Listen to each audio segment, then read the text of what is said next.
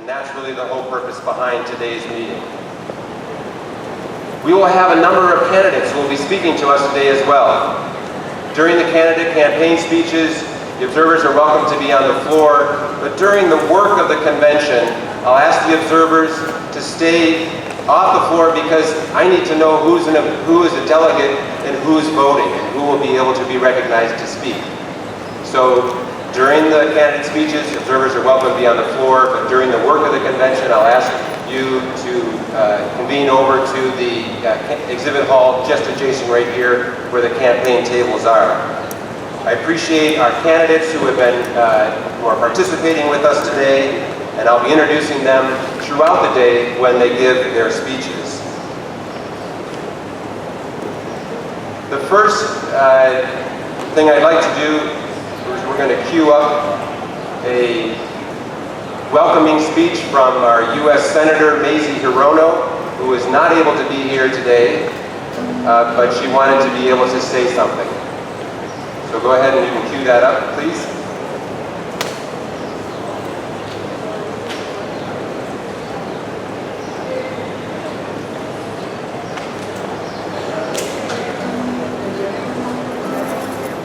Aloha, Big Island. Senator Mazie Hirono here. Try one more time. You can be small. Aloha, Big Island. Senator Mazie Hirono here. A big mahalo to you for being here today. You know the importance of getting involved and making a difference. With your work, I know we can build a sustainable future for the Big Island and our state. A special mahalo to our leaders in the state legislature for passing the minimum wage bill.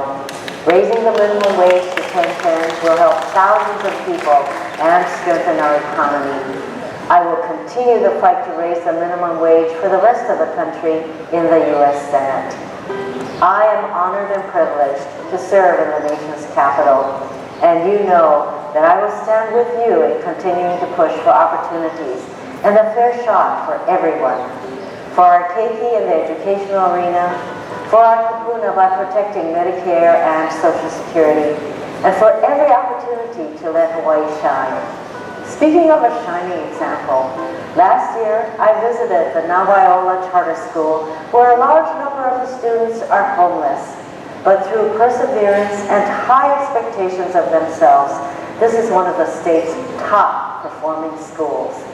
They've reinvented the school with a focus on agriculture and science, incorporating the campus garden in almost every class. Students spend at least 15 hours a week in the garden. This story is just one of the many that I hear when I'm back home. Stories of the people of Hawaii working hard to succeed and working together to help others succeed. It is in this spirit of ohana that Hawaii continues to have a bright future. Together, I know we can make a difference. Mahalo. Thank you, Senator Hirono. And I want to acknowledge Senator Hirono's West Hawaii liaison, Ross Wilson, who is here today, and thank you for arranging for the video message from Senator Hirono, all the way from Washington, D.C. In a few moments, the governor will be here for our first round of speeches, but he'll be here in just a few moments, so I'm going to ask. We have a number of candidates who will be speaking in our first session. I'll ask Senator Solomon to come on up, and she will be our first speaker, warm us up and prepare us for Governor Abercrombie, who will be here in just a few moments. And then the other speakers, Ryan Evans, Representative Lowen, Trustee Akana, Dai Hopkins, and Representative Cregan. If they could come on up next to the stage here and be prepared to speak, that would be great. May I introduce to you Senator Malama Solomon.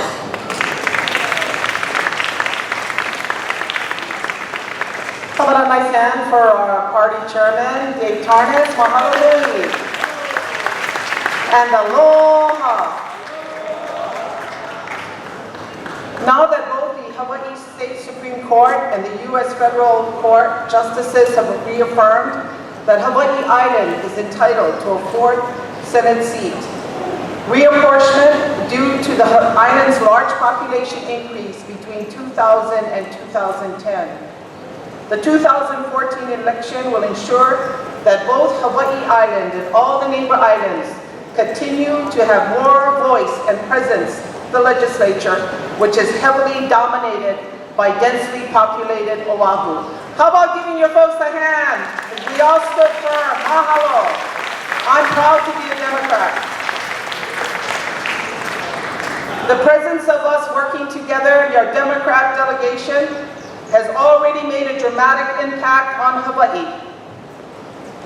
Working hard, we were able to secure nearly $500 million in capital improvement projects, which means more jobs for us, improve our quality of life, improve our education, and this is what this party is all about, the Democrats.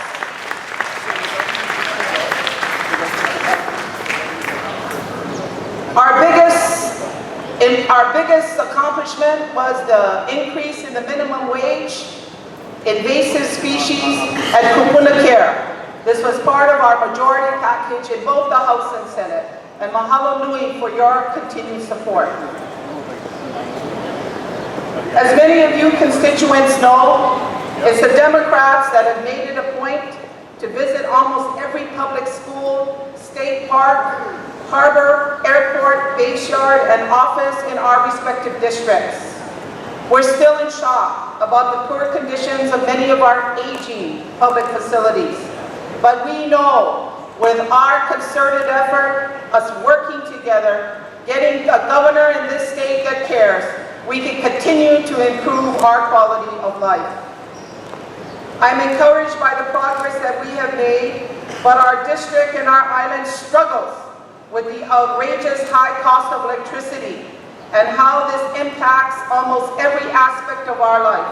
The cost of food, transportation, medical care, everything. I also have heard loud and clear, we all have in the legislature, that our community concerns about balancing watershed protection and hunting and protecting our state lands and natural resources, providing safe, clean parks and recreational opportunities are one of our major priorities. So again, mahalo nui for all of your hard work. It's been a privilege for me to represent you. And with our concerted never give up attitude, we will persevere, we will prevail. Mahalo, vote Democrat!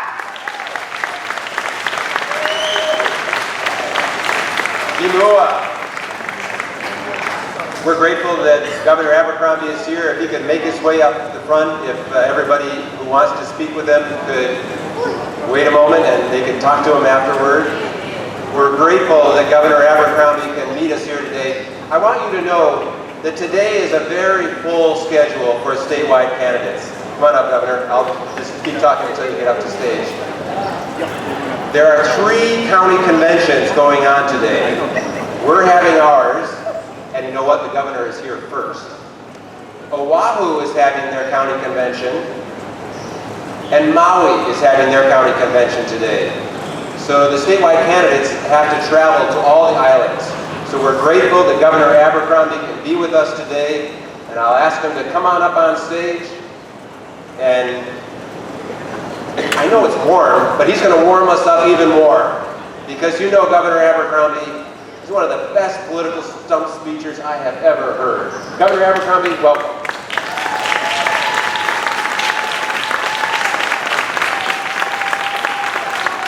Aloha Big Island.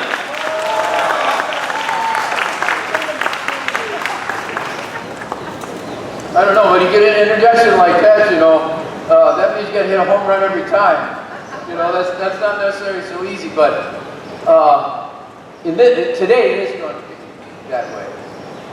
And the reason is, you know, you see right from Washington, all the way across the country, you see how the president has been under attack.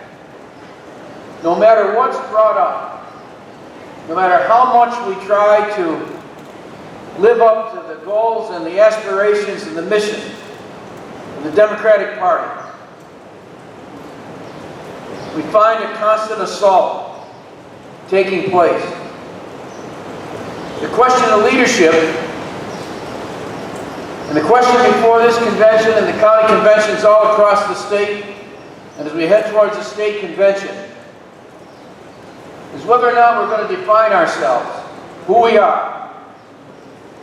And the fact that you're here today, the fact that you've made this commitment, some perhaps for the first time, take a look around the room. Make sure that you say hello to somebody you don't know. Make sure that you reach out to someone perhaps you've just seen once or twice and don't really know, haven't had any exchange with. That's what these conventions are all about. This is a matter of defining ourselves. And this definition is taking place today because you're here. You know, it's easy. It's so easy, and you see it all the time. All you have to do is read the newspaper today, read the columnists. Read the people who are cynical, who are skeptical, the ones who denigrate party activity, the ones who say it doesn't matter, the ones constantly saying, no, no, I vote the person, as if a person didn't have any values and didn't have any priorities. The reason that we're having these conventions, the county conventions, is because we are grassroots. You're grassroots. You're standing for those values and those priorities that make the Democratic Party, and it's you who make the Democratic Party.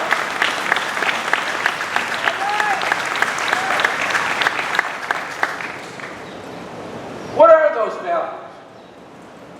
Think about the struggle that we've had. We have to do some defining in the Democratic Party. Think about it. We have an overwhelming majority. An overwhelming majority. Perhaps larger than any other Democratic Party majority anywhere in the other 50 states. And yet, I think the reason that this convention is so important this year is we still haven't clearly defined ourselves.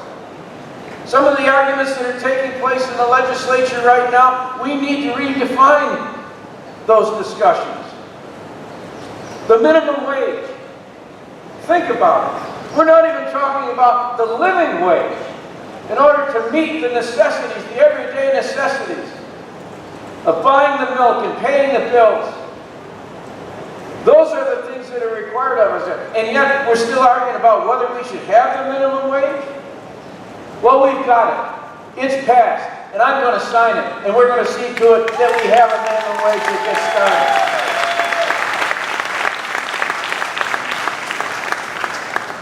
Should there be any argument about our values and about our priorities when it comes to school children?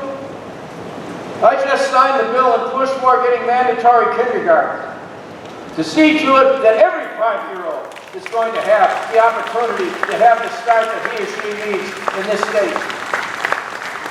And next we're going after preschool. We've got it started, it's underway, and we're going to have universal preschool throughout the state of Hawaii. That's going to be what the Democratic Party is going to do.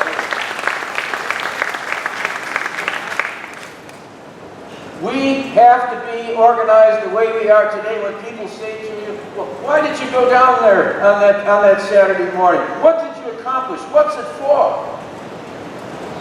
The Supreme Court on April 2nd, less than 30 days ago, if someone wants to ask you what you're doing here today, what your values are, what your priorities are. I see heads nodding right now. You know where I'm going with this. This isn't an abstraction. This isn't an academic discussion. On April 2nd, the Supreme Court in McCutcheon versus the Federal Election Committee said that the moneyed people and interests in this country have limitless aggregate amounts of money to dump into elections. Previously to April 2nd. That's right. Previously to April 2nd. This was no small change, but the most you could do was a $123,000 limit to put together in any election. Now, as of April 2nd, with this Supreme Court, an individual can dump up to $6 million into a single congressional an election and as many candidates as they please, and give as much money to the political parties and to the PACs to steer to these candidates as they want. One individual last year, previously with the super PACs that are still in effect, gave $100 million. A single individual spent $100 million. And that person right now has a limitless capacity individually. You don't have to even set up a super PAC. That's why you're here.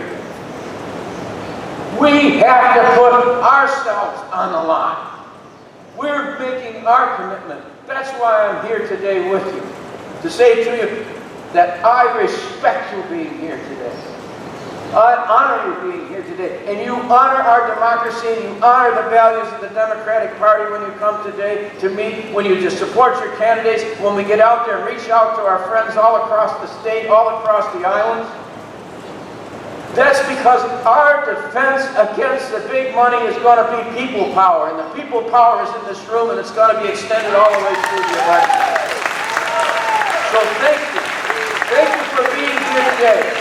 Thank you for having the right values. Thank you for having the right priorities. Thank you for the opportunity to join with you in this struggle to see that the Democratic Party in Hawaii stands for the values and the priorities that mean we put people first. Thank you very much. Mahalo. Thank you, Governor Abercrombie. I'd like to acknowledge his liaison, Wendy Botello, and Barbara Colton as well. Thank you for your support, Governor Abercrombie, and your advocacy for the Democratic Party ideals. You are our leader. I appreciate it. Next, we have a candidate running for U.S. Senate, Mr. Brian Evans. Please join me in welcoming Brian Evans to the podium.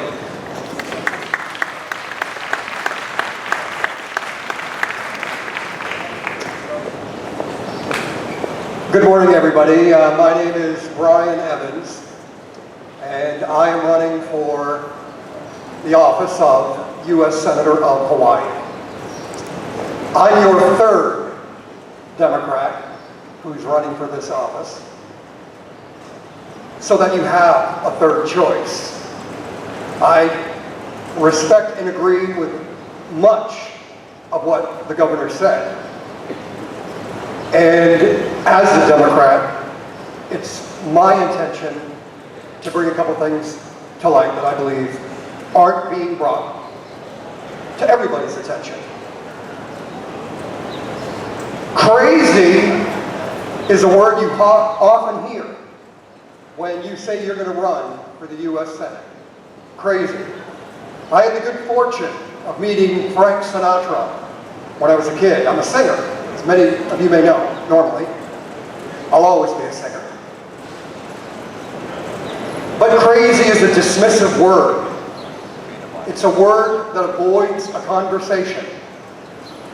And although this may not be a popular thing to say because no other candidate is saying it, and I am a Democrat who voted for the president, but I personally would have rejected his endorsement in protest of signing the Monsanto Protection Act.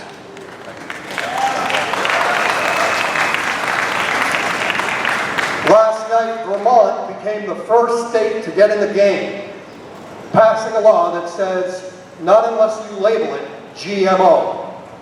It's the first state in the nation that said, not in this state. And Hawaii should have been the first state that said, if you're going to genetically modify our food that's on our table, we need to know about it.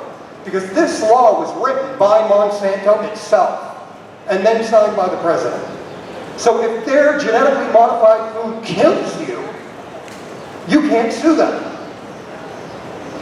You can sue a tobacco company if you want, but you can choose to smoke cigarettes. You cannot choose to eat. And I personally believe that's something that's very important. Secondly, it doesn't matter about Obamacare. It doesn't matter about what health care you have. if the hospitals suck. You can fill, in this country, 2 baseball stadiums worth of the bodies, 2 baseball stadiums of bodies of people who have died due to the negligence in hospitals in this country. My mother was one of those people, and is the reason I'm standing here before you. She went in to have knee surgery and put her in an unmonitored recovery room knowing she had sleep apnea, where she choked to death a year and a half ago. Just recently, a woman goes to the dentist and ends up in a coma. Where's the oversight? The Joint Commission overlooking these hospitals, where are they? I mean, I see these pictures of candidates smiling, and I'm wondering what they're smiling about. Because these are very important things. It doesn't matter what the minimum wage is if you're not alive to work. You know, it's insanity to me. And these 2 things, as Democrats, we need to get behind this. We cannot allow any company to write their own laws that our president then signs. It just seems completely ridiculous to me. Then you have hospitals here in Hawaii that are rated by a company called the Leapfrog Group, who never even step foot into the hospital they rate. Instead, they send a questionnaire to the hospitals that they answer themselves, mail it back with a check, and that's the rating they get, an A, which the hospital then has the audacity to promote in its advertising as being A-rated. So in conclusion, let no one control you. It's very important. If you give me this opportunity, 80% of my salary will be deducted from my check. I will not make money to run for these kinds of reasons. Before I ever see a penny, 80% of my check will be deducted and donated to charity.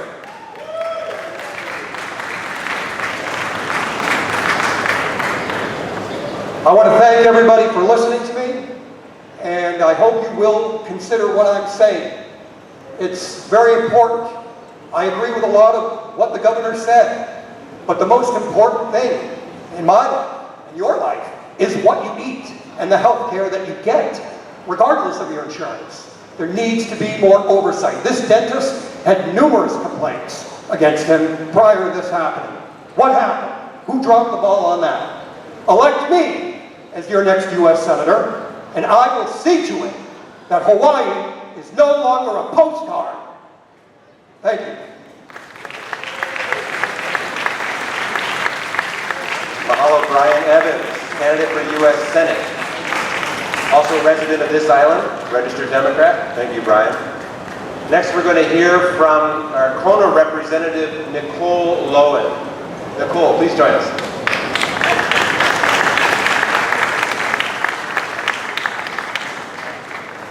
Aloha. My name is Nicole Lowen. I'm running for my first re-election to State House District 6. I'll try to keep this brief. I want to take this opportunity to thank everyone here for all the support I've received over the past 2 years of my first term. It has truly been an honor and a privilege to serve my community. I've learned a lot over these past 2 years. It's been challenging, it's been exciting, sometimes fun, sometimes frustrating, never boring, and always a lot of hard work. And in doing that hard work, I believe I've accomplished a lot. As a member of the Finance Committee, we've brought home hundreds of millions of dollars for West Hawaii and Hawaii Island. In this past year's supplemental budget, the 2 largest allocations in CIP funds were for Hawaii Island, for the Kona Judiciary, and the Hilo School of Pharmacy. At the same time, we worked to pass At the same time, we really worked to be responsible as the economy slowly recovers, and last year allocated large sums to hurricane relief and rainy day funds, as well as making a commitment to pay down our unfunded liability debts. We funded Kapuna Care, expanded early childhood education, watershed protection, worked on energy issues to further our renewable energy goals while trying to bring rates down for struggling residents and businesses. We've raised the minimum wage and gotten help for coffee farmers to combat the coffee berry borer beetle. Still, there is a lot more work to be done. And I look forward to the opportunity to continue with the hard work I've been doing, to build on the knowledge that I've gained and the relationships I've established, so I can continue to do my best to build a bright future for West Hawaii, for Hawaii Island, and for the state. Mahalo and aloha.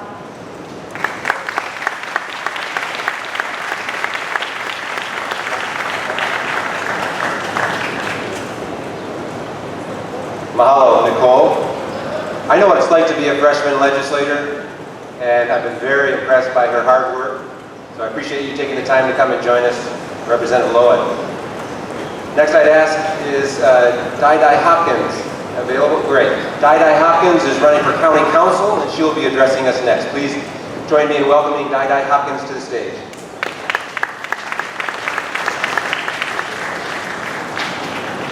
Thank you, David. Aloha! Officers, delegates, and observers. I'm happy to have this opportunity to talk to you and to see many friends that I have met over the years campaigning for Democratic candidates. I am Margarita Hopkins, better known as Daida, and I'm running for County Council in District 2, Downtown and Upper Hilo. I have been a resident of the Big Island since late 1980s, when my family moved here after working in international development for many years. Why I am running?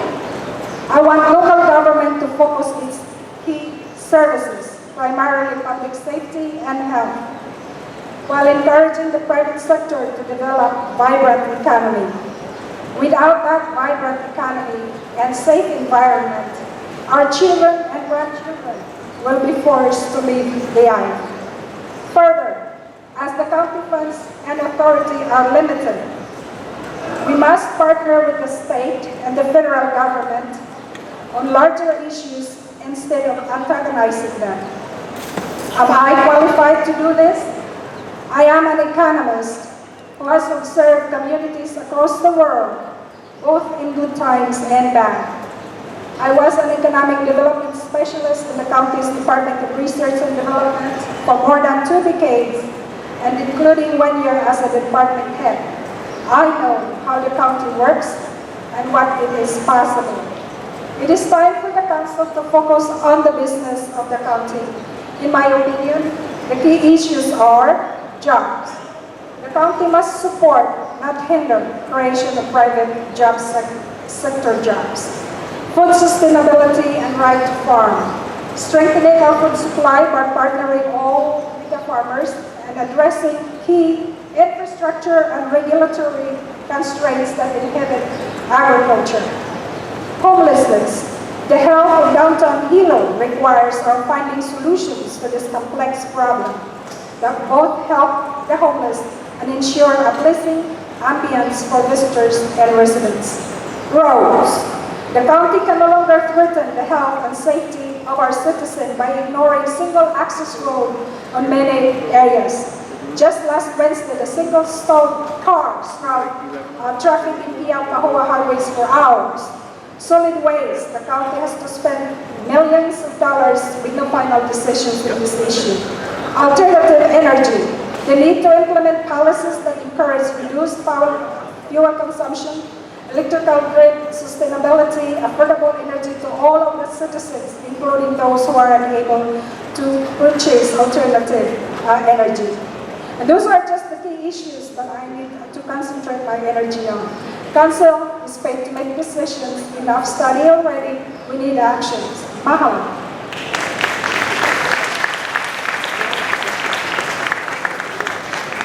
Mahalo, Dai. Worked with Dai many years in agriculture. Appreciate your putting yourself out there as candidate for County Council for downtown Hilo. Next, we're going to hear from Representative Richard Cragen. You'll remember Richard Cragen as the appointee by Governor Abercrombie to fill the position that was vacated by Representative Denny Kaufman, who had to leave because of family reasons. We're sorry to lose Representative Kaufman, but we are very glad to welcome Richard Cregan. Representative Richard Cregan.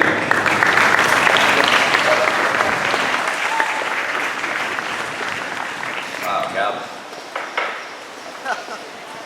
Okay. Thanks, everybody. I'm sort of new to this, so bear with me. Aloha to you all, and thank you for taking the time to do this important work. For those of you who don't know me, I'm Richard Cregan, State Representative for the District 5, South Kona to Kau. We didn't coordinate our speeches, so I may repeat some of what Malama and Nicole and others said. The legislative session, was ended with a turbulent struggle over Turtle Bay. That process was rushed and not pretty. But an important part of Oahu is now preserved in perpetuity for the residents of the North Shore and Windward Oahu. And for all state residents. Thank you, Governor, for that, if you're still here.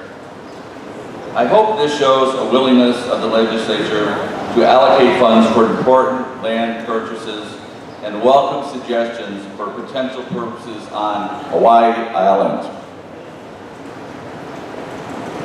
I am still digesting what passed and didn't this session. It was very turbulent, especially at the end, and in fact, it got quite crazy. But we did achieve funding for 3 important goals, which I think have been mentioned, through the persistent teamwork of all our Big Island legislators. We work as a team. We meet as a caucus every Thursday morning and try to work through our teamwork for the entire Big Island. We achieved funding for the Kona Courthouse, the UH Hilo Pharmacy Building, and the primary care residency, and a host of smaller projects supporting education, health, agriculture, and infrastructure. Some bills important to me, I will mention, are 1, a telehealth bill. We're separated here from the major medical centers on Oahu, and it's difficult to consult with people, especially specialists who are often not present here. So through this telehealth bill, we will be able to consult with specialists, including mental health specialists. This bill ensured mental health parity, so people will be able to consult with psychiatrists or psychologists that are relatively sparse here, but more many more present on in Oahu. So that will help increase our access to quality health care. Now, when I entered the legislature, I really wasn't familiar with medical marijuana. I've become much more familiar with it, and I think it's an extremely important issue for our state. It's a very valuable tool for medicine, but it has to be done right. And we've rolled it out rather slowly, but I think in a responsible manner. So in the interim, we will be having a task force to talk about dispensaries. And I expect Josh Green and myself will be on that task force to accomplish a slow and effective rollout of the dispensaries. This session, we worked on issues regarding medical marijuana, but deferred them basically in the transition from public safety to the health department takes place in January 2015. I think that's when medical marijuana will really come to fruition. As mentioned, we finally passed the minimum wage thanks to Clayton Key and Mark Nakashima. Mark is here. Thank you very much, Mark. As you know, that minimum wage will rise to $10.10 over 40.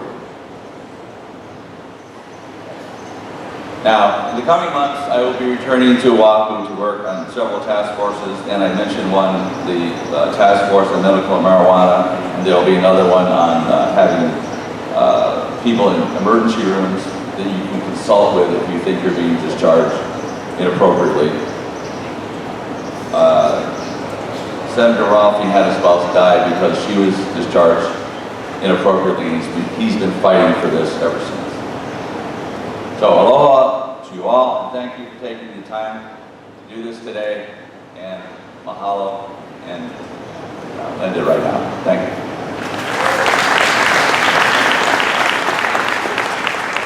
Thank you, Richard Cregan. Is Trustee Akana in the house? Trustee Akana, Oha Trustee Akana. She'll join us later then. What I'd like to do now, you know, we stand on the shoulders of Democrats who have worked hard on this island for decades. And we've lost a number of important Democrats over the last year or more. You know, last year at the 2013 County Convention, we honored Senator Inouye because of his hard work and dedication to the Democratic Party. We also honored Helene Hale for her hard work on behalf of the Democratic Party. This year, I asked our different leaders in the Democratic Party on the island, who are people, who are strong Democrats that we should remember? So I'm going to list the names of people, and I just want you to take a moment and just reflect on the hard work that they've done for us and that we will continue on their behalf. Alfred Sonny Verdon Sr. of Waimea. Kenneth Francis Kumuokalani Brown, Honolulu and Kalahuipua'a. Leslie Arthur Botello from Hilo. Alfred Butch Castro from Hilo. Henry Cho Sr. from Kona. Bonnie Kaufman from Kona. James Keloha Masaru Jimmy Imai from Papaiko. Bruce Kepler from Honolulu, who affected all of us here on the Big Island also. Jean Sadako King from Honolulu. Sarah Mae Williams-Landers from Pahoa. Janice Doreen Morgan from Hawaii. Colbert Terumi Nozaki from Kona. Margaret Shizue Ushijima from Hilo. Tetsuro Wakayama from Waimea. And Tsukasa Yamamoto, also from Waimea. Let's just take a moment and reflect on the hard work that these people have done in years past, so we know and we have good motivation to continue in the future. Just a moment of silence, please.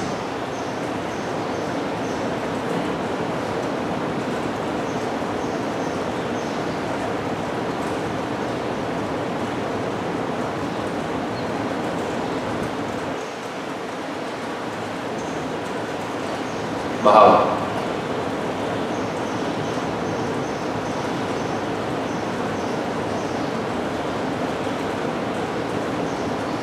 What I'd like to do right now is actually, since the candidates are here, the governor's here only for a few more minutes, and the candidates who spoke with us are just here for a few more minutes. We're going to take a 10-minute recess, and you're welcome to get a little bit more breakfast and some coffee and some water, and then we'll reconvene in 10 minutes. Recess.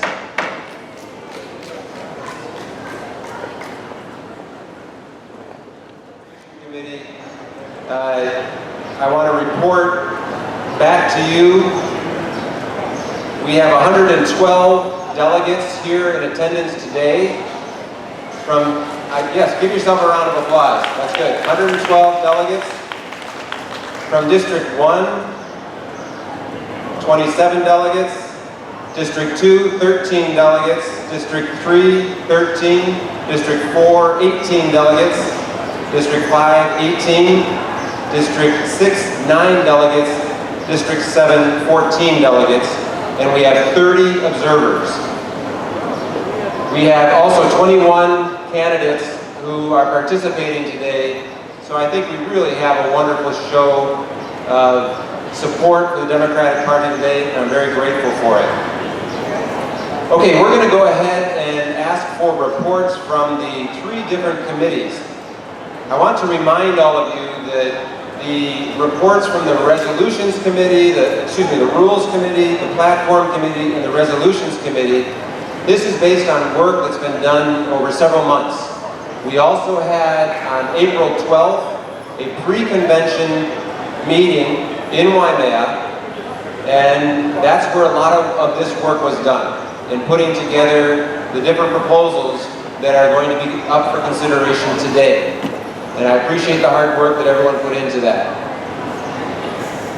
We do have some printed copies of this if you don't have your own copy with you or an electronic version.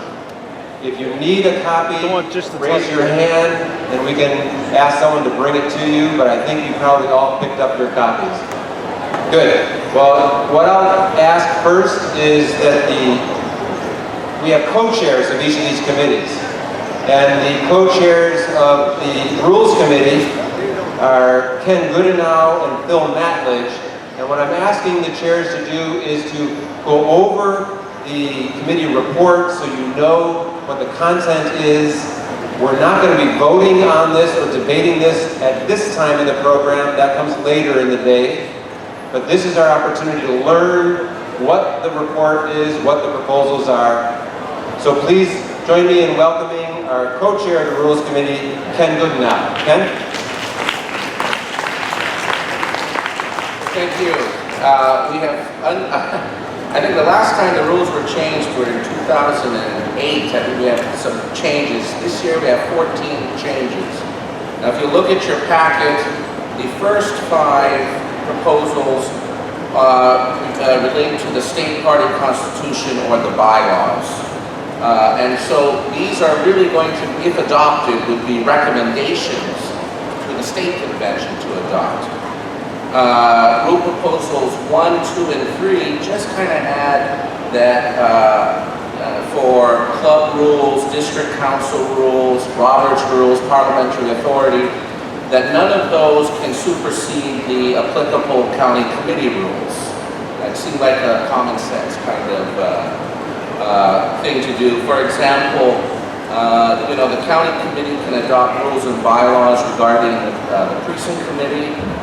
We have first vice presidents and members of the district council, and it would not be appropriate, say, to the precinct club rules to be in conflict with the county rules. So the first three are kind of housekeeping.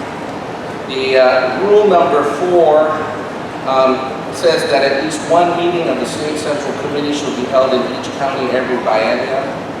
I think that's only fair, and maybe the audio system will improve if people from Oahu have to communicate by speakerphone. Number 5 is asking that the state convention be rotated among the 4 counties. Pause there. Save on our airfare at least once in a while. Rule number 6 now is the rest of the rules relate to our county. Number 6 relates to the filling of midterm vacancies. There's 2 parts. First, amending the Constitution to allow for the state party bylaws to govern this process. And then the state party bylaws are amended, and there's quite a bit in there. I couldn't be at the pre-convention meeting that was chaired by my co-chair, Philip Matledge, and there was a lot of debate. Originally, this rule was kind of general, fair, open, but the committee didn't like that. They wanted specifics. So as you can see, there's like a 3-round process, and for the Senate candidate, you do it by precinct. The press and the public can observe. I don't know if there are any questions on that. I'll defer to Phil at the end of this report, if anyone. That's kind of the hot issue. Number 7 relates to the treasurer. I requested this. Right now we have to countersign all checks, and it can be a problem, especially with the rush of a campaign. So we're asking that only checks over 200 have to be countersigned. We're also saying that the assistant treasurer can be one of the co-signers. Number 8, it includes all these provisions for standing committees, which in practice have not been used at all. There really are no standing committees. Pretty much the HCC, the committee of the whole, does everything. So this has been modified. Proposal 9. This is a housekeeping rule. The permanent convention rules are a little unclear as to the who selects, determines the check-in time for delegates, the time when the alternates are seated. So that's a housekeeping rule. Number 10, there's been some criticism of our current rules because they don't allow for a lot of floor amendments to proposals. Some of these rules are to make that more flexible. And there's limitations on speaking. So rule number 10 says that a delegate may cede his or her time to a delegate who has the floor subject to time available, instead of just 1 minute. If you want to let your friend talk for your minute, you can do that now. This would be for the next convention. Rule 11,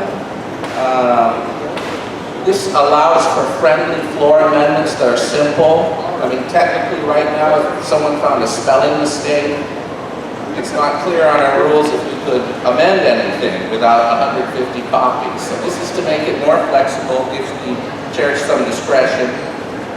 Rule 12, the state constitution and bylaws refer to county bylaws. Ours are called rules. Maui and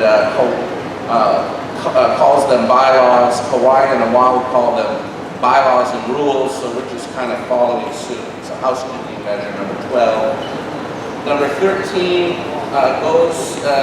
addresses some confusion as to how delegates are selected to the county convention. And the last rule, 14, clarifies that in our county, district councils shall include precinct first vice presidents.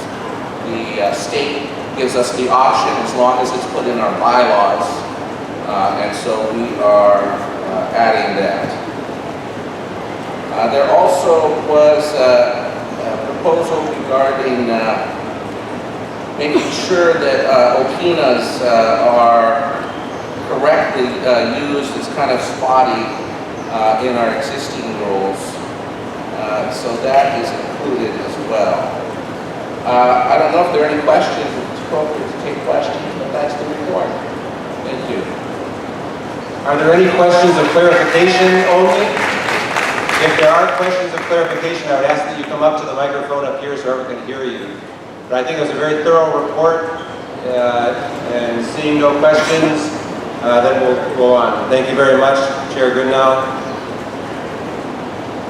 Next, I'd like to ask the chair, we have co-chairs of the Platform Committee, Robbie Robertson and Drew Kanuha, our county councilman from Kona. And I think Chair Robertson will give a brief overview of the platform revisions that are being proposed today. Chair? Thank you, David. I'm just going to run through the highlights of the changes and revisions that were made. There was a lot of housekeeping on the old platform. We cleaned up some of the language. You'll see we took out the word strongly in many cases.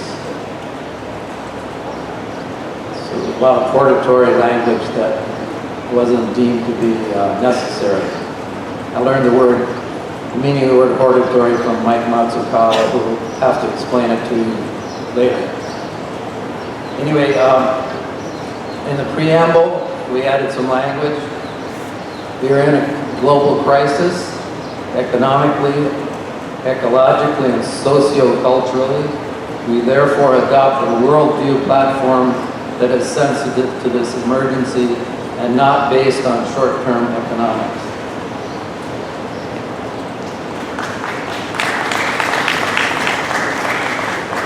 Under education,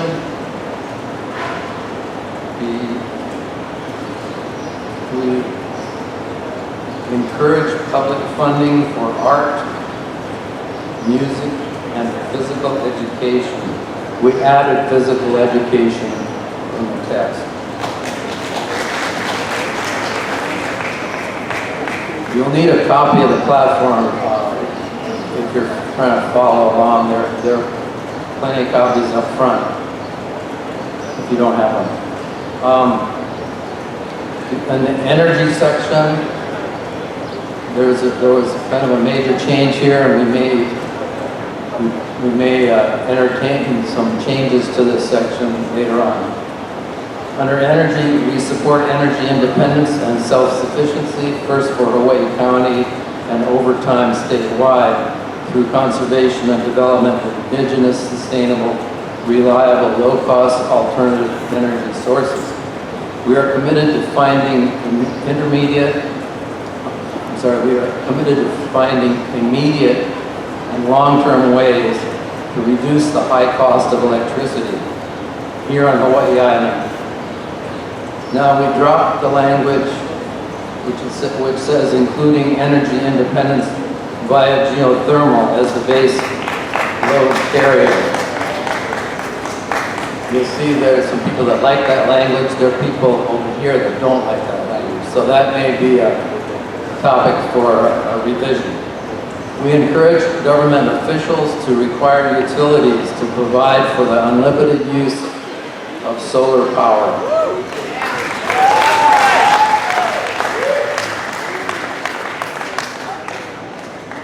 Agriculture, we recognize the essential link between the availability of adequate water and low-cost electrical power as essential components of a viable agricultural program.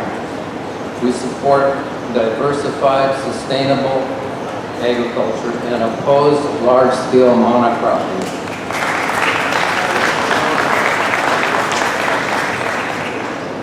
Given the diversity of agricultural policies and practices within the state, we adopt a policy of agricultural home rule for each county.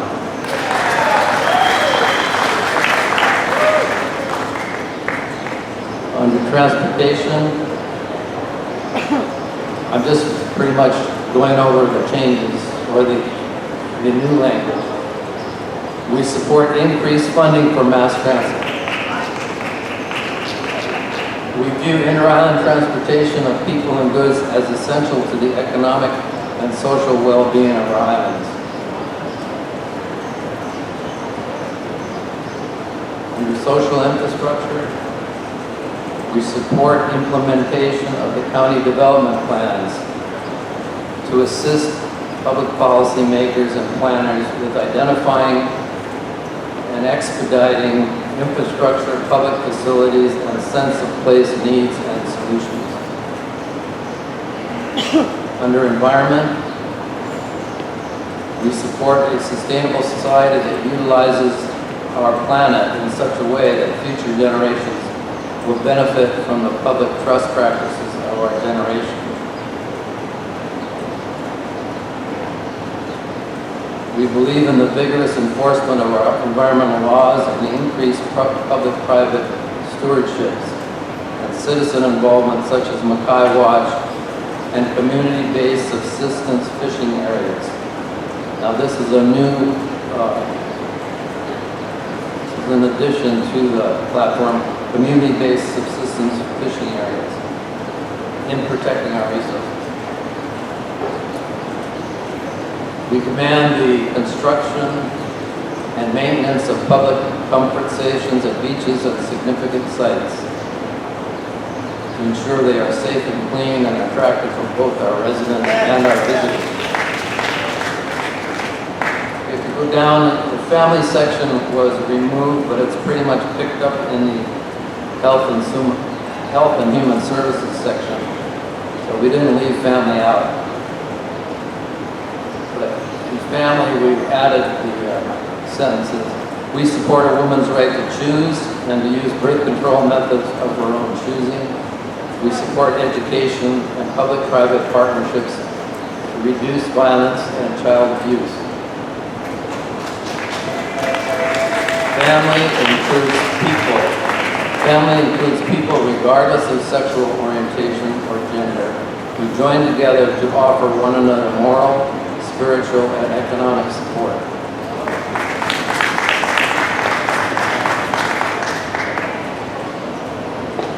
And the last section on disaster preparedness and resilience, we added a sentence, we insist all residents have alternative emergency options for potential evacuation with special attention to Puna Makai alternative access.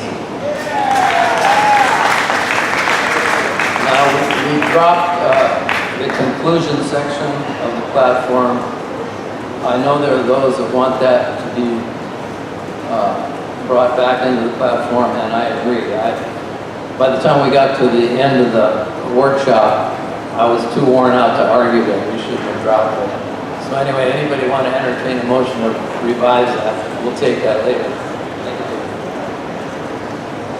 Thank you, Chairman Robertson. And just to reiterate, the changes that are proposed in the platform, there are additions and there are deletions. And later in the program, we will have a motion to adopt the platform, and if you see certain things that are being added that you would like to debate or being deleted that you would like to debate, that's the opportunity at that time. And I'll entertain motions at that time, and we can have discussions at that time. But at this moment, are there any questions of clarification, not in substance, but in clarification about the platform? Seeing none, I want to thank all the hard work that that Drew and Robbie put into the platform and the committee put into the platform at the pre-convention. Thank you, Robbie.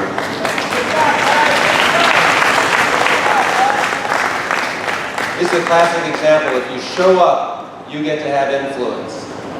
So, showing up at the pre-convention meeting, you had influence by making the platform that's before us today. You showed up today, you can have influence by adopting the platform or making amendments as we choose today. So thank you for being here. Okay, the next report that I'd like to ask are the Resolutions Committee. Co-chairs Greg Gauthier and Lulali Covington. And this is where often a lot of real important policy issues come up. And all of these resolutions that we pass today, we will then carry on to the state convention, which is at the end of this month. And so the resolutions in the past, perhaps they were approved, but then we didn't do anything about it. But I've heard very strong message from the Hawaii County Committee that we have to advocate for our resolutions in the state convention, and we have to advocate for our resolutions with our elected officials so that they can work to implement them. Otherwise, why are we doing this? So, as part of my work in the next year is to make sure that we advocate to our elected officials to implement our platform and our resolutions so the work we do today has an impact. So we'll make sure we do that over the next year. Okay, so let's hear now from Chair Greg Gauthier about the Resolutions Committee. Greg? Aloha! I'm Greg Gauthier, for those of you that don't know me, you're not missing much. Who's on the Resolutions Committee with me? I want you to all stand up, or if you can't stand up, raise your hand, but please be recognized. Let's give them all a round of applause. Thank you guys so much. You know, the Resolutions Committee is fire and brimstone, and this is the one time a year that some of us can come and have our voices heard. And we don't have the money to fly off to Oahu and be a constant presence. So we just want to remind all our team, and Democrats know this better than anybody, we're grassroots. Please, please take these resolutions and please consider them. We may not be able to get to Oahu every week or every day or every month for that matter, but so this is our time to be heard. So thank you, Resolutions Committee. I'm not, in the spirit of going through this effectively and efficiently, I'm going to run through this not to discount the content of these resolutions, but I want to permit enough, I'm hoping to elicit enough or permit enough time. There's 2 more resolutions that people took the time to submit that I hope have the opportunity to be heard later. They printed 150 copies. They did everything they were supposed to do. So in the spirit of processing those later, I would like to run through these resolutions. We had 12 resolutions submitted to us, and they were wonderful resolutions. We had great discussion, probably could have even used a lot more time, as resolutions often take a lot of time. But hopefully anyone, you folks got these emailed to you. If not, I'm just going to highlight the 12 real quick, and again, not to discount any of your hard work on these resolutions. Okay, the first resolution, and they're not numbered in order of priority, by the way. It just is how they came up at the meeting. I had no Didn't do them alphabetized or anything or prioritized, had no political intent. This is just how they come up. But the first one that got passed through the committee, supporting 21st century technological environment that improves internal government processes and in turn ensures open government. That was a great resolution. Or I apologize, I'm not going to say great, but that was a resolution talking about having a better interaction between business and government so that some of that process is more streamlined. Then we had a resolution, photovoltaic resolution, and that's a resolution, again, not to discount it, but it supports the idea or our efforts to continue to rely on solar voltaic energy. Preschool resolution. This was resolved that the Democratic Party of State fully support and fund preschool programs designed to lighten the burden on parents and afford early childhood education programs of all types. And I think the governor talked about that earlier, so that's a great resolution. That is another resolution. Promoting soil health. This was important for agriculture, that the Hawaii Democrats support a state policy to promote soil health as a priority in agricultural education. Hey. Soil health advocates, and for a person like me that's not an agricultural specialist, I got tremendously educated. Thank you for that education. Relating to the protection of origin products and their small farm economies, and effectively, and again not to discount, this is talking about protecting the origin of a product from a particular agricultural region. And the folks that wrote this resolution compared to champagne in France and the very tequila from Mexico, and that products from Hawaii should also share that origin designation, which is truly important to those people that spend so much hard work trying to get Hawaii on the map and those products that they put out. So the agricultural folks really showed very impressive this year how much came out of agriculture this year in the resolutions. Resolutions regarding the state conventions of the Democratic Party of Hawaii. And this is a discussion about the date of the meeting shall be fixed by the state central committee. The place of the meeting shall be rotated among the 4 counties of Hawaii. And this is attempting to try to address the people being able to attend the convention without at each island, even if it's once every 4 or 5 years. But it's to start that discussion to be a little bit less Oahu-centric in terms of where we meet as Democrats. Another resolution, again in the line of supporting agriculture, or in terms of Hawaii, honest labeling of Hawaiian coffee, and to protect, again, protect that brand in Hawaiian coffee, and another agricultural product. We have resolution to support smallholder farmers. And it basically, that the Democratic Party urges the legislature to pass legislation that creates a favorable operating environment that facilitates a small producer's workload by simplifying the food safety inspection and approval process while lowering its cost, minimizing the small producer's exposure to risk in every phase of production and marketing of their product, supports them in their efforts to market the maximum amount of their product directly and garner the maximum economic benefit from their labors, and that values the nutritional and social impact of a close-knit local supply chain of food, fuel, and fiber. Another from the agriculture. Some of these are so well written. I gotta give you folks credit. A new one I hadn't heard about, but the resolution committee thought this was very important to include. Slaughterhouse resolution. And in fact, it's a real short resolution, but I want to read it for those that may not know. Whereas the state of Hawaii would benefit from a mobile slaughterhouse because it would increase food security for the state by allowing small livestock farmers needed access to localized slaughter and butchering facilities, and be it resolved, the Hawaii Democrats urge the Democratic Party of Hawaii to adopt this resolution in the 2014 state convention, so that the state of Hawaii support mobile slaughterhouses that will facilitate providing communities access to the fresh farm value-added products that come from small livestock farming.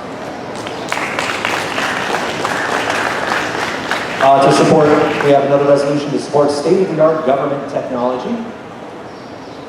I hope you had a chance to read that. That's, again, in terms of connecting that business integration technology with the government to make it more efficient and effective for all stakeholders.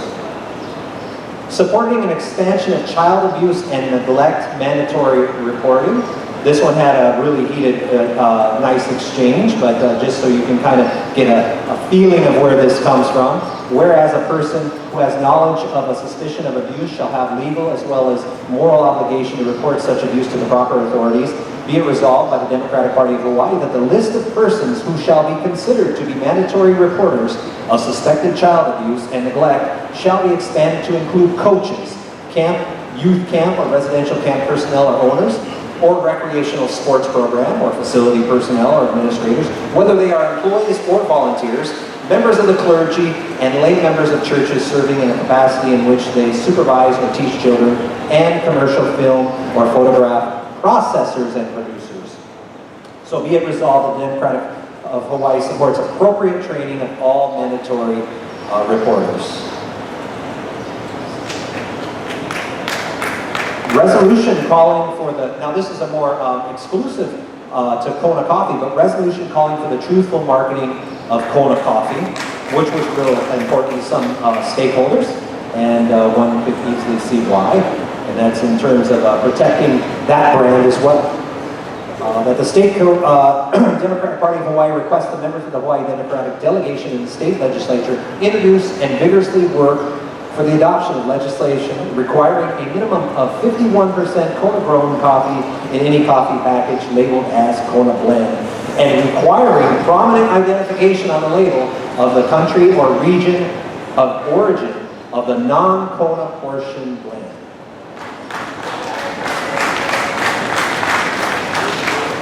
And I think that's all 12. Again, I want to give my hats off, and my hair off, to the Resolutions Committee, and thank you all for attending. Mahalo nui loa.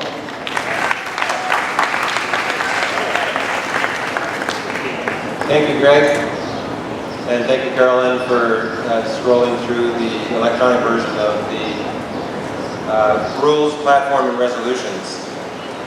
Okay, what I'd like to do next is actually move into the one election that we do have today. And that is the SCC election for at-large county representative. Now, this is the State Central Committee. State Central Committee is the State Central Committee of the Democratic Party of Hawaii. We have representatives from each Senate district on the SCC, and we have 2 at-large county representatives on the SCC. So what I'd like to do is make sure that everyone has in an envelope on your district table there are ballots. If you could pull out, you can find that there, make sure, look, there should be on your table a, I think it's an envelope, is it? Okay, there should be, and these are half sheets of paper that are, no, not the yes and no ones. These are ballots that have on them, Amy or others, I want to make sure that everyone's got their ballots. No, you don't, no, people are saying they don't have ballots.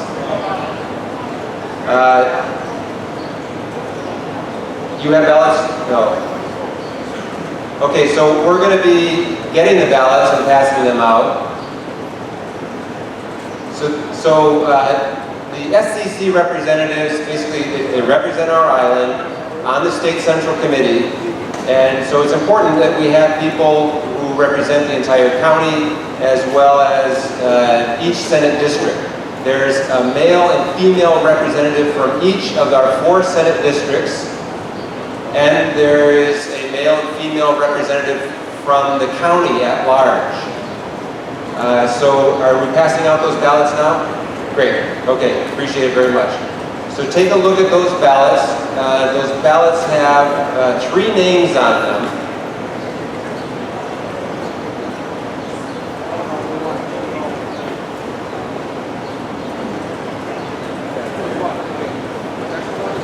One candidate for the male representative on the SCC for at-large county, and there are 2 candidates for the female representative from at-large representative from the county. Phil Barnes is the only male representative. Phil, you want to come on up just and say hello to everybody, just so everyone knows who Phil is. Those of you who have been active in the Democratic Party know Phil Barnes well. But as the governor said, we're here to meet people that you haven't met before. And so I just want to give Phil a chance to say hello, introduce himself. He's running unopposed, so please vote for him. But Phil, you want to just say a few words of introduction? Yeah, I don't really feel the need to introduce myself, but what I will tell you what I'm pushing for is we've got a couple of different platform positions and resolutions dealing with the location of the conventions and the SCC meetings. The people in Oahu are obviously not going to like them, but as your representative on the SCC, I'm going to use those as a tool to try and shake loose some money so that there's some kind of stipends made available from the state for people to be able to travel over to Honolulu to state SCC meetings and to the conventions when they're held. So that's my agenda, that's what I'm pushing.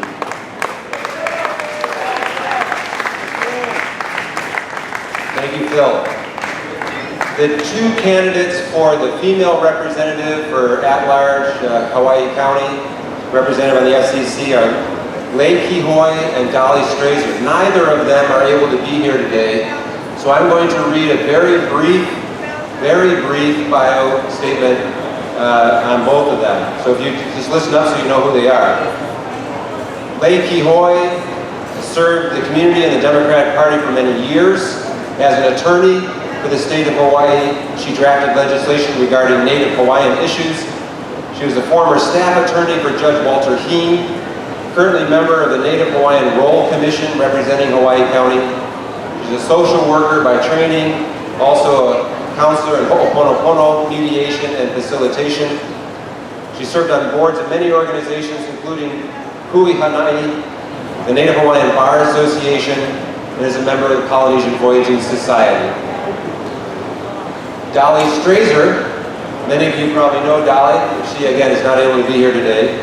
Dr. Strazer has been active in the Democratic Party for over 35 years, including positions as local precinct officer, secretary of the Democratic Party of Hawaii at the state level, and as Democratic National Committee woman for the state of Hawaii. She has a doctorate in American Studies, is an expert in preservation and protection of historic facilities. She directed the state of Hawaii's History and Humanities program for 17 years with the State Foundation on Culture and the Arts. She served for 8 years on the Historic Sites Review Board, and as many of you know, she was president and executive director of the Lyman Museum in Hilo. So, Lei and Dolly are running for the female representative, and Phil is running as the male representative. So what I'd like you to do right now is take out your ballots, 1 ballot per delegate.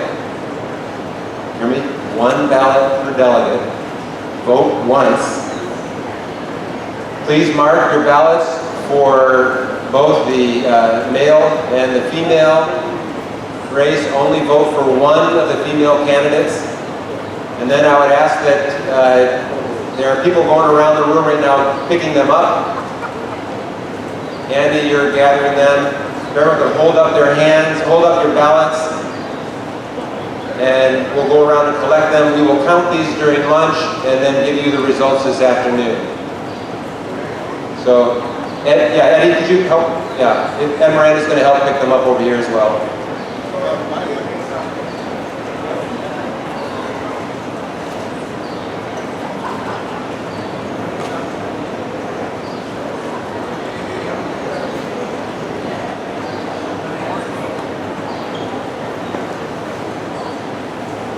While you're gathering up those, I want to say a few things. I want to thank Governor Abercrombie for not only being here today, but also sponsoring our cold beverages during the day because it is rather warm in here, so it's nice to have bottled water and other cold beverages. Please avail yourself of that. I want to thank again Senator Kahele and Senator Solomon for breakfast. Mahalo for that. The beautiful leis we have today are from Lynn's Leis out of the airport, Kilo Airport. She did a marvelous job, gave a good deal on that, and I want to thank Lieutenant Governor Shan Tsutsui for sponsoring the leis for everybody today. So that was very kind of her. And I really want to give a big thanks to Sangha Hall for hosting us. They've done a great job. Let's give a round of applause. Sangha Hall, John, the manager here, has been a real big help. I really appreciate that. Can you do one last call for ballots? Okay, yes. So are there any ballots that have not been picked up? If so, please raise them high. Any more ballots? Okay, all the ballots are in. Okay, the election is closed. We'll count these ballots and then we'll go from there. Okay, I'd like to take a 5-minute recess, and then we're going to actually start our consideration of the rules. 5-minute recess.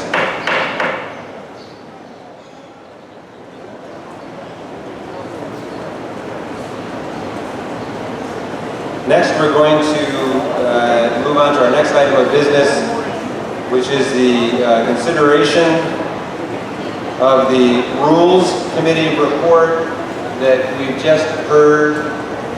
The chair recognizes Chair Goodenow.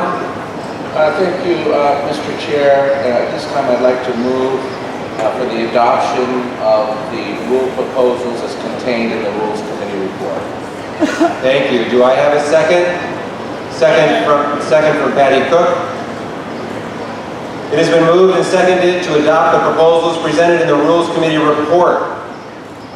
All proposals will be voted on at one time unless the delegates wish the convention to consider items independently. Would anyone like to have separate discussion on any one of the rule proposals?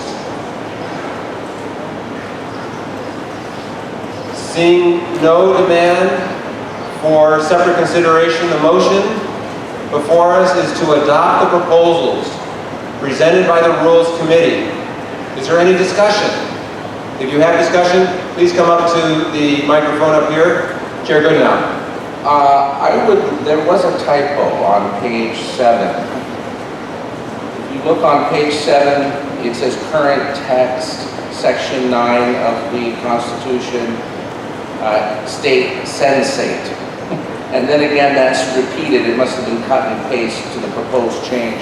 This is just a friendly amendment. I'd just like that to be corrected. If there's no objections, I hope that would be accepted. Thank you. I will take that as a friendly amendment. Are there any objections to the friendly amendment? Okay.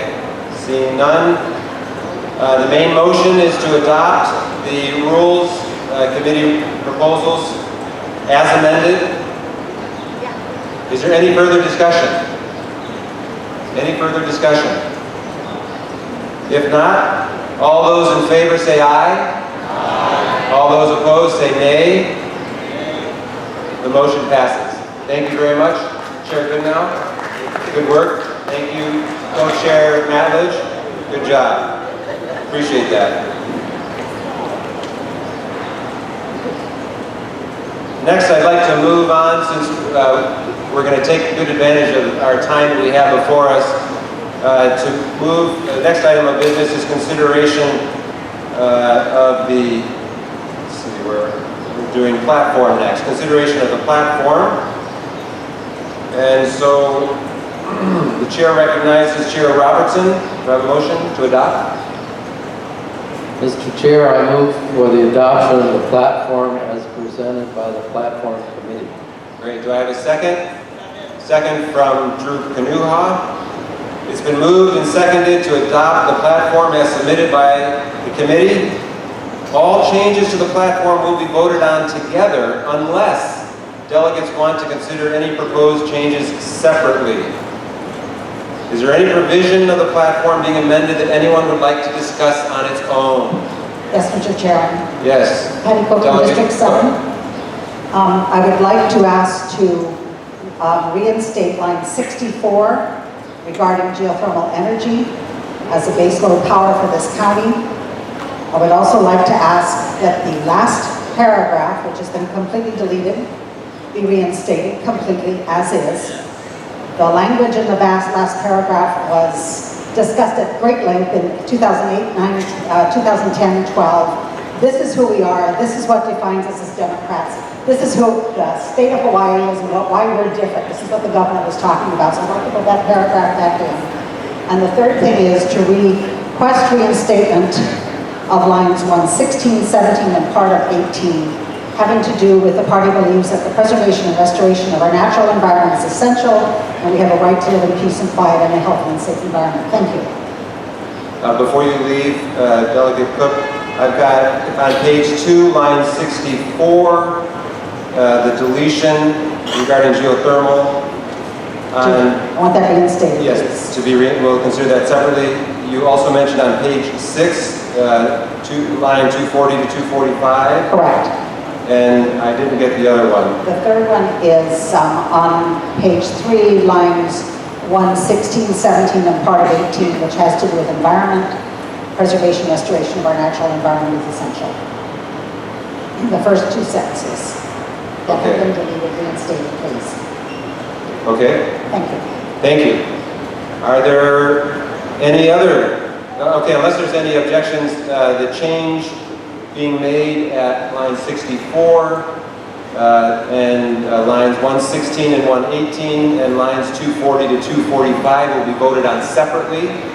Are there any other provisions to be removed from the main motion for later discussion? Thank you very much. Delegate Solomon. Thank you. Malona Solomon, second. Just a moment. If you have anything you would like to move, you must come up to the microphone over here. Thank you.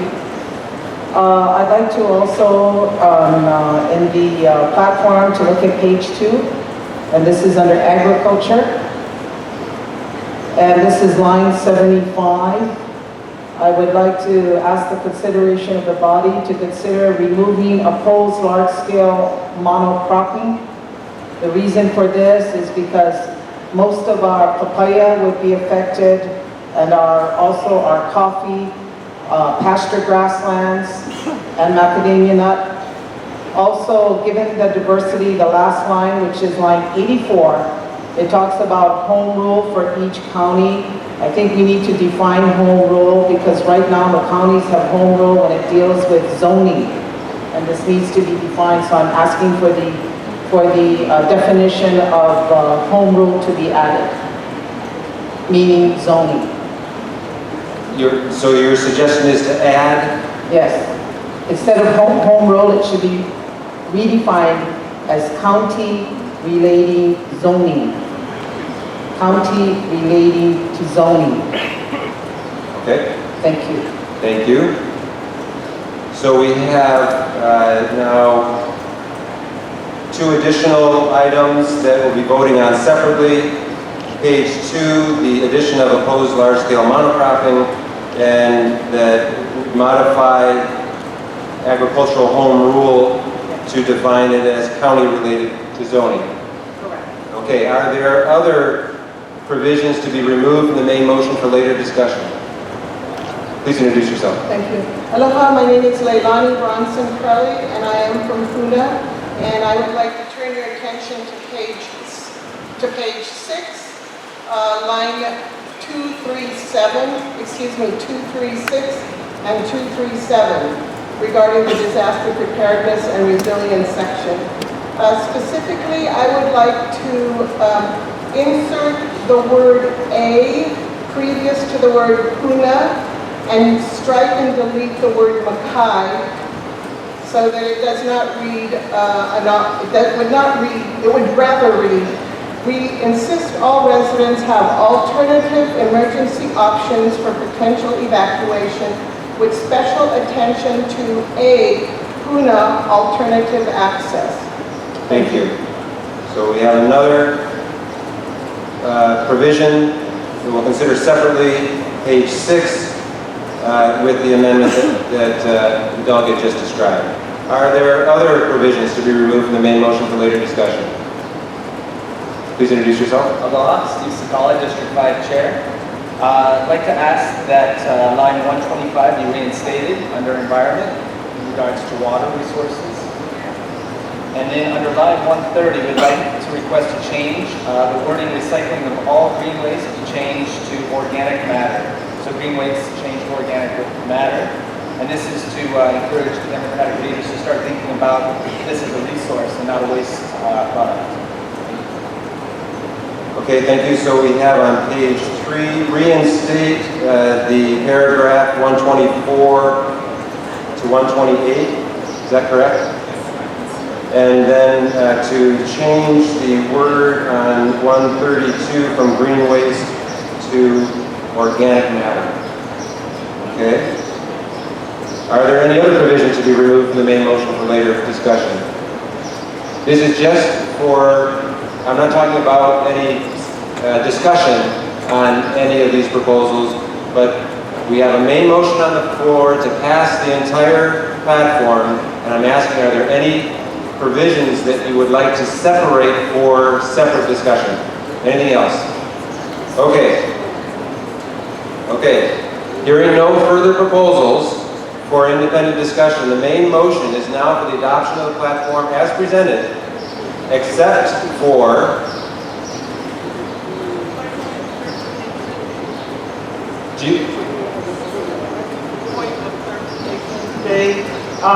If we oppose some of those changes that were... That'll come up under discussion of those individuals. Okay, so if you have an opinion about any of these individual provisions that we're talking about, I'll ask for discussion, and then you can discuss at that point. And just as a reminder, when you come up for discussion on these, you have 1 minute to state your position on these individual provisions. Okay? Okay, thank you. Okay? So,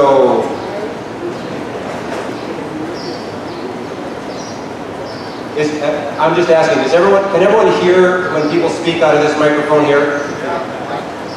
Yep, our sound's okay. Thanks very much. No, I'm okay. I can hear. Thank you. Okay, so hearing no further proposals for independent discussion, the main motion is now for the adoption of the platform as presented, except for the changes that we've just talked about. On page 2, we're going to separately discuss line 64, the deletion of line 64. We're going to separately discuss the addition on line 75 and 6, proposed large-scale monocropping. We are going to separately discuss on page 3, line 116, 118, the deletion. Could you come on up, please, Senator Solomon? Mr. Chairman, on a point of inquiry, also on page 2, we're going to be looking at lines 83, given the diversity, 84, to adopt a policy of agriculture to change those terminologies. Yes. Okay, thank you, so noted. So let me make sure everyone's on the same page here. So the motion is to approve the platform as presented with the separate discussion on these matters. Page 2, line 64 on geothermal. Also on line 75, 76, the opposed large-scale monocropping. Also, line 84, changing it from agricultural home rule to agricultural county related to zoning. County related zoning, I think it's called it. County related zoning instead of home rule. Page 3, we'll have separate discussion on the deletion on 116 to 118. We'll have separate discussion on line 124 to 128, that deletion. Have that separately discussed. Also on line 132,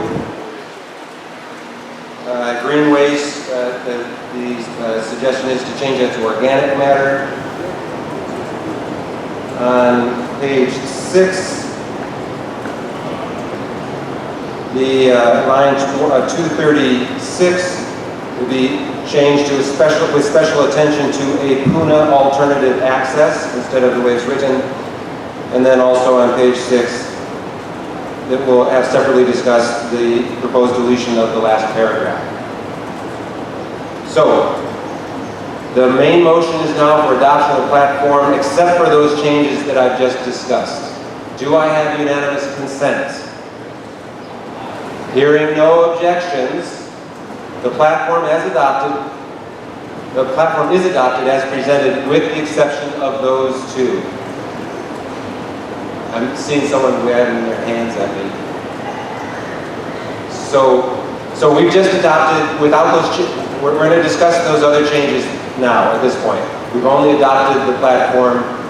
Mr. Chair, since we have a no vote on the unanimous consent. Okay, we have a no vote on unanimous consent. So we should then call for a show of hands using your voting card. All those in favor of the adoption of the platform, except for the changes that we've discussed, please raise your aye vote, your yes vote. Okay. All those opposed, please raise your no vote. You can put your yes votes down. Anyone opposed, please raise your no vote. Okay, the ayes have it. Thank you. Appreciate that. Okay. Now, let's take this in order now. Moving to page 2. Let's do first line 64. Okay, is there any discussion on the proposal to delete line 64? 1 minute per comment. Thank Please you very introduce much, yourself. Mr. Chair. Petticoat, District 7. Speaking to keeping the line in about geothermal as a baseload carrier.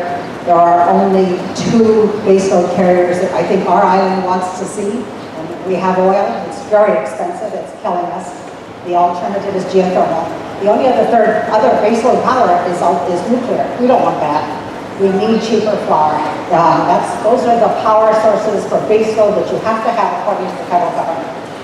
We are not trying to tell any district what they have to have in their district. Simply that we think it should be in the platform as an alternative and opportunity for us to get off of oil. Thank you. Thank you. Speaking in very strong support, and I want to support the Hawaii Geothermal Energy Working Group that studied the feasibility docket number 213-0141 stated that the focus for the island of Hawaii is on energy projects that provide cost reduction benefits to ratepayers and that improve and maximize integration of additional lower cost renewable power. And that in fact is geothermal energy. That's really the only alternative we do really have. I'd like to reiterate and support the remarks of the previous speaker. This is a federal mandate, Homeland Security. This country only recognizes 3 baseload powers. One is fossil fuel, the other is geothermal, and the third is nuclear. So for us to lower our costs, we need geothermal energy. That is the only way that we can lower our costs because this would stand as our baseload capacity. Please vote in support. Mahalo. So just to be clear, the motion on the floor is to delete this section right here. So if you're speaking in support of the motion to delete it, that's what you're going to be supporting. If you are opposing the deletion, you're opposing the motion. Okay? Just so everyone's clear on that. Hi, I'm Steve Stark. I'm opposed to deleting this sentence. It's an important thought process for the people of Puna that we do not increase our load of geothermal. We don't know what it's doing to the people of Puna. There are health problems that no one's looked into. This is a worldwide situation, and we have to stop it here. It's a matter of, there are other alternative energies that can be used as a base load. Elko put out an RFP and 6 different companies answered the RFP. Not one of those companies could say that geothermal would ever lower their cost. We have the most expensive electricity in the world, and part of that is because of geothermal. There's no lowering of cost by geothermal. That's a falsehood that has been perpetuated by all these people. Thank you. I want to make myself clear. The motion is to delete this phrase. No, excuse me. The motion on the floor, which is part of the main motion, is to delete this phrase. So, excuse me. The motion on the floor is to delete this phrase. Some people have opposed it, and that's why we're considering it separately. Some people have opposed the deletion. Okay? So if you support the motion, you support the deletion, because that's the main motion. The main motion is to delete that phrase. Some people have opposed that deletion. So if you're speaking in favor of the deletion, you're supporting the motion. That's how it works. And I'm getting confirmation. Kenny, in case people don't think that I know what I'm talking about, I'll ask the chair to speak. You're absolutely right. If you want geothermal, you like geothermal energy, you're going to be against the motion because you want to leave it in. If you don't like geothermal, you want to support the motion to take it out. The main motion is to take it out. Right, so remember, the main motion is to accept these proposals as they're written. So the main motion is to delete that phrase. If you don't want it deleted, then you're opposing the motion. Okay, just so we're all clear on that. Further discussion on the proposed deletion of lines 64 and 65. Please identify yourself. Yeah, Phil Barnes, District 1. I am opposed to the deletion. However, I would like to propose an amendment. I don't think it's the base load power. I think it's a base load power. That's out of order. We're not gonna make any more amendments. Let's just deal with the motion as they are. You can't add any. I asked earlier if there were any amendments? Yes, and so if you want, let's just talk about, do you support the deletion or do you oppose the deletion? Well, I oppose the deletion, but I have an amendment. So we'll come back to that if we can do that. Let's just deal one at a time. Frankie Stapleton, District 4, Precinct 4. Frankie, could you speak in the microphone directly, thanks. I support the deletion of this phrase. It does not negate geothermal energy. It's just taking out the one clause that says that geothermal should be our base load carrier. I think our legislature this year recognized the growing solar power option for alternate energy, and that does not industrialize country living. When you want to put back in about the environment, and you have the right for the preservation and restoration of our natural environment, then you don't put geothermal plants in those kinds of places. Thank you. Any further discussion? Please identify yourself. Dwayne Messina, District Precinct 19. I'm in opposition for reasons already stated. Say it again, please. I'm in opposition. You oppose the deletion? Right. Okay. For reasons already stated. Thank you. Okay.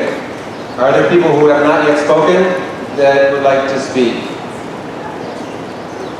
I was just speaking to... Please identify yourself. Margaret Willie, council member... No, you're a delegate from District 7. Thank you. Okay. So this is really a point of clarification, and as a member of the platform committee, and that our understanding is that the main motion would be to accept the platform as proposed by the platform committee, which would mean taking out this provision. So if you speak in opposition to that on this point, you're requesting that line be put back in. That's correct. Okay. Thank you. That's correct. Thank you. Greg Gauthier, District 7-7. I oppose the deletion. And we talk about cost, and how we're being bamboozled by cost. I'm not bamboozled by cost. The cost of human lives in the Middle East because of this resource that we're extracting from the Middle East while children are being killed by drones because we need to plug in our cell phones and our computers. When the heavens bestow heat from above and heat from below and we can't harness that heat in a safe way, no one's talking about unfettered electricity here. No one's talking, we're Democrats. We know the powers of corporations and how they can do things in a way that is not conducive to safety. We've got to control that safety. But if this means saving one more of our military men's and women's lives, or one more Afghanistan child's life, you could put solar and you could put geothermal right in my backyard. Put it underneath my house. Go for it. That's the cost. Thank you. Is there any more discussion from folks who have not said anything yet? Okay, you can speak twice, second time around, again, 1 minute limit. Mr. Chairman, just for clarification, I'm asking for clarification from the chair. So if you vote no, that means that you want the language to be put back in. That's correct. Thank you very much. Yes. So let me reiterate. When I bring this to a vote, if you vote no, that means the language will be reinstated. If you vote yes, that means the language will be deleted. Is everyone clear on that? Is everyone clear on that? So you know what it is when we take this to a vote. So if you vote yes, that means that we'll accept the proposal as it is, which is deleted. If you vote no, you reject the proposal so the language is reinserted. That's the way it works. Okay? Everyone clear on that? Because the main motion is to delete it. So if you support the main motion, we're going to delete it. If you oppose the main motion, we'll reinsert it. That's how it works. Okay? So, is there any further discussion? Okay. I'm going to call for a vote on this. All those in favor of accepting the motion, which is to delete this phrase, raise your yes vote card. I'm going to need help counting this. Could I have some help counting this? Micah, could you help me count this? Hold them high.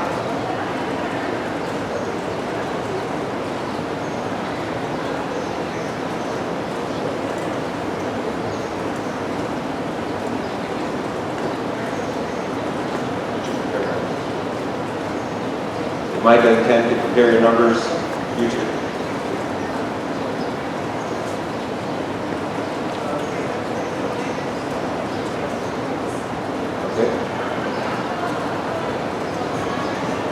Okay, so do you have, hold on? Okay, all right, so we got the same number. Okay, all those opposed to the motion, which would mean that the language will be put back in, raise your no vote.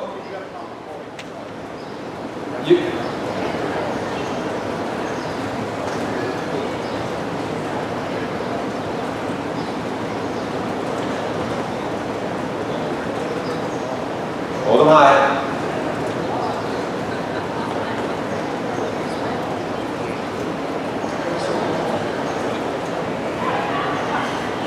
The motion fails. The vote was 58 opposed, 28 in support. Okay? Let's move on to the next provision. Same page. Lines 75 and 76. The motion is to add the words and oppose large-scale monocropping. That's the motion. If you support having those words in there, you're supporting the motion. If you oppose the motion, that means you oppose having those words in there. Okay? So we're clear on that. Is there any discussion on the provision, lines 75, 76? Discussion.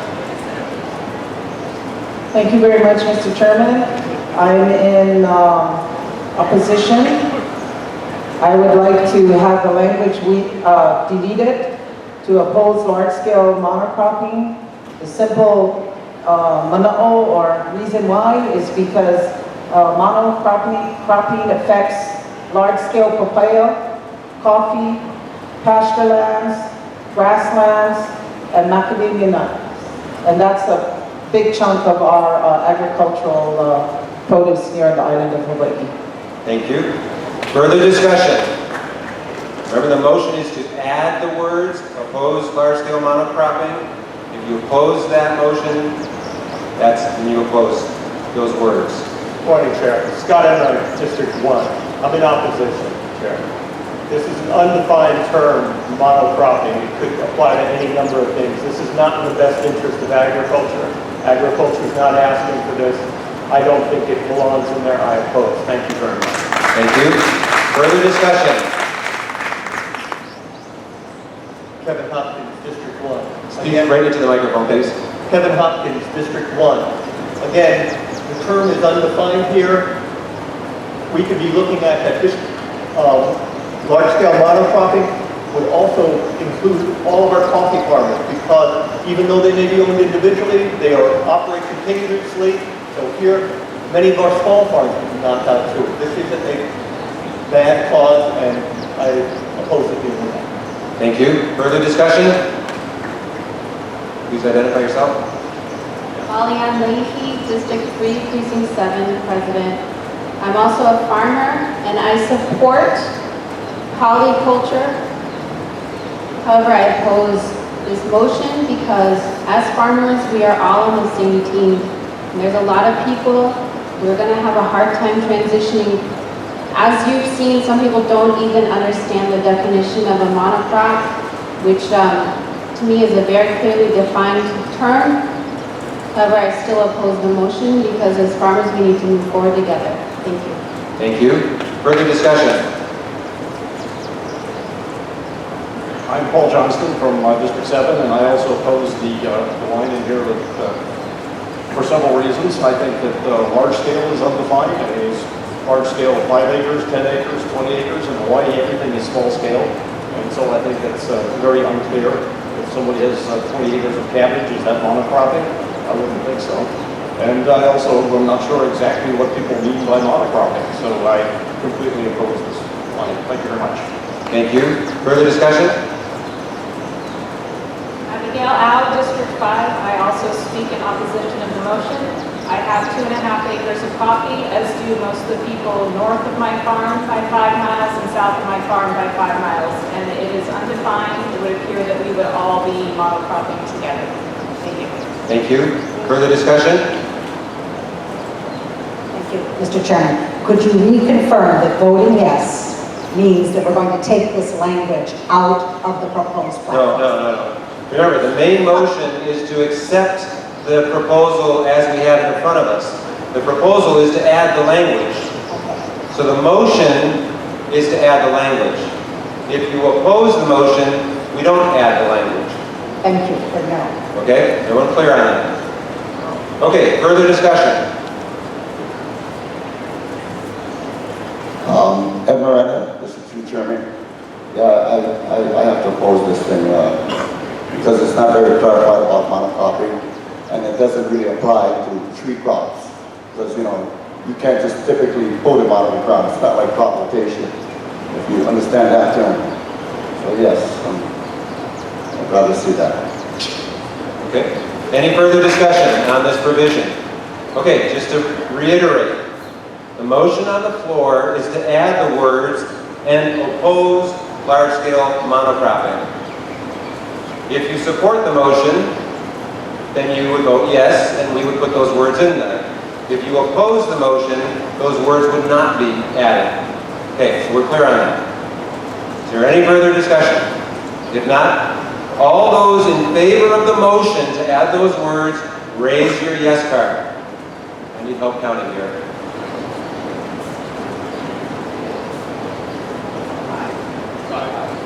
All those opposed to adding these words, please raise your hand.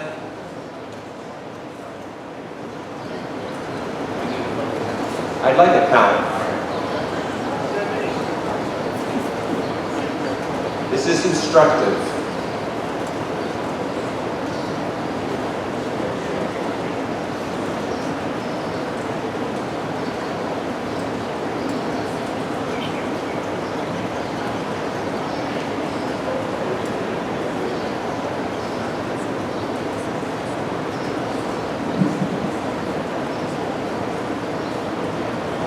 Keep them raised.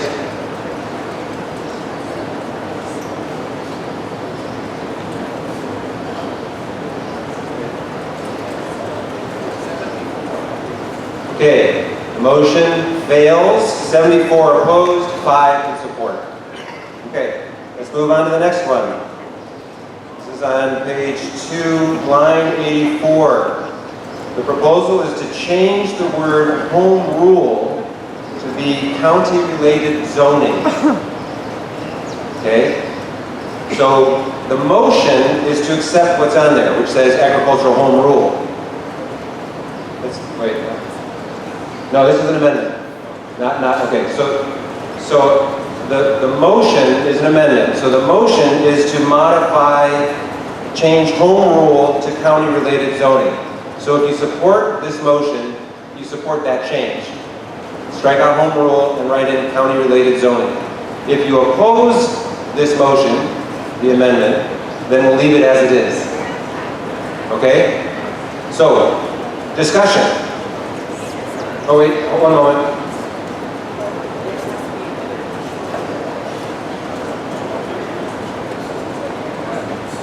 Okay, I guess, so, thank you, our parliamentarian says, because this was brought up earlier, we're going to take this as an amendment. It was mentioned earlier, but I'd like you to make a motion to amend because you didn't actually make it as a motion before. Go ahead. Okay, thank you very much, Mr. Chairman.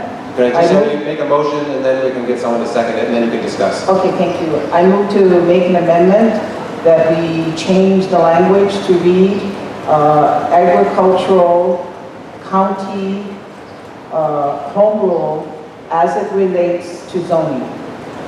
Second. And this would be on, I think it's line 84. Okay, do I have a second? Second, I'll take Scott Enright as a second there. So the motion is to change it from agricultural home rule to add the words agricultural home rule as it relates to zoning. Is that correct? Okay, so that's the motion on the floor. It's been moved and seconded. If you support it, we're going to add those words as it relates to zoning. If you oppose it, we don't add those words. Discussion. Chair, Scott Enright, District 1. I speak in support of this amendment. This is what agriculture looks for from the county, is to give us the zoning regs if we step in. The language as it's written here is entirely too vague and is not in the best interest of agriculture. So I support this amendment. Thank you. Thank you. Go ahead. No, you didn't. Okay, thank you very much, Mr. Discussion. Chairman. Malama Solomon, District 7, just speaking in very strong support of the remarks of the previous speaker and asking the delegation to please vote for the amendment. Thank you. Further discussion. The motion is to add the words as it relates to zoning after home rule. Right? Hi, Margaret Willey, Delegate, District 7, and I oppose this amendment. This home rule is very well defined. It's the provision in HRS, and it gives the counties the authority to make decisions in terms of the health, life, well-being of its constituents. It's not limited to zoning. The biotext came in, sought to cross out numerous of those words, and it's very clear this is the language that's used. This is the area that was fought over through this session of the legislature, and we prevailed on the issue of home rule. The people know it as home rule. They do not know it as county-related zoning. We should stick to the people. We should not put an ocean between the people and the first layer of government with regard to agriculture. I strongly oppose this motion. Thank you very much. Further discussion. Please introduce yourself. David Case, District 5, Precinct 8, Vice President. And I speak in favor of the amendment as written, the rules as written, and oppose the motion to take it out or alter the language. Home rule means exactly what it sounds like and what Margaret Willey said it meant. And that all politics are local and home rule is local politics. It's where we can control our way of life at the local level. And that's simply what home rule means.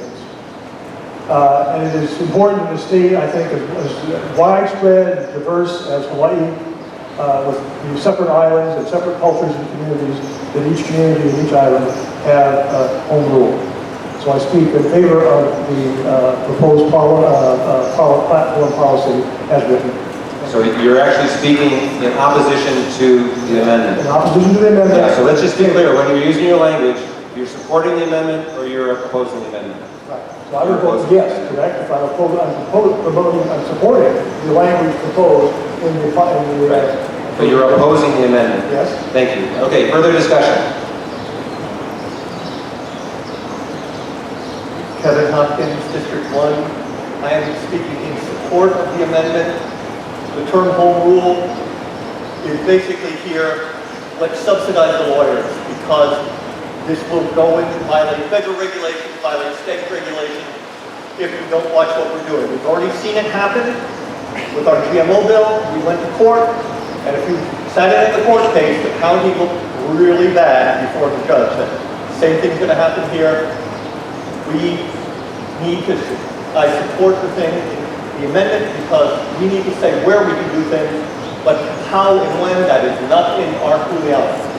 Thank you. Thank you. The motion is the amendment to add as it relates to zoning. Further discussion? I'm Steve Sparks, District 4, and I oppose the amendment. I support the platform as it was written, and agriculture is a lot larger than zoning. It's a complex, as you know, a complex situation. We need home rule so we can regulate our agriculture. Thank you. Thank you very much. Further discussion? Thank you, Mr. Chairman. Anika Glass, District 7. I have reversed my position about 3 times. I now support Margaret Wiley's explanation.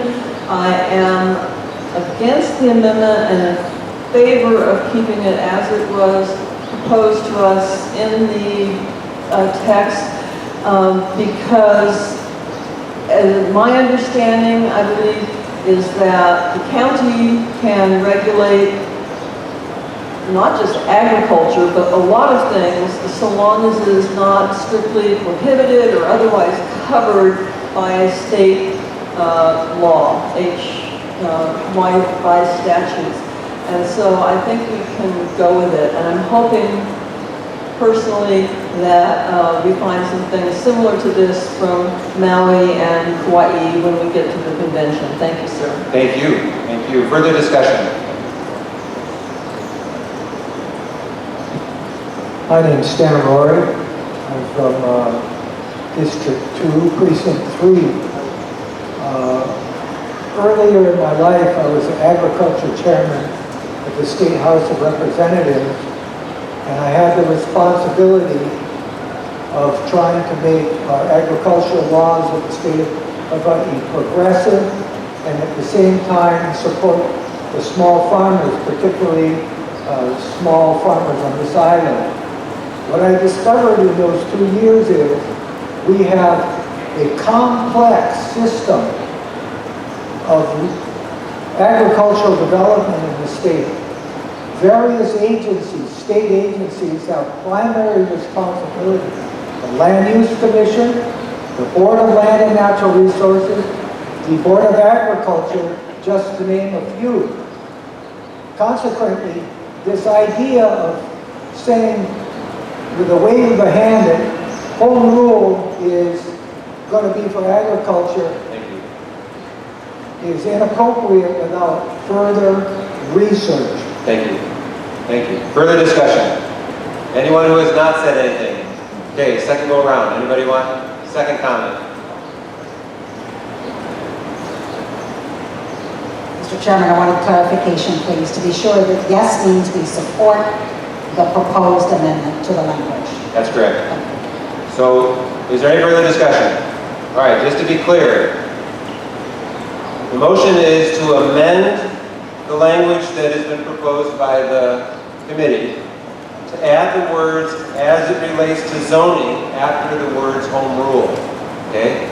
So that's what we're voting on. If you support adding those words "as it relates to zoning," you vote yes. If you oppose adding those words, you vote no. Okay. So all those who support adding the words "as it relates to zoning," raise your yes vote.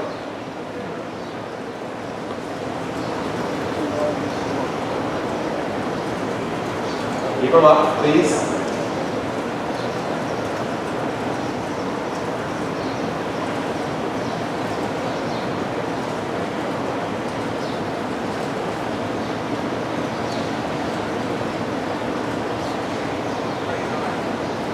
Okay, all those opposed to adding the words "as it relates to zoning," hold your no vote up, please.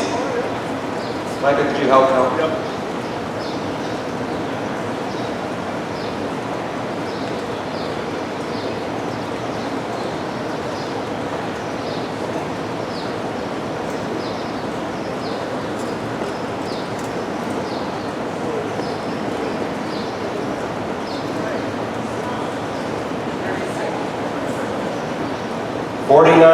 Yes, 36 no. The amendment to add the words "as it relates to zoning" has been approved. Okay.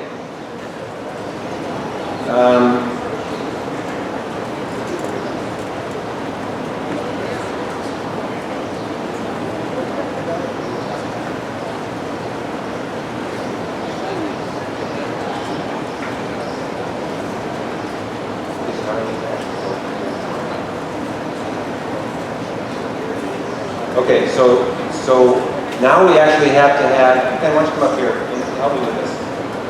I'm very grateful to have Ken here. It helps to get me through this.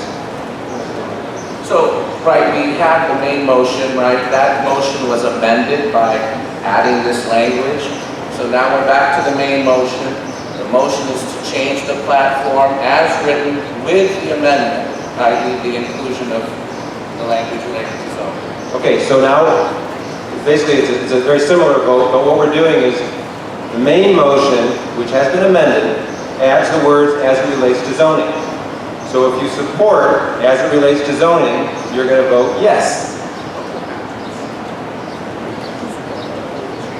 Yeah, if you support the addition of those words to the proposal that we have here on this page, because we're only doing this page. So the main motion is to adopt this as amended. So if you vote yes, then we'll adopt it as amended. If you vote no, then we don't. Right? Okay. So the motion on the floor is to adopt page 2, line 83, 4, and 5 as amended. If you support that, vote yes. All those in favor, raise your yes vote. Micah, could you help me count?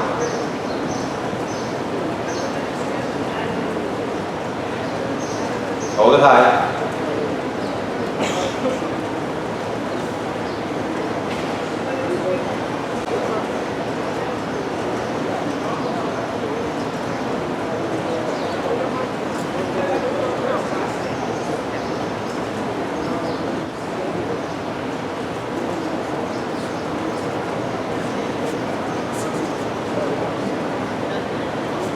Okay, all those opposed to the motion, raise your hand. Raise your no vote.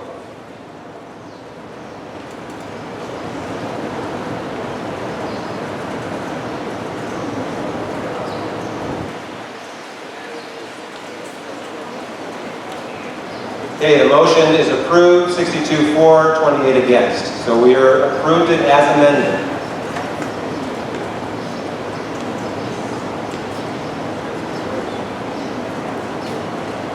Okay, thank you. I have been informed that there is an observer or more than one that is voting. That's not Pono. Come on. We're adults here. Only delegates can vote. You know that. Please behave. We're all adults. Let's play by the rules. We're Democrats, after all. We can disagree, but let's not be disagreeable. Play by the rules. Only delegates can vote. Thank you. Okay. We have, what I'd like to do now is continue our discussion on these after we have a series of speeches, which will be coming up next. We're going to have some speeches just before lunch, and then we will continue with these discussions starting on page 3 when we return. And so what I'd like to do now is to ask for the next round of candidates to come up. We have State Senator David Ige, Councilwoman Margaret Willey, OHA candidate Christopher Lumley, State Senate candidate Lorena Noy, and State House candidate Kalei Akaka. So first off, what I'd like to do is to introduce our, I guess they just finished session. So State Senator David Ige, who was formerly the head of the Senate Ways and Means Committee, currently a candidate for governor, and we're very fortunate to have him here today because he's trying to be in 3 places at once. And so please join me in welcoming Senator David Ige.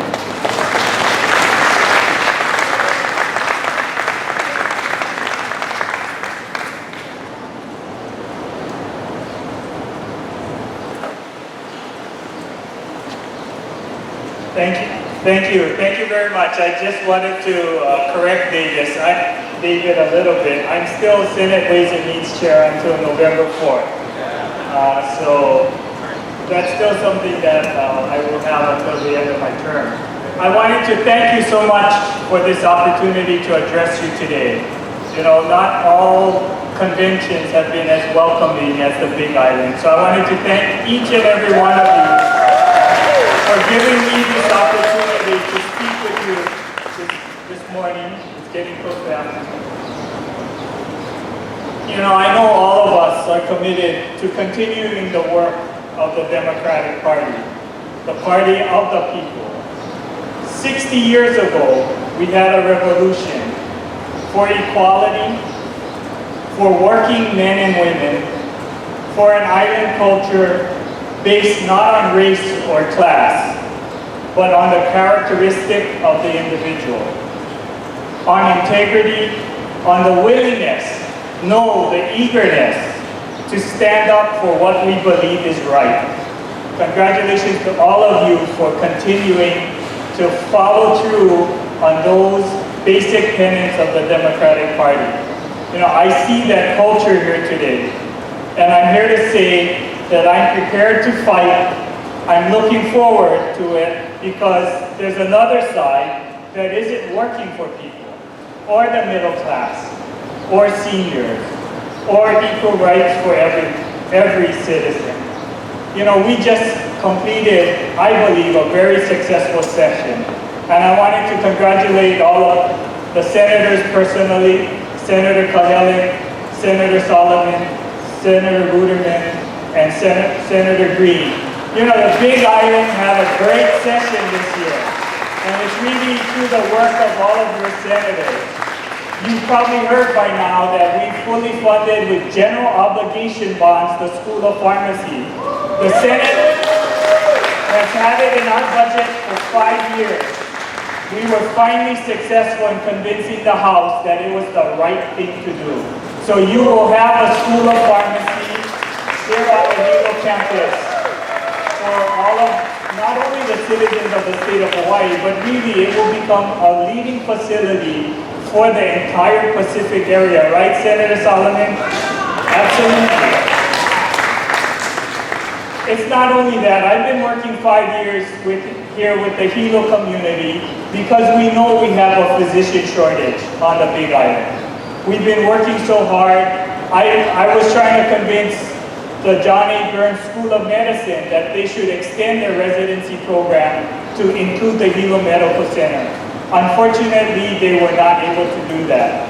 But I'm here to tell you that we will have 4 residents, right, working here at the Hilo Medical Center Because of your work, and Senator Solomon and Kahele and Ruderman and Green, we will stand up the first Neighbor Island residency program in the state. Because we know that residents, once doctors are residents in a community, they are more likely to become physicians in a community. And that program is so important, not only to Hilo, it really is important to all of the neighbor islands. Because we gotta figure out a way that we can get you the doctors that you want to ensure your health care for the rest of the future. So we're working on the next phase of that, but I wanted to thank Hilo for leading the way. I'm convinced that the Hilo residency program will be the model for how we can get physicians as residents in each and every community across the state. So thank you for Hilo for leading the way. You know, I always feel at the end of session, you know, I'm the guy, I'm the traffic cop in the middle, trying to balance all of the needs and all of the requests. And at the end, you know, we look at, and you know, Senator Kahele, Senator Solomon, Senator Ruderman, they really have, Senator Green have a very narrow focus on all of your communities. But when they come collectively and we look at the end of the day about what island was successful, I'm always amazed at how successful the Big Island is. Right? Because Senator Solomon, we weren't able to fund the science and tech building up at Waimea Middle School. Absolutely. $5 million last session, $10 million more this session. Really, I believe in STEM. I'm an electrical engineer by profession. I understand how important those kinds of facilities are to our community, to our children, to our parents, to the teachers, because it really gives our students the opportunity to learn the cutting edge skills and knowledge that they need to be able to compete and excel in the global world we live in. So congratulations to Waimea. I look forward to that blessing. Senator Solomon, don't forget to invite me at the point that we're getting ready to open that building, because I think it's so important. And let's not forget the Kona side. Obviously, we've been working on a lot of different things. I'm glad, I know that we had the groundbreaking for Palamanui last year, and that was a good start. But I do know that the courthouse is an important facility over on the Kona side. And we weren't successful in getting the entire amount, you know, it's $90 million, but we did make a real big down payment. It's about $25 million more that we added. So I'm glad that we were able to have that opportunity for the people of the Big Island. You know, I'm a candidate for governor because I believe in giving people choice. You know, I have gone across the state to listen and hear the concerns of our communities, and I've heard an earful. This election really is about the future of Hawaii. You know, I believe that our people want change, a change in leadership style. Change to a leader who's willing to listen, to bring all sides and all communities together, and most importantly, find solutions. I'm proud to have my name on the ballot as a Democrat for governor. I invite you all to join our campaign as we deliver a better Hawaii for our future. Thank you very much.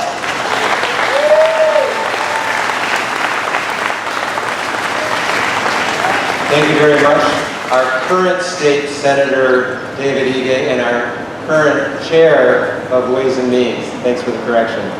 That's true. Things don't change until November. So he's carrying a lot on his shoulders right now. Thank you very much, Senator Ige. Next, we're going to hear from Councilwoman Margaret Willey. Margaret?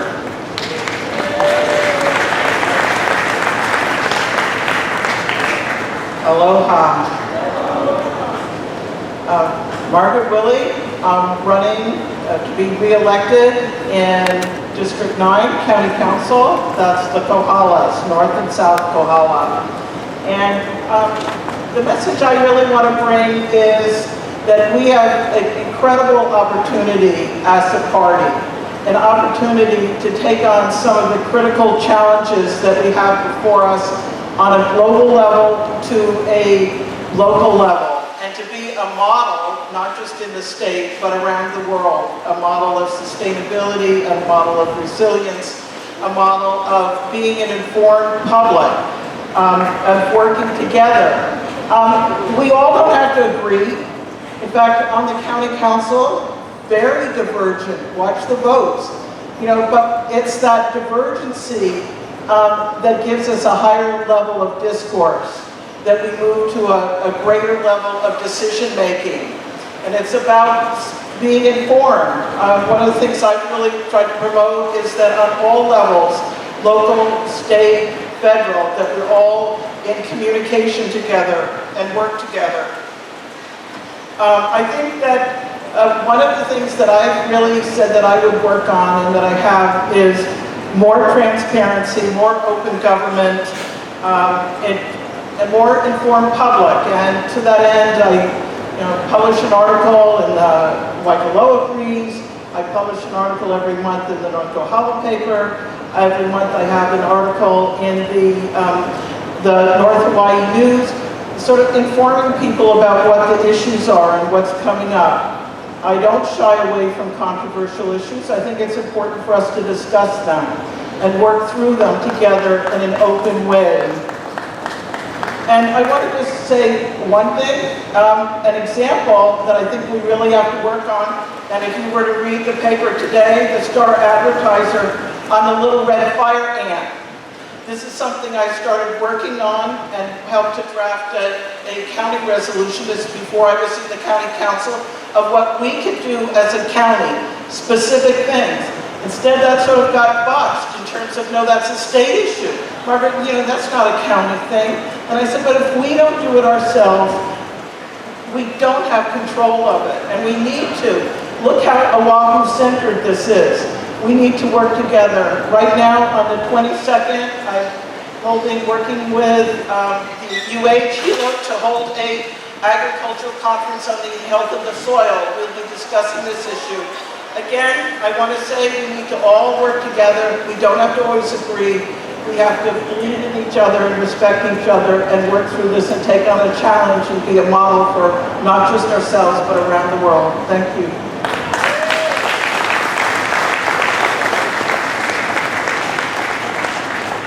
Thank you, Councilwoman Margaret Willey.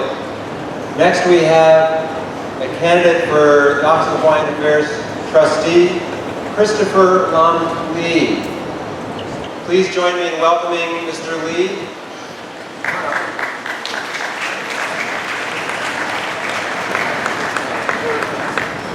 Good morning, everybody. As everyone knows, my name is Christopher Lum Lee. I'm running for OHA Trustee candidate from Oahu. Let me address the Oahu part. How many people here did not know before today that all islands can vote for all OHA seats, whether it be Hawaii, Maui, or Oahu? Okay, now you know you guys can vote for me. Thank you. I don't do a whole lot of these, so how many of you have heard that when you speak in front of a group of people and you're really nervous, you should start off by telling a joke? Unfortunately, I don't have any jokes, so I'm going to try to wing this one. So, I want to talk about what an OHA trustee does right now. In practice, what the OHA trustees do is they serve as the board of directors for the Office of Hawaiian Affairs. They supervise the day-to-day operations through the leadership of the CEO and the Chief Operating Officer and the 4 divisions of the office.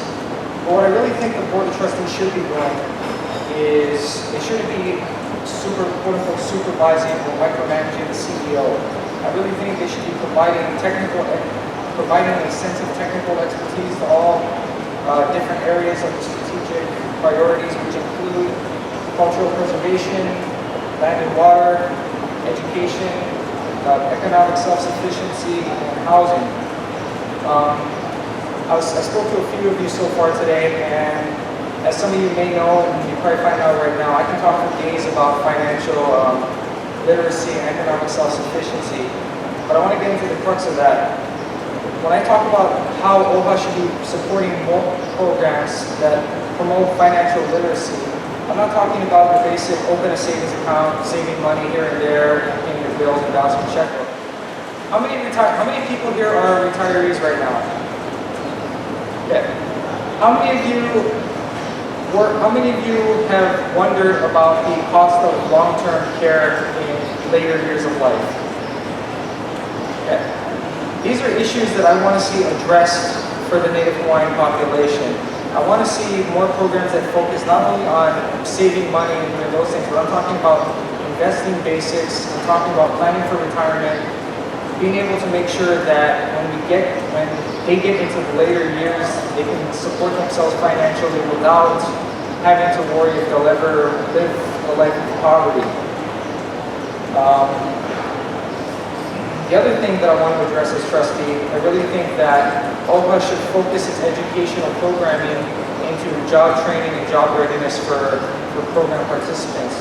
What I mean by that is, if you look at the labor unions, for example, and the apprenticeship programs, they can only take so many at a time. I really think that if people want to get into certain trades, they should be partnering with the trade unions, they should be partnering with the community colleges to make sure that we can get more people trained so they can end up joining organized labor unions, to make sure that we can get these people back to work. The job training is a huge issue for me because if you look at the recent unemployment number, I think the Feds came out and said right now we're at 6.3% unemployment. The fact is we can't verify whether that's 6.3% unemployment because we don't know what the labor participation rate is, which the labor participation rate in Hawaii has been decreasing. That means we need to get our people back to work. We need to train them for jobs that will pay them well and get them back to work. How many of you agree with me?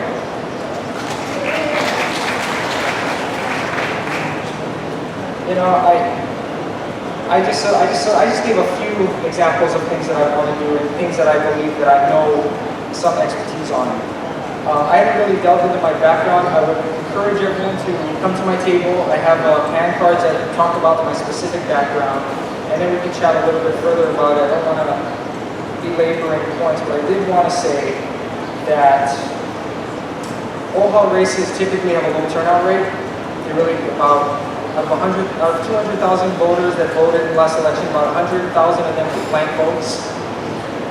Please take a few minutes to learn about your candidates. Take some time to learn about the issues, and please vote for your OHA candidates, whether it be me or anybody else. Thank you.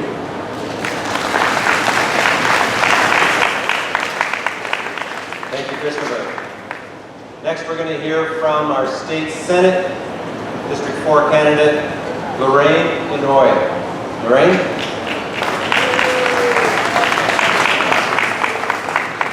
Thank you, Mr. Chair. Aloha! I am Lorraine Rodero Inouye. I am a candidate for the Senate District 4 and returning as a candidate again. I am here to ask you to join me in creating opportunities for our people and our island. I am committed again to work towards important issues with a sense of collaboration and to respond with common sense solutions and positive actions that benefit the entire island. Among these issues are improving education, healthcare, and transportation, and continuing to support energy, agriculture, and food sustainability. And most of all, protecting our island home and our precious environment. Amongst us are old faces and new. We are all here today as one. We are Democrats. For those running in this year's primary, I congratulate you and wish you the best. Those entering the race for the first time, thank you for being a Democrat. You are the next generation of Democrats, so I say, go out and recruit many more. And it's wonderful to see the Hawaii Island Young Democrats here as well. I will end with these quotes. Being an agent of change. How wonderful it is that nobody need wait a single moment before starting to improve the world. We remember Anne Frank and a quote of life. When I was 5 years old, my mother always told me that happiness was the key of life. When I went to school, they asked me what I wanted to be when I grew up. I wrote down happy. They told me I didn't understand the assignment, and I told them they didn't understand life. And this was in honor of John Lennon. Aloha, and go get the Democrats. Thank you, Lorraine. We have one more speech before we break for lunch, and I'd like to welcome Kale Akaka, running for State House in Kona. Kale?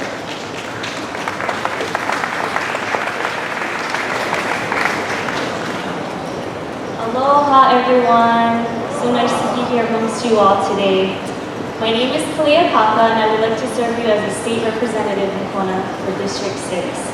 I realize the growing concerns of our Kona community, jobs, the economy, keeping Kona the special place that it is to live, and a need for access to higher education. I will work hard for you in office. I will work to improve Hawaii's economic conditions. I support improving our schools. Too often our schools are in disrepair with no air conditioning in warm conditions, which are not conducive to learning. I believe by improving the physical conditions of our public schools, by repairing infrastructure, and feel that it will at the same time stimulate our economy by providing jobs. I believe in good and responsible development, where we need to attract new businesses and ventures that incorporate purposeful and responsible economic growth and development that is aesthetically compatible with our environment that benefits the community as a whole, providing our people with work so they may support themselves and their family. I realize to have a happy, healthy, and thriving community, our families need to feel safe and secure knowing they have a good and steady job. I believe we need to provide our keiki with an education which provides them with the ability to meet the standards and growing needs of our world and have access to higher education and professional training. I will continue to support the completion and establishment of the Palamanui campus so that our students will have the opportunity to have a quality university education program in their hometown, rather than be faced to make long commutes or relocate elsewhere. I am a strong advocate of taking care of our government employees with wages and benefits. For too long, our state and county government employees have been forced to do more with less. These workers, when they retire, should receive the benefits they've earned in regards to their retirement, medical, and pension. I believe we need to continue to seek methods of safe and renewable energy. Our island's isolation and unique environment gives us the opportunity to be a forerunner in solar, wind, wave, ocean thermal, hydrogen, and biofuel sources of energy to alleviate our dependence on oil. I am in strong favor of continuing the work of the Natural Energy Lab of Hawaii Authority in Keauhou, Kona. I believe our lands, waters, and skies need to be cared for with respect for our environment and living creatures. I was born and raised in Kona with the values and beliefs taught by my family, parents, Anna and Daniel Akaka Jr., and in the lessons learned spending time with my grandfather, U.S. Senator Daniel K. Akaka, in Washington, D.C. throughout the years, and through my legislative experience working at the Hawaii State Capitol in both the state and the House. And speaking of which, I'd like to give a special mahalo to my parents for coming to support me today, and mahalo Mama and Papa, and also a special mahalo to my dad for being here, as it's his birthday today. So to spend his birthday here to support me, I really appreciate it. Mahalo Papa, mahalo Mama, and ha'olila hana. I was raised to live and work with aloha and respect for others, learning the importance of working together with others to get the job done right. E ho'olokahi kākou no Kona. Let's all unite for Kona. Mahalo anui, everyone. Hope you have a wonderful day here. Mahalo.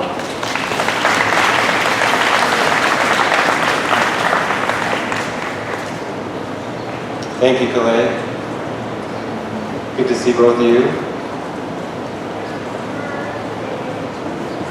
Ready? Everyone should sing happy birthday now. Ready? Happy birthday to you. Happy birthday to you. Happy birthday, dear Kaniala. Happy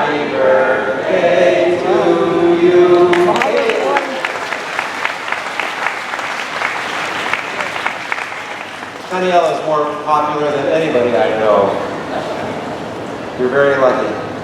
Okay, we've worked hard this morning. I want to give you the results of 2 elections. You thought we only had 1, but we had 2. One of them was for the SCC reps, the other was who won the table decorations. Okay, so first the SCC reps.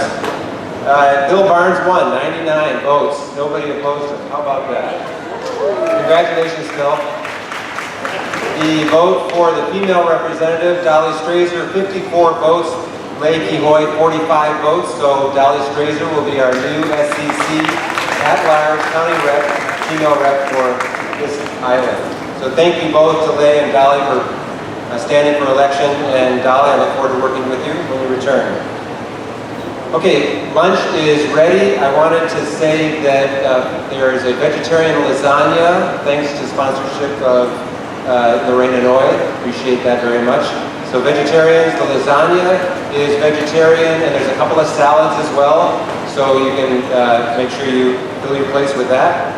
And we had table decoration contest to see who would go first, which district won, because whatever district won gets to go first in line, and it is District 7. Showing the agricultural bounty of District 7. So at this time, I would like to adjourn or recess our convention for half an hour for lunch. Please enjoy your lunch. District 7 gets to go first, everyone else follows. Recess.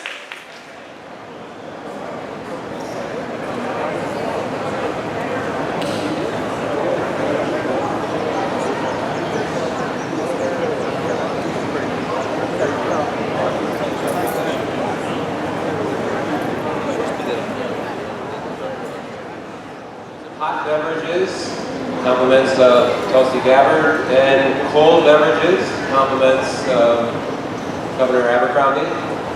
Thanks again to Lorena Noy for the lasagna for lunch. Senator Schatz is providing snacks, appreciate that. Keep us going this afternoon.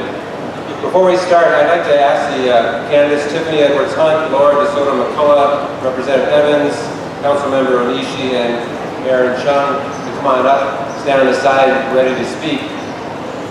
But I want to acknowledge our newly chartered Hawaii Island Young Democrats. Let's give them a big hand of applause. I am so proud of what has happened on this island with more young Democrats getting involved. It's just exciting. That's what really keeps me going, is to see the kind of commitment that we're getting from our young Democrats. The leadership, that's just great. And that's the best succession planning we can have, is to bring up folks who know how to do things, take on leadership roles, and all the challenges that comes with democracy. Democracy is not it's not efficient. We listen to each other, we do our best to make decisions, and then we move on. Okay, so first order of business after lunch is a couple of candidate speeches. And so I'd like to ask Tiffany to come on up first so she can fill us in on her. Tiffany Edwards Hunt, if we could ask her to come on up. And it's great to have all these candidates here because this is how we get to know who they are, what they stand for, and it makes it much more effective for us when we talk to our friends, because we are all opinion leaders. So they're going to ask us, what do you think about this candidate? And because of today, we'll know a whole lot more. So please join me in welcoming Tiffany Edwards Hunt. Tiffany? Aloha! My name is Tiffany Edwards Hunt, and I am a candidate for Hawaii County Council District 5. And I know that you're stomach's settling, so I'm going to recharge you for the afternoon here. I'd like to tell you a little bit about myself. This is the first time being here at this podium. I've been on the other side, taking photos and taking notes of the different candidates. My occupation has been newspaper reporter, And I've also ventured into the world of publishing. I'm the editor and publisher of Big Iron Chronicle. Thank you. So I'm getting a lot of teasing over here by some of these candidates and delegates who've known me for many years, and they say, what took you so long?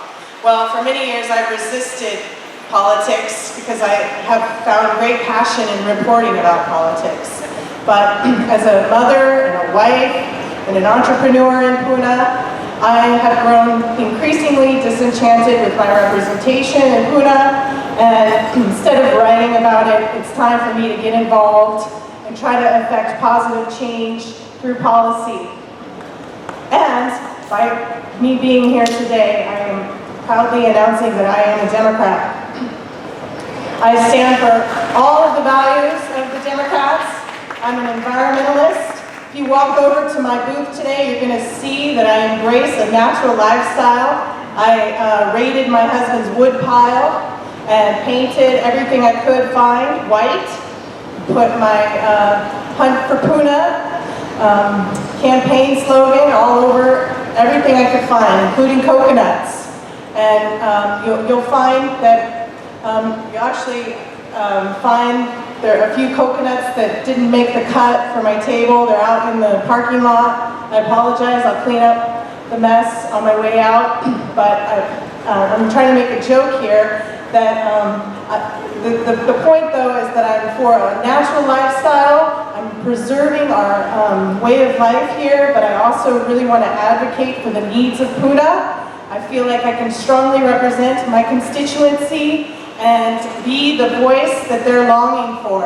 And I thank you for the opportunity to introduce myself to you. Please come over to my booth, say hello, grab some brochures, and share with everybody in Puna, in District 5, and even District 4, because I will represent all of Puna when I am elected.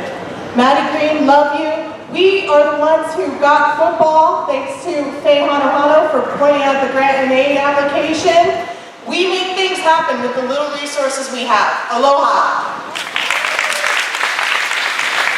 Thank you, Tiffany.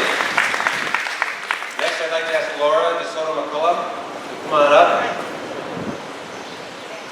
and introduce ourselves. Please join me in welcoming Laura DeSoto McCullough.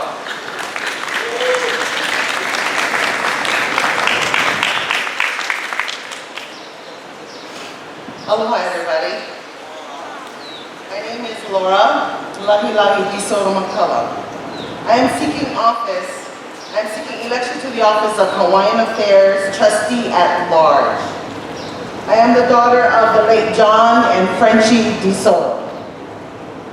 My mama created or helped create the Office of Hawaiian Affairs as a constitutional convention in 1978. She also served as the first OHA chairperson. Like my mama, I too have a deep love and compassion for Hawaii and our people. If elected, I promise to have the same level of commitment, passion, and dedication as my mama did representing the Hawaiian people. One of the lessons learned from my parents was to love your ohana unconditionally and to be proud of who you are each and every day. I want to ensure that our children and ohana have the opportunities to live in an environment that provides options to a richer life in Hawaii with self-sufficiency and sustainability, to ensure that our kupunas are well cared for and provide the quality of life they deserve. We malama our home, the place we love, the place we live. Living in Hawaii requires balancing and integrating Hawaiian needs with the nature.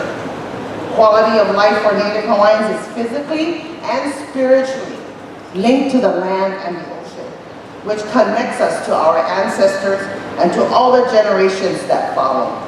We must hold our islands in a good stewardship for the future of those to come.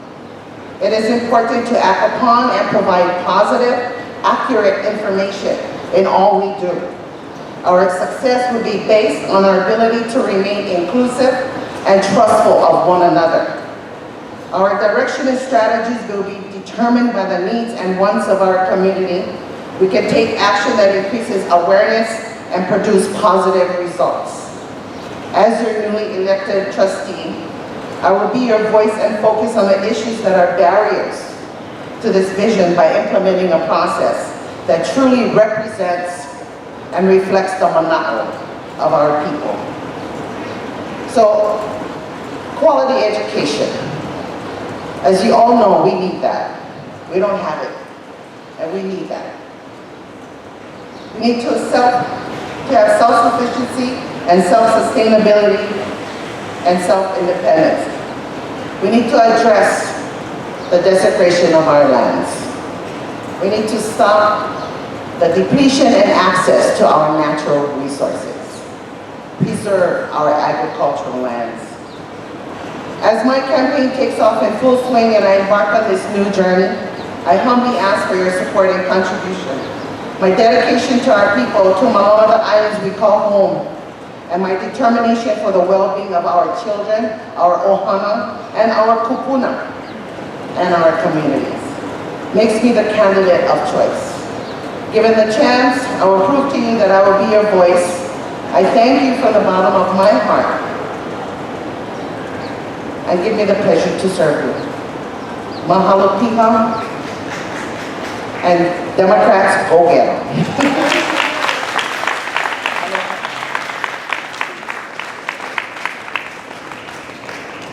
Mahalo, Laura. You know, when you go to the elections in August, you look at the ballot, hopefully you will recognize all the candidates' names. But too often in the past, people don't recognize the candidates' names. And that's often the case in the Office of Hawaiian Affairs elections. So we've been very grateful that we've had a number of Office of Hawaiian Affairs trustees, candidates who are here today so we can learn more about them. And it's up to us to spread the word on who they are so that we can have a better informed electorate.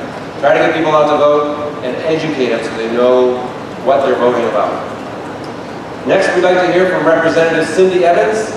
Please join me in welcoming Representative Cindy Evans, District 7.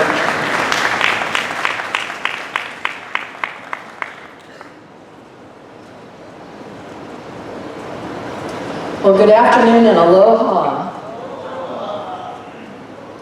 It takes two to tango. It takes more than two to create a community.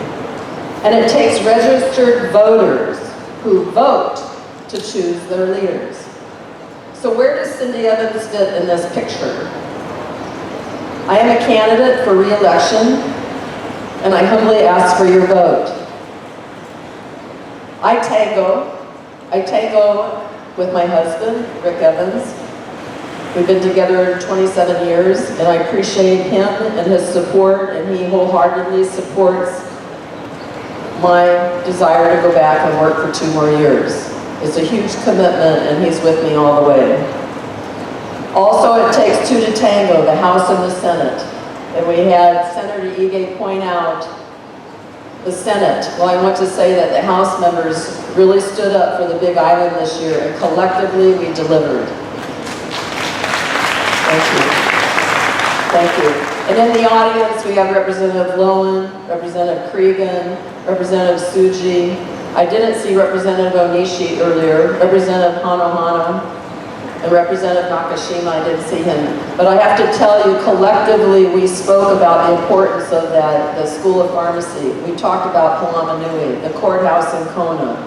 We talked about Coffee Bearer Board. Those are issues that we saw affected the Big Island, and I'm happy to say that the Senate and the House delivered. Let's talk about the communities that we live in. You know, each one of those represent a unique community. I happen to represent a rural district, and I feel so blessed to represent fishermen and farmers and hunters, small businessmen. I've got the tourist industry, the big hotels. I've got the Pakuloa training area, a military base. Each one of those represents a different community. But in the end, collectively, we're all one huge community. You know, I think with the years of experience that I've had, and plus drawing on my background, I think I can bring a great perspective to rural community. I grew up in Illinois, and my grandmother had a family of 15 children, my mom and dad, families of 10 children, and they were farmers. When I was a kid growing up, I saw the hunting. I saw them committed to the land. My aunt and uncle, after 28 years, finally took a vacation because they had cows and chickens and they were committed to the land. And they loved it. They had no regrets. When I realized that the hunting community and the rural community in Hawaii was being challenged because of urban Oahu and people not understanding the difference between rural and urban, we formed together this year and put together a package of 5 bills focused on hunting. But the bigger message wasn't about hunting. The bigger message is how do we, rural, which we are a minority in the House, Malama, Cliff, all of you know, if you add up the numbers between the Senate and the House, the rural legislators are a minority. So we have to come together. We have to learn to be a community and find common ground and really push the issues forward. Rural health care, transportation for our elderly, just to get to their services, is a huge issue. And our children that are in rural, what are the opportunities for them? That is why it was so important to have Palama Nui campus. We had to tell people in Oahu, do you not understand? They need hope and opportunity like you have in Oahu. It's so easy for them to jump on the bus and get there. We don't have that luxury. So collectively our voices have been very strong, and I'm very honored to be part of the voices. And then in closing, takes registered voters who vote to choose leaders. My challenge to all of us is let's get out the vote. Let's get people registered to vote. Let's get people in there that really, really push forward the rural values and our community values. And I humbly ask for your vote and thank you for your time. Hello.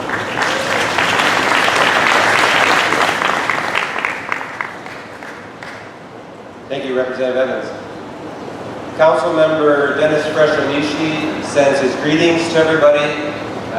He's going to forego his speech today, so you can thank him next time you see him. Aaron Chung is also a candidate, and he is participating today, but he's foregoing his opportunity to speak.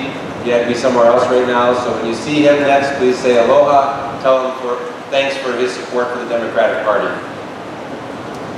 I'm hopeful sometime we'll be able to see Trustee Akana from OHA, and when she does arrive, we'll give her an opportunity to speak at that time. But at this moment, I'd like now to return back to the business that we were working on before. So if everyone would pull out their platform, and we will begin where we left off.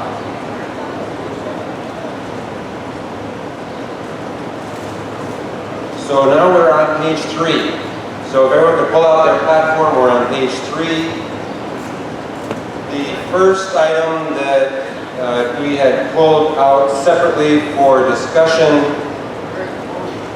was the motion on the floor is to delete the lines 1, 16, 17, and portion of 18. If you all look on page 3, lines 1, 16, 17, and 18, there's a proposed deletion of that sentence. That's the motion on the floor. We're going to discuss that motion now. If you support the motion, you support the deletion. If you oppose the motion, you don't want it deleted. Okay? So that's where we are right now. Is there any discussion on this matter? Thank you, Chair Tarnas. Patty from District 7. With all respect for the committee who worked so hard, this is a no-brainer as a Democratic Party statement of who we are and what we value.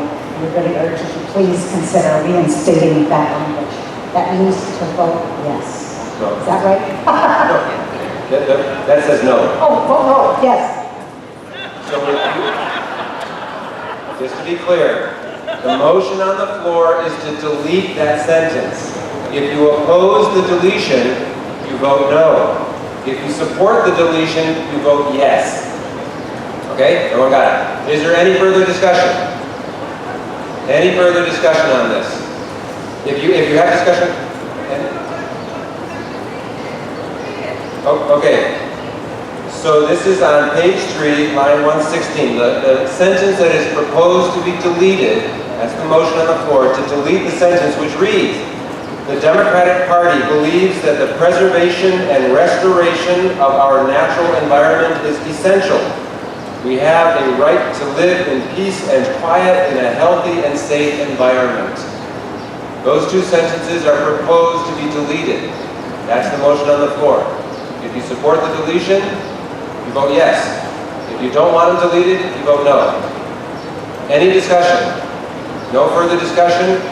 All those in favor of deleting those two sentences, raise your yes vote.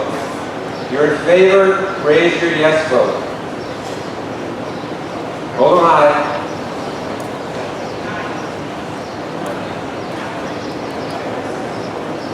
Oh, okay. Hold them up. We've got some people changing votes here. Hold it up.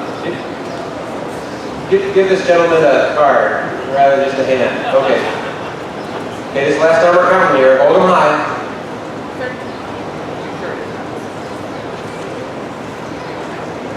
Okay, so we have 14 yes. How many, and those who oppose the deletion of those two sentences, raise your hand.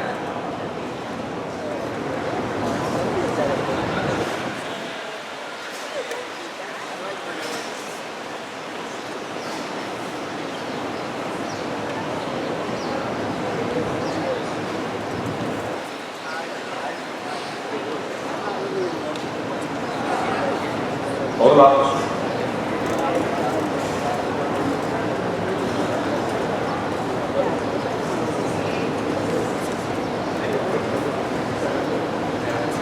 Okay, so we had the motion to delete these two sentences fails.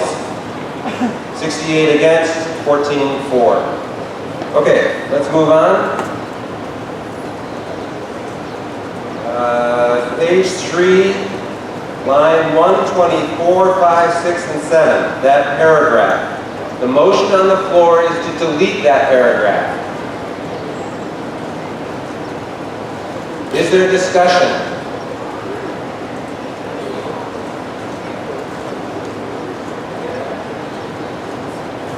Hi, I'm Carolyn Stewart, District 7, and I would like us to reinstate this paragraph. Water is really important to our island and to our state. It's important to our people. It's important to our agriculture. It's important to our natural resources. And I think it's really important for us to acknowledge that importance and our responsibility to Malama, the resource. Thank you. Thank you. Further discussion? I'm Barbara Lewis. I'm from District 5, Precinct 2, and I live in Ocean View. And I am also against deleting this paragraph.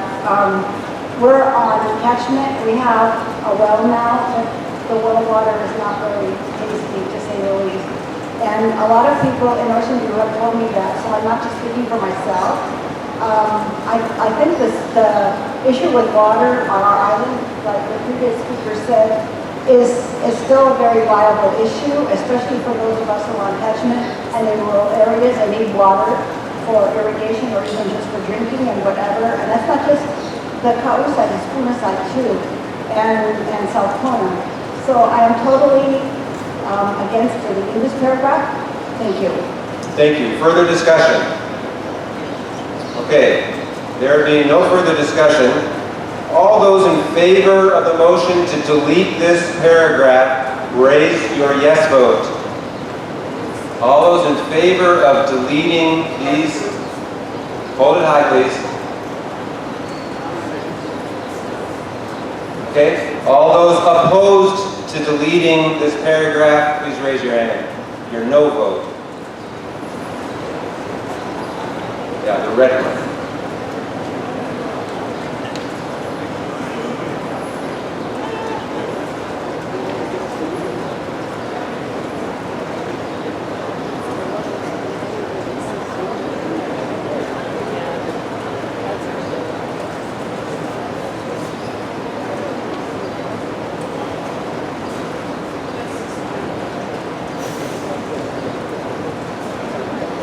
Okay, the motion fails.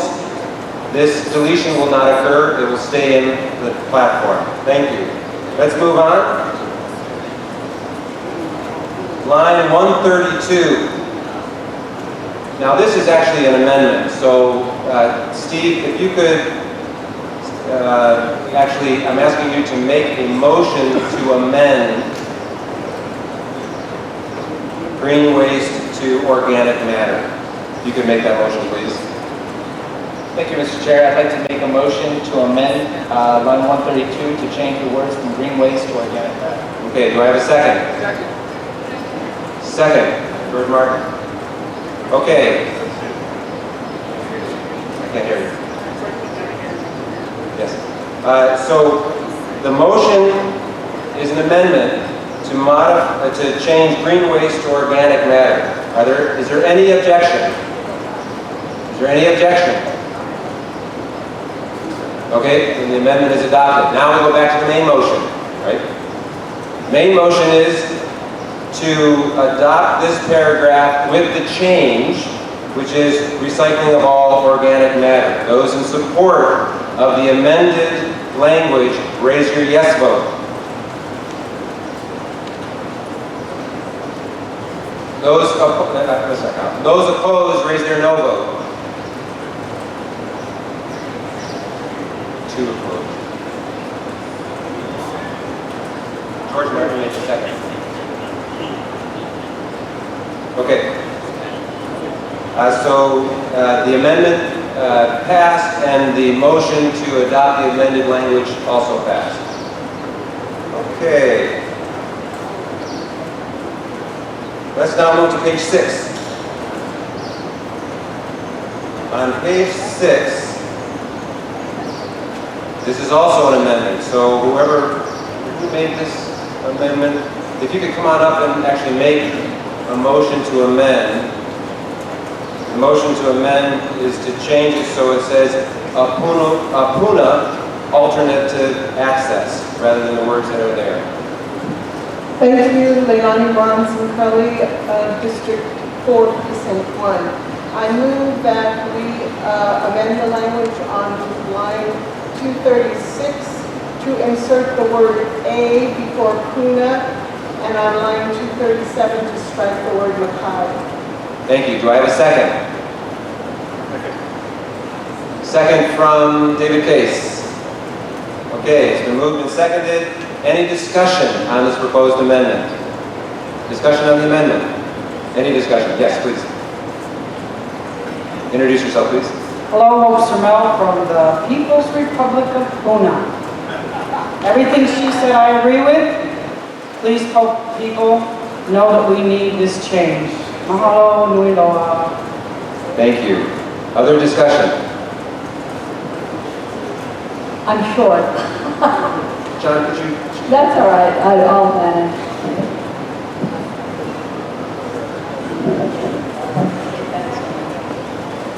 I'm also from Puna. Had property and lived there for about 15 years.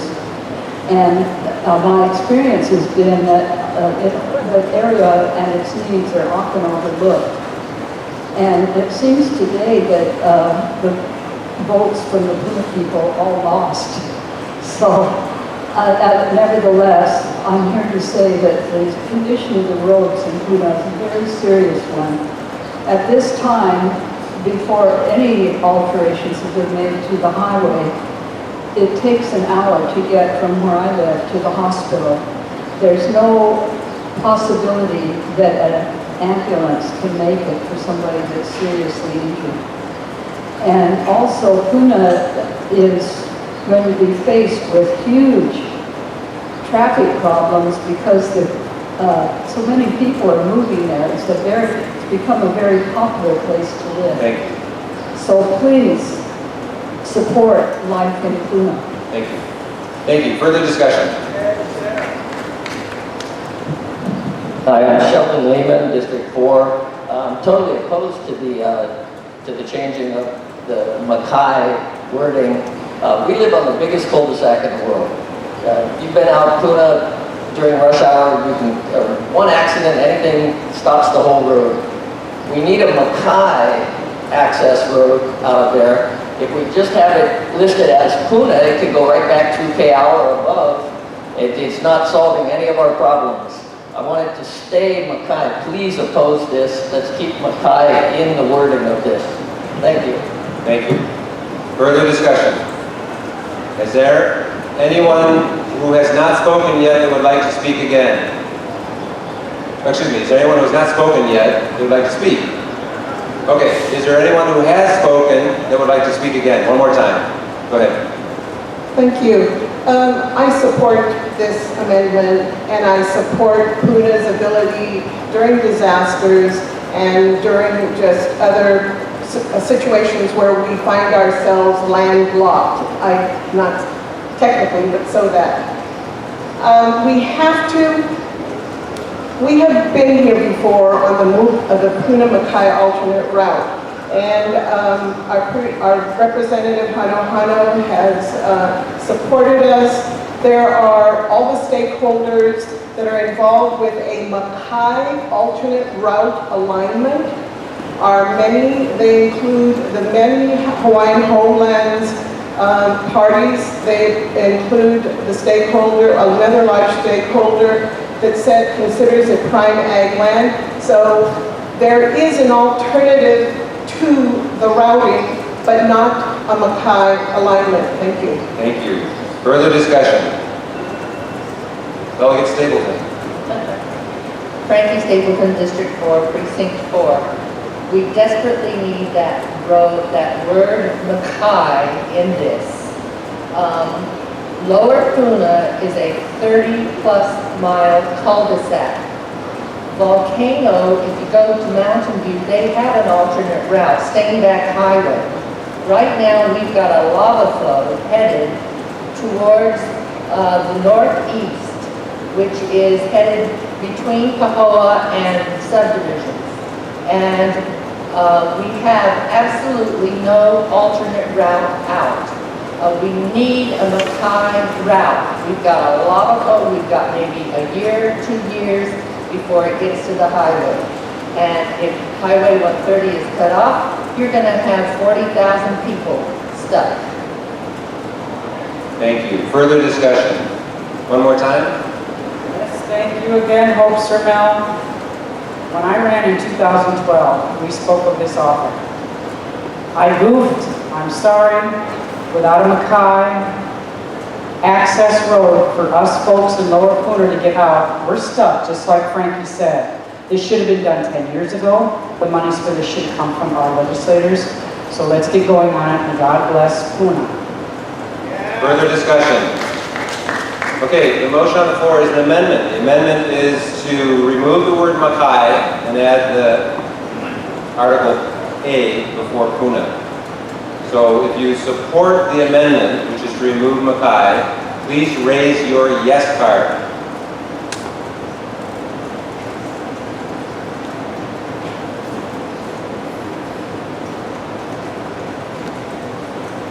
If you oppose the amendment to remove the word Mackay, raise your no card.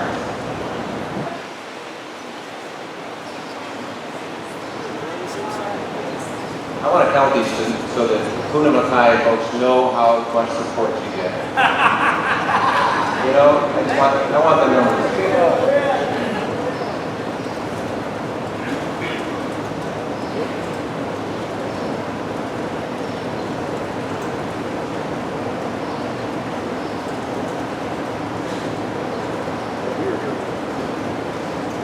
Okay, the amendment fails. The word Mackay is going to stay in it.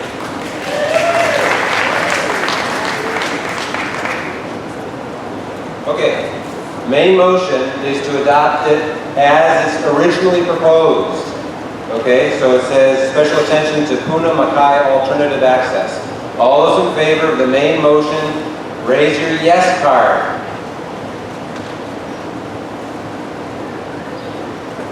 No. All those opposed, raise your no card. Okay, the motion is approved. Thank you very much. Okay, we're on to the very last item on the platform, and that is the very last paragraph. The main motion is to delete the final paragraph, 240 to 245. If you support the main motion, you support the deletion. If you oppose the main motion, you want to leave it in there. Okay? Do we have discussion? Delegate Cook. Very quickly, I can't imagine why we would want to strike this from our platform. Please vote to keep this in the platform. Thank you, which means you're voting So no. if you do not want it deleted, you would vote no. Okay, further discussion. Delegate Willie. Willie, District 7. I agree with Patty Cook. I worked on the platform in 2012, wrote this paragraph, and I think that what was important to me, or one of the things that was important to me, is that we're here not just for current generations, but for future generations, and stressing our openness, welcome, mutual respect for those who we agree with, for those we don't, and that we move forward for a special sense of place for the benefit of both current generations and future generations. So I urge you to vote to keep this language in, which means a no vote. Thank you. Okay, further discussion. Okay, the main motion on the floor that you're going to vote on is to delete the final paragraph. All those in favor of the main motion to delete the final paragraph, raise your yes vote. 1. All those opposed to deleting the final paragraph, raise your no vote. The motion fails. Thank you very much. Okay. Okay. We are now completed with the arduous task of the platform revisions. Give ourselves a hand.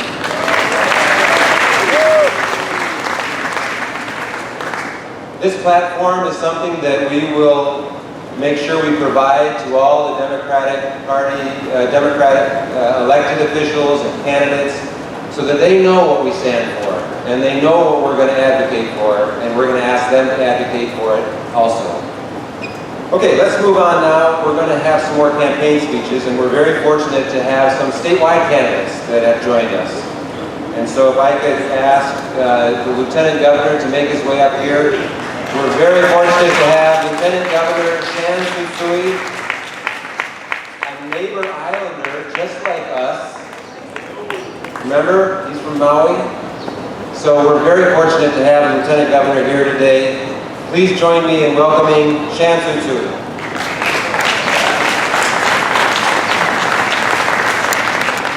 Good afternoon, everyone. Aloha. You guys are still cranking away. I know you started early this morning. And many of us who started our day off on Oahu at the county convention are making their ways here to the Big Island, and of course we'll end tonight back on Maui. You know, it's kind of interesting. I was thinking about, you know, what I was going to say at some of the party conventions, and talk about the Democratic Party and many of the good things that the Democrats stand for, and for everything from 1954 to today. And one of the things that I was thinking about last night was really what it meant kind of to be a Democrat and what it meant to be someone who had a sense of place and felt a part of something very special. And so it took me back to my childhood. I remember growing up in Kahului, Maui, and considering myself kind of like a free-range kid, like free-range chicken. You're not limited to the fences of your backyard, but really the entire town was where you grew up, and it was where you spent most of your life. And in many of those occasions, as we got onto our bicycles and kind of ventured out, even the further and further we got from our home, there was still that sense of connection and that sense of being a part of something.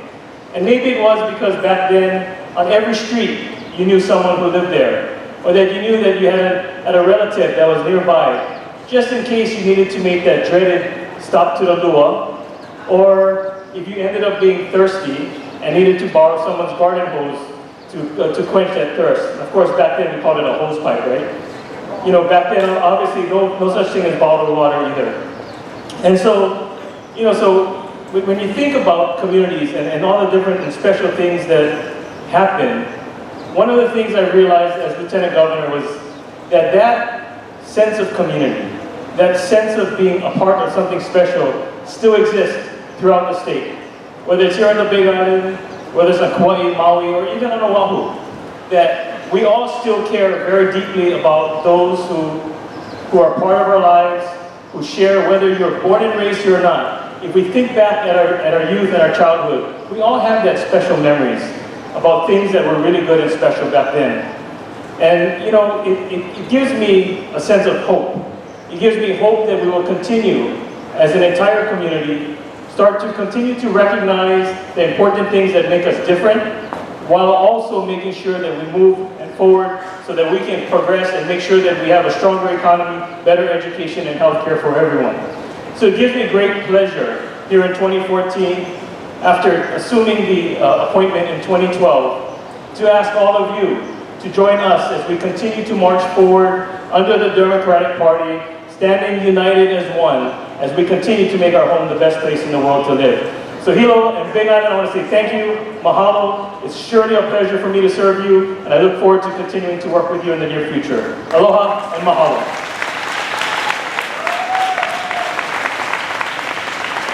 We're very fortunate to have these statewide candidates make their way over here. As I mentioned before, there's 3 conventions happening the same day, so we're very fortunate to have that. I'm checking to see if we could have a representative from our Congresswoman Tulsi Gabbard speak next, and then after that we'll have Congresswoman Colleen Hanabusa speak. And then we're also hoping to have Tony Gill join us, who is the candidate for state chair of the Democratic Party. We hope that he'll show up and be able to speak soon.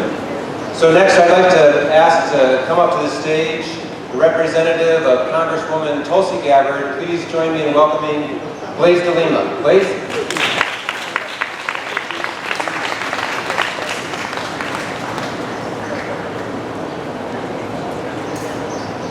Aloha!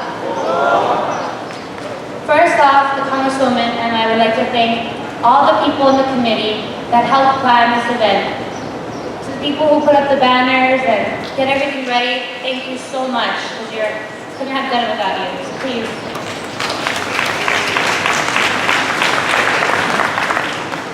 And then I'm not sure if you guys have seen the Grammys, but they do this thing called a selfie.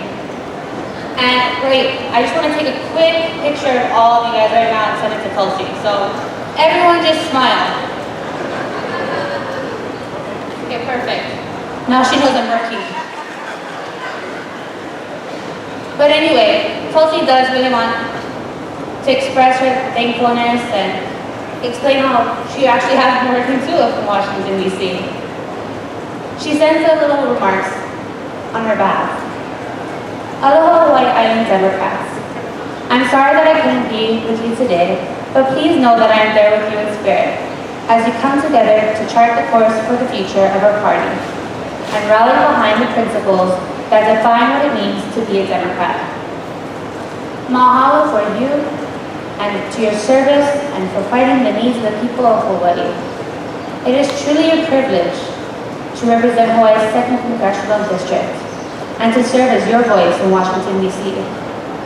This past year, in spite of a bitterly divided Congress, we have overcome tremendous odds to deliver real results for the people of Hawaii.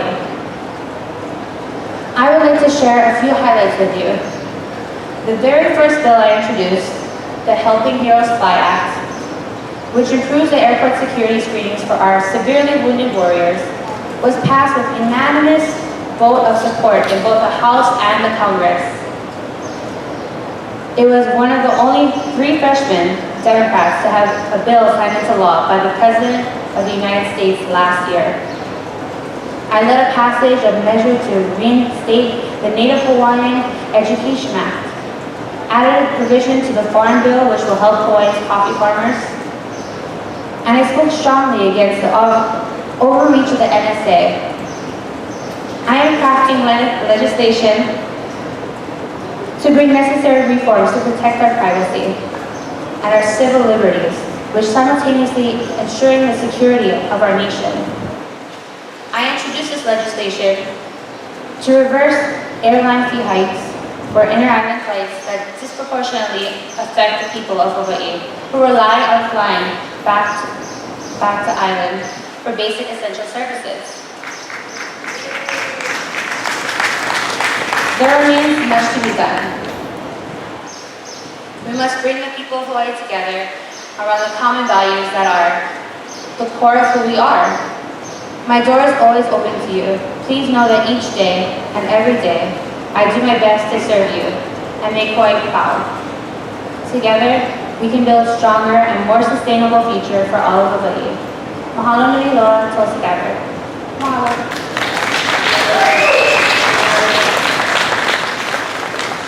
Thank you, Blaze. Next, I would like to call to the stage U.S. Congresswoman Colleen Hanabusa, all the way from Washington, D.C. We are very grateful that you made it here today. We are very grateful you made it here today. I know you're supposed to be everywhere at once. Mahalo. Mahalo, Dave. It's good to see you. Good afternoon and aloha, everyone. Thanks. You know, I was wondering, what do you tell Democrats who are giving up their Saturdays to be here in Sangha Hall, not air conditioned, so you guys all get an award?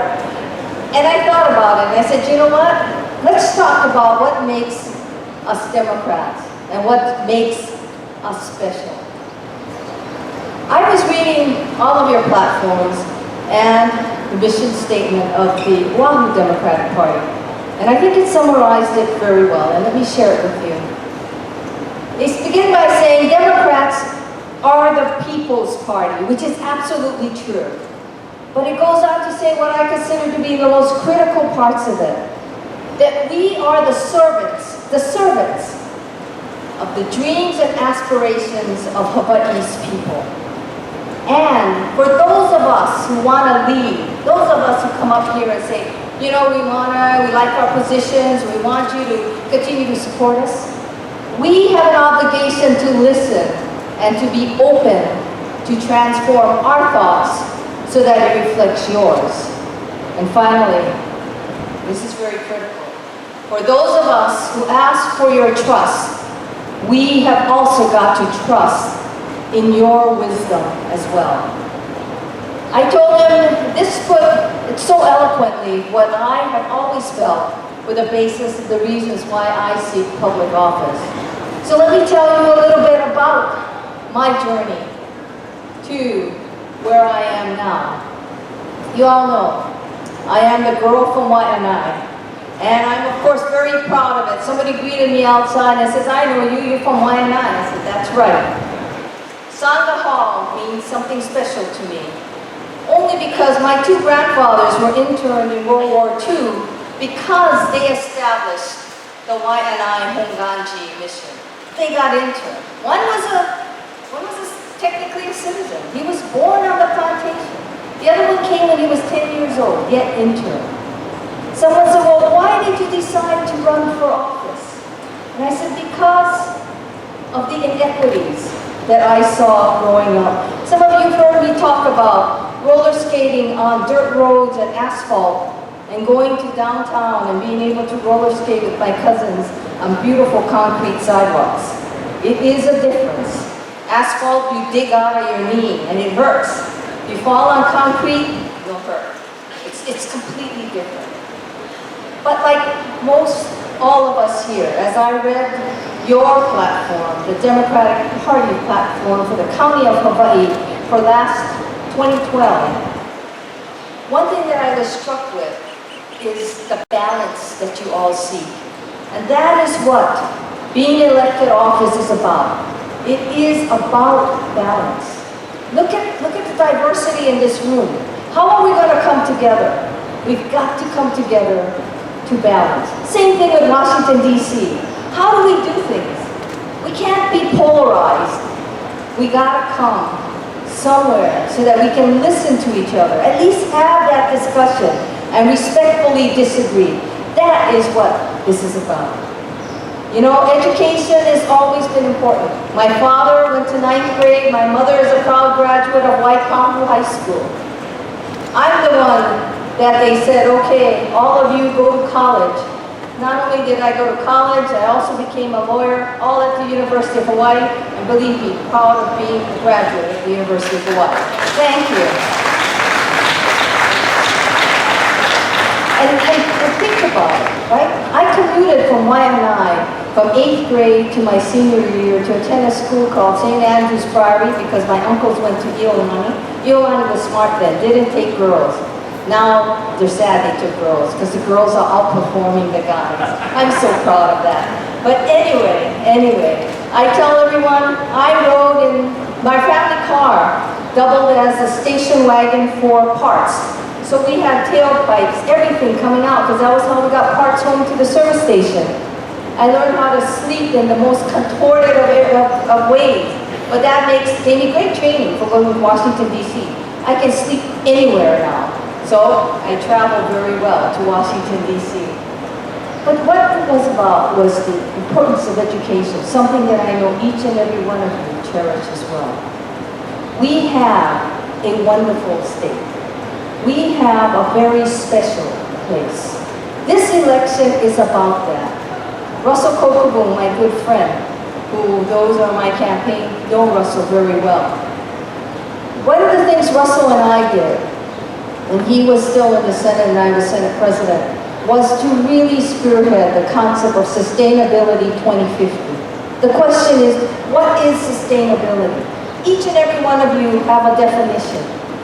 My definition of sustainability was I told Russell, it is the ability to watch your grandchildren grow because it means that your children feel that things are pono and therefore Hawaii is the future.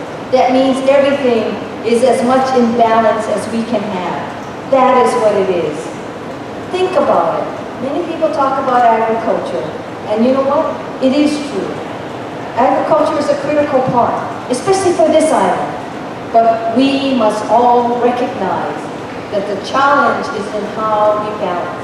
I ask each and every one of you to think about one thing. I started my political career in 1999, the same year, by the way, as Brian Schatz. And look at the records. I was the first woman to be a leader of either chamber in the Hawaii legislature. I led the Senate for 4 years before my good friend Chance Tsui. And what does that tell you? It tells you that we have records that you can judge us by.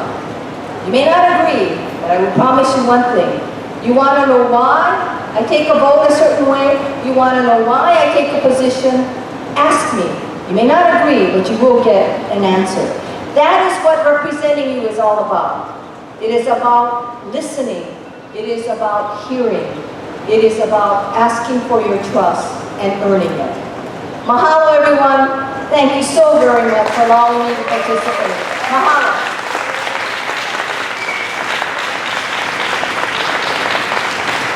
Mahalo, Congresswoman Hanabusa. It takes a lot of commitment to run for statewide office. Can you imagine campaigning throughout the state, going to all of the islands? It takes stamina, it takes organization, and I really appreciate that you made time in your schedule to come here. And also thank you to Chance Tsui for coming over here as well.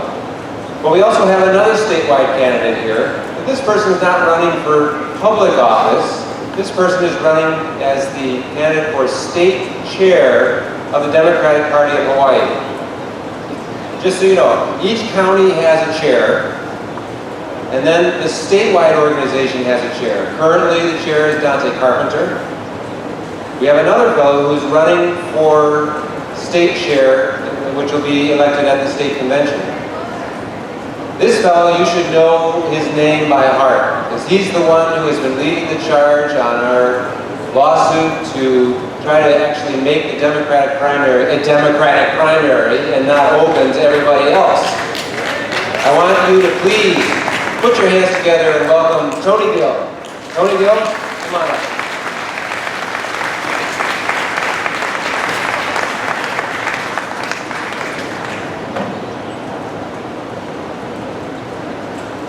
Hello, Hilo.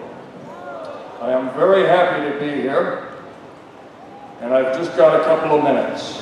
I am a candidate for the state party chair, which now proves to all of you that I'm not as smart as I thought. A thankless task, which is kind of like doing dishes for 50,000 people. But we are all here, are we not? Because we believe in the party. The Revolution of '54, I was there, I was little.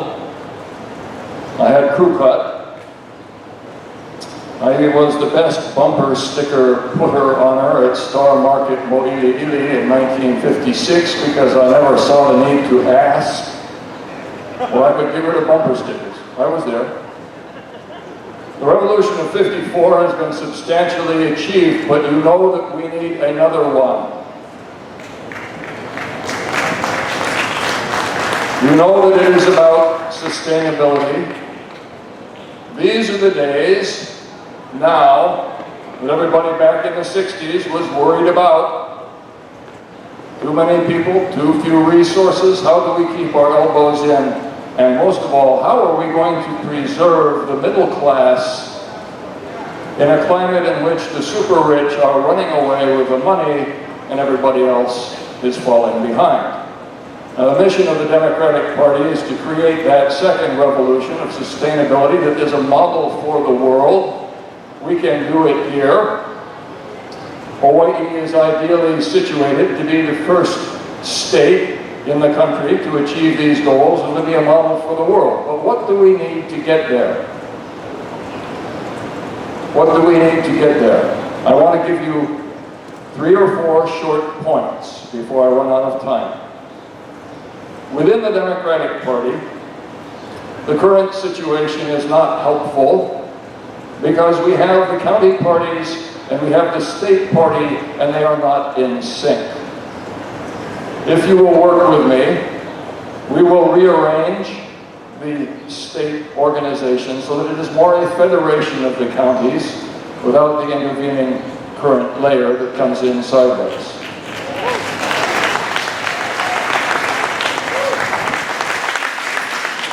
The second point is that we need to conserve the thing that we do best, and that is to create relationships of familiarity and trust between people of like mind. It is our only major asset, but conserving the web of relationships and building it at the grassroots is job number 1 always. We have not fulfilled that mission in recent years, but we need to keep our eye on that ball, and I will persist in that. You know where I stand on the question of party integrity and the lawsuit. It's on appeal to the 9th Circuit. If you do not understand, find afterwards. I'll be around for a few minutes before going to Maui. But let me say a few other things that we need to do. The caucuses need immediately to be repurposed into creating educational programs for the grassroots so that being a member has meaning. It is a big deal. Thank you. Also, everybody now has in their pocket the ability to video conference. It is time that the grassroots on the neighbor islands can attend large Oahu meetings with some people physically present and the rest of them virtually present from here to build participation. Thank you very much. Now, at the present moment, I may be campaigning without an opponent. If anybody chooses to step up, let's see you now. You got till 4 o'clock tomorrow, my friends. Anyway, it's a great pleasure to be here, and I enjoy the Big Island. I want to remind you that I used to live here, actually, in my back to the earth phase. I was one of the muddy people outside Volcano Village, and later had a pleasant time in Hilo. It is a great pleasure to come here again to see you all. I ask for your vote, and I have cards to give out in the ante room before sweeping away to the airport again. Thank you for having me. Have a great convention.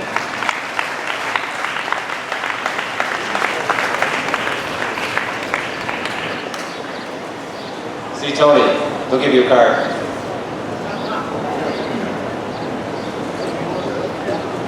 Okay, we have another order of business before we get back into our resolutions, because we have another birthday to celebrate. And this is a fellow who has been a die-hard Democrat, serves on the Board of Education as an appointee of the governor. And this is someone that has inspired his daughter to become very active in the party. So please join me in singing happy birthday to Brian DeLima. Happy birthday to you. Happy birthday to you. Happy birthday, dear Brian. Happy birthday to you. And guess what? He brought cake for us. Blaze brought cake for us. So I'm going to take a 5-minute recess so you can talk to Kalina Nabusa, Shan Tsutsui, and Tony Gill, and get some cake. 5-minute recess. So if you could get out your resolutions, paper, the package, we're going to be working on those next. Okay? Okay, the next item of business, consideration of resolutions being put forward by the Resolutions Committee. I ask a motion from the Chair of the Resolutions Committee, Mr. Gautier. Greg Gautier, District 7-7, where our mantra is will do, but our nemesis is mildew. On behalf of the Resolutions Committee, we do hereby I make a motion to adopt the resolutions as presented earlier. Thank you. Do I have a second? We'll do a second here. Ed James second. Okay, it's been moved and seconded to adopt the resolutions submitted by the Resolutions Committee. All proposals will be voted on at one time unless any delegate wishes to the convention to consider resolutions separately. Please look at the resolutions. Would anyone like to have a separate vote on any of the resolutions being presented? If you do, come on up so that everyone can hear you. And you can tell me which resolutions you would like to have considered separately.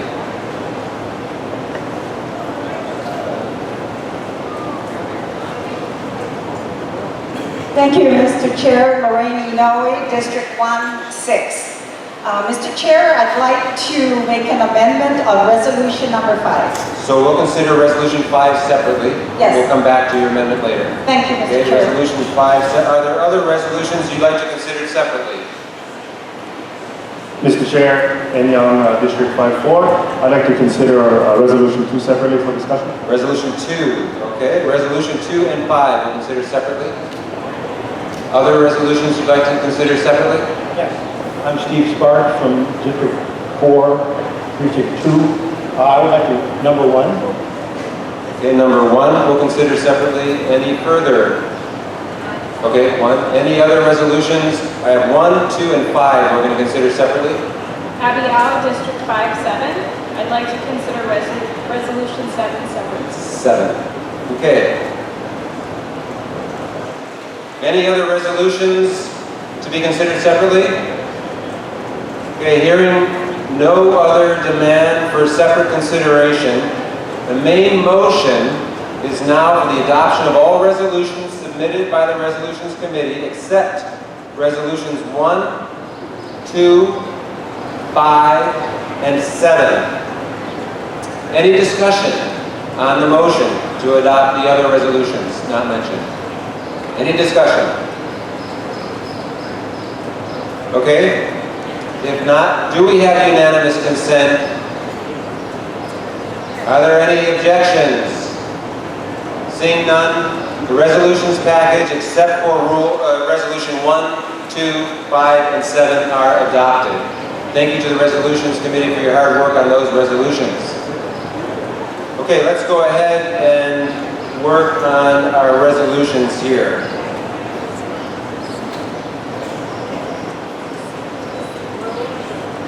Okay, we'll start with resolution number 1.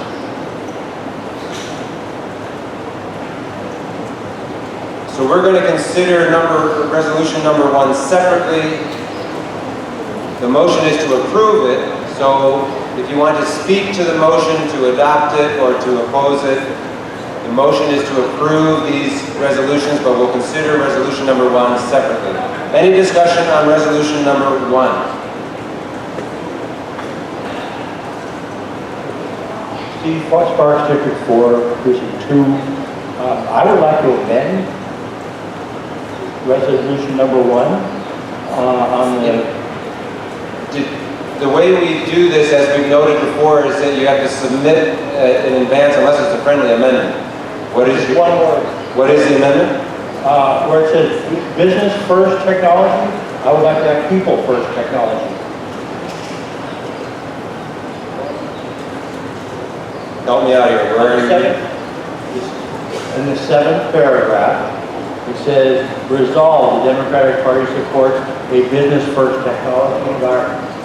And your proposed amendment is to change from business first to people first. Okay?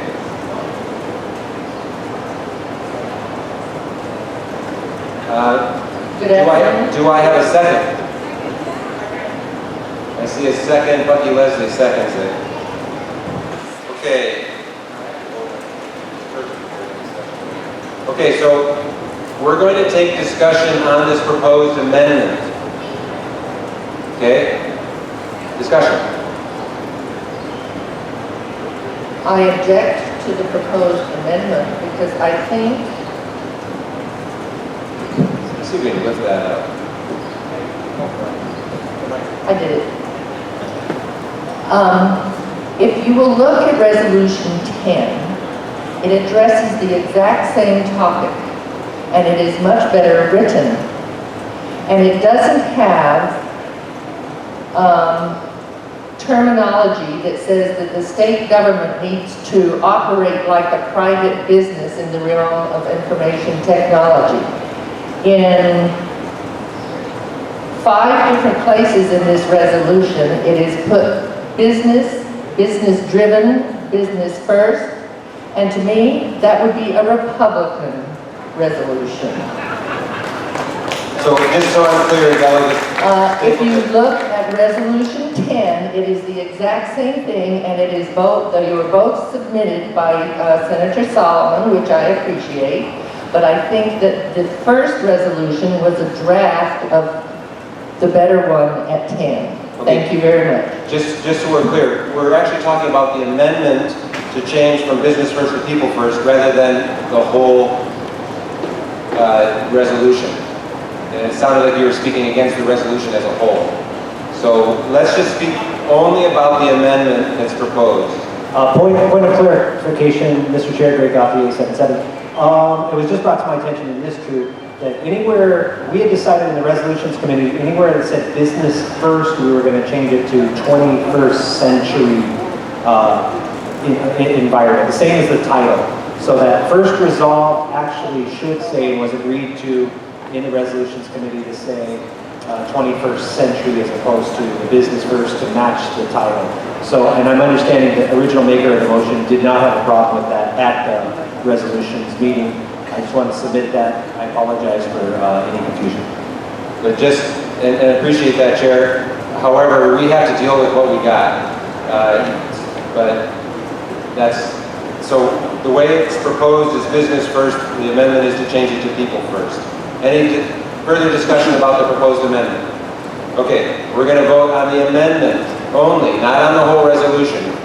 This is just the amendment to change The first resolve, from business first to people first. All those in support of the amendment to change from business first to people first, raise their yes vote.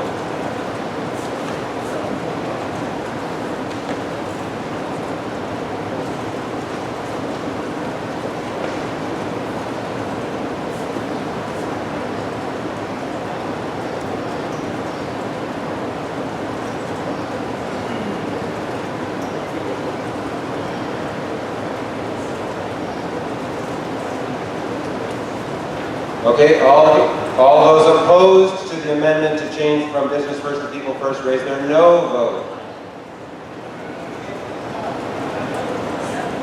Okay, so the amendment passes. Now we're back to the main motion, which is on the resolution, number 1, as amended.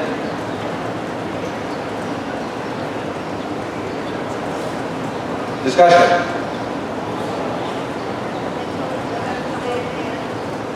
Discussion.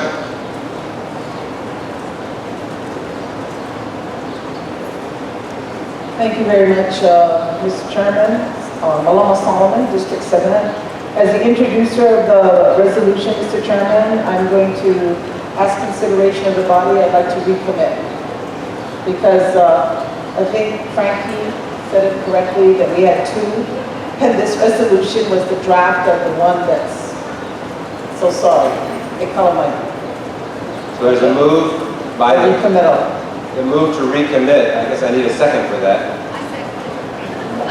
Seconded by Delegate Stapleton. We have moved and seconded to recommit, and we'll take that to a vote. The vote is to recommit resolution number 1. All those in favor of recommitting, raise your yes vote. All those opposed, raise their no vote. What does it mean? Oh, recommit means that it's no longer under consideration. No, is there any objection to recommitting? No objection to recommitting. Resolution 1 has been recommitted. Thank you. Okay, let's move on to resolution 2. Resolution 2, the main motion on the floor is to approve resolution number 2. Is there any discussion on resolution 2? Photovoltaic resolution. Any discussion? No? Yes? Okay, come on up. Introduce yourself, please.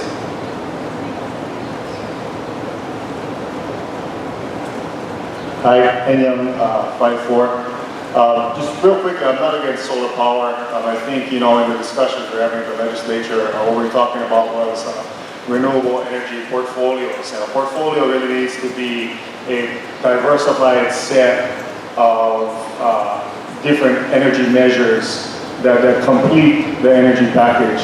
I'm a little concerned that this one is a little bit too solar focused. And I think secondly, what we've seen when we used to, I used to work at the state, but when we used to try and implement solar photovoltaic system programs, was basically that the people who really are able to adopt solar were usually the wealthy or the middle class. And what happens is the infrastructure gets put on the back of the low income. That's really my only concern. Thank you. Further discussion on resolution number 2.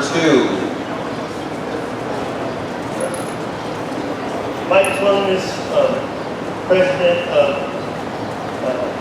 District 3 Precinct 5. I put forward this resolution, and part of the reason I put it forward is there's a lot of attempt to block the implementation of solar by the power companies. And what I'm trying to do is get the Democratic Party to put pressure on the state party, to cause the Public Utilities Commission to give fair consideration to people who have solar. I'll give you an example. The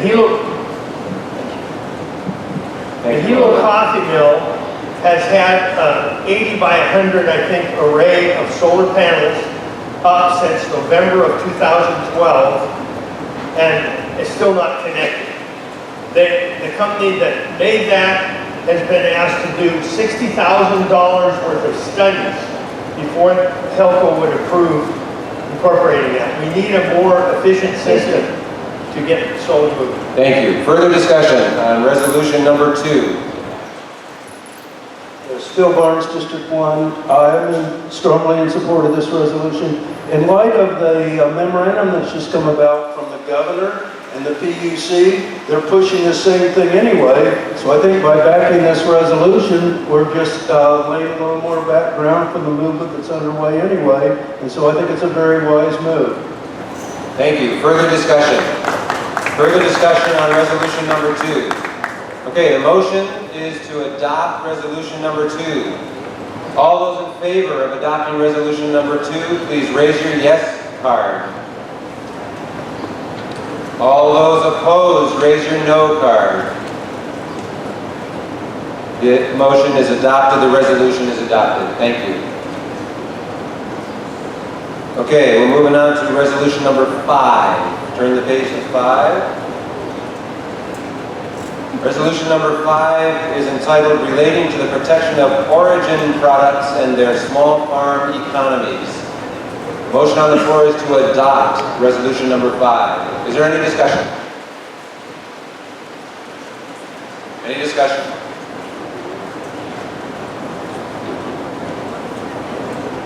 There being no... Please. Resolution number 5. Do you support it? Do you oppose it? Let us know why.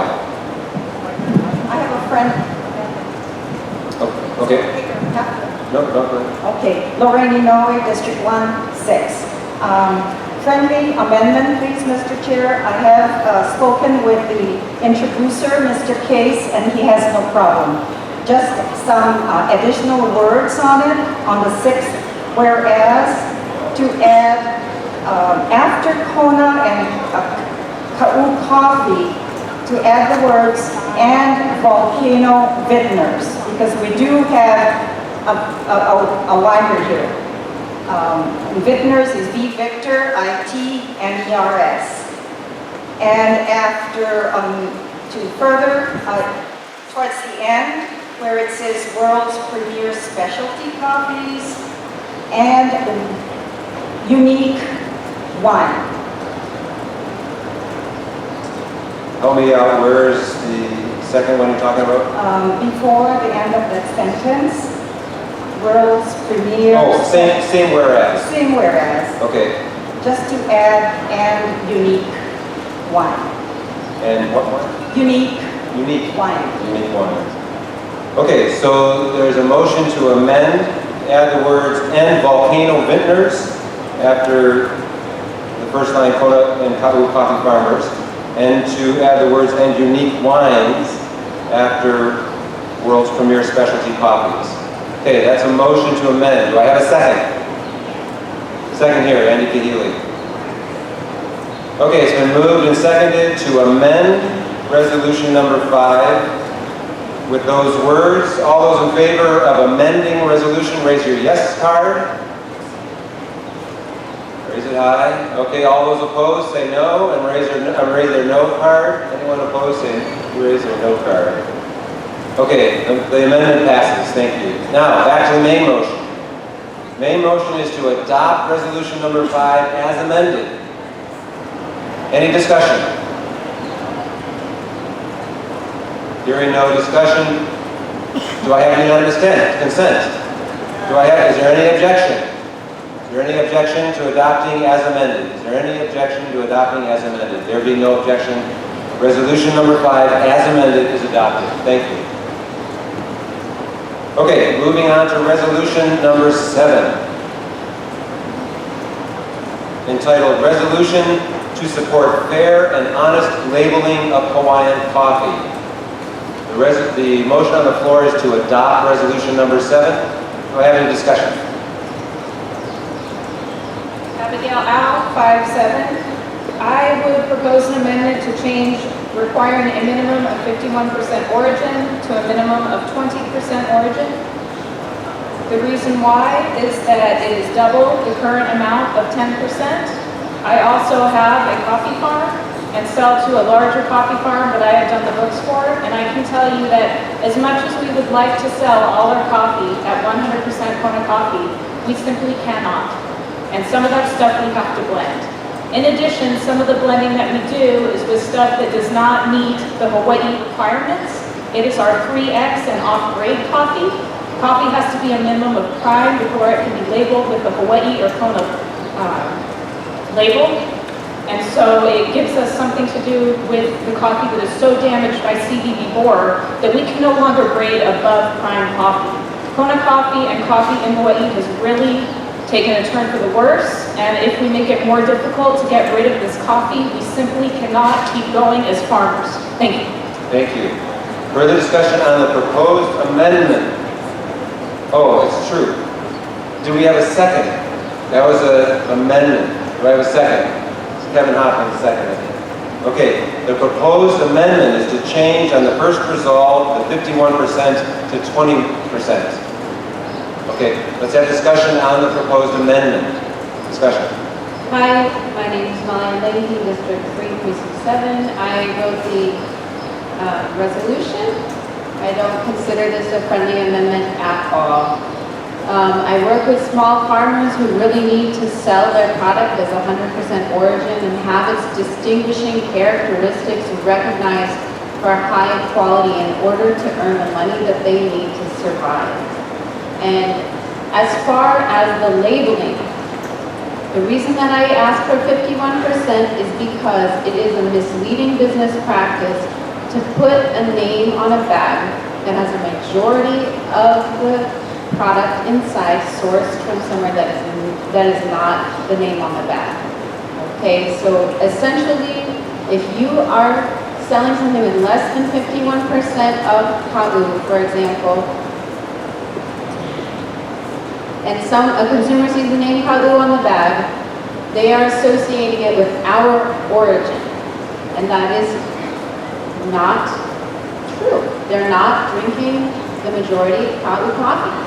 And honestly, honesty in business is a principle and a value that we need to uphold. Thank you. The proposed amendment, change 51% to 20%. Discussion. Rico Reed, District 1. I think it's getting a bit silly here. I trust people of Hawaii are capable of understanding what 10% is, and that growers put 51% on their label if that's what it is. This is a frivolous amendment. Okay, any further discussion on the proposed amendment? Okay, we'll vote on the amendment first, not on the resolution. The amendment is to change from 51% to 20%. All those in favor of changing from 51% to 20% raise their yes card. All those opposed raise their no card. Okay, the amendment has been rejected. Thank you. Okay, let's now move to the main motion on resolution number 7. The motion is to adopt, is to approve resolution number 7 as written. Discussion. Okay, do I have any objection? Okay, do I have any? Okay, I do have an objection. Okay, so all those in favor of adopting resolution number 7 raise their yes card. Okay, all those opposed raise their no card. Okay, it has been approved. Resolution number 7 has been approved. Thank you very much. Okay, we actually have 2 resolutions that were brought to us today, and as chair, I have the discretion of whether or not to hear them if we have time. Well, we do have time. And so what I'd like to do is ask for whoever proposed the platform accountability resolution to make a motion to adopt. So it actually has George Robertson on it, but is it Frankie? Who's going to... This is the Platform Accountability Resolution. Do I have a motion? Are you going to move? Okay.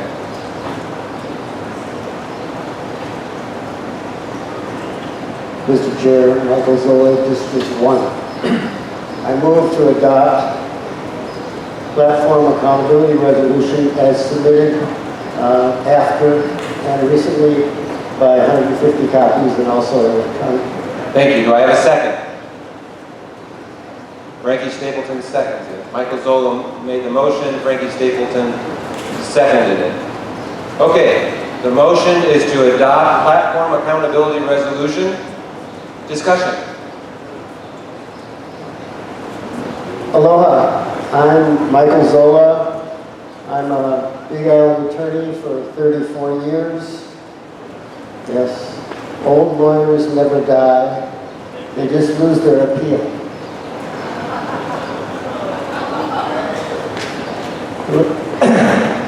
Thank you for staying awake.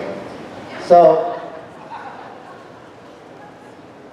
I'm also a member of the platform committee, and I first want to say that all those amendments that you rejected are not taken offense. We have great respect for all the work that went into the previous platforms, and our only intent was, one, to trim some of the fat that we thought was unnecessary language, and I only have 10 seconds left? Yes. Sorry. This resolution is to give some teeth to the platform. It's our party platform. Thank you. And the idea is, if you read it carefully... Thank you. Further discussion. Sorry, Michael. You're a lawyer. You know how it is. You may come back up again after everyone else has spoken. Other discussion on the platform accountability resolution.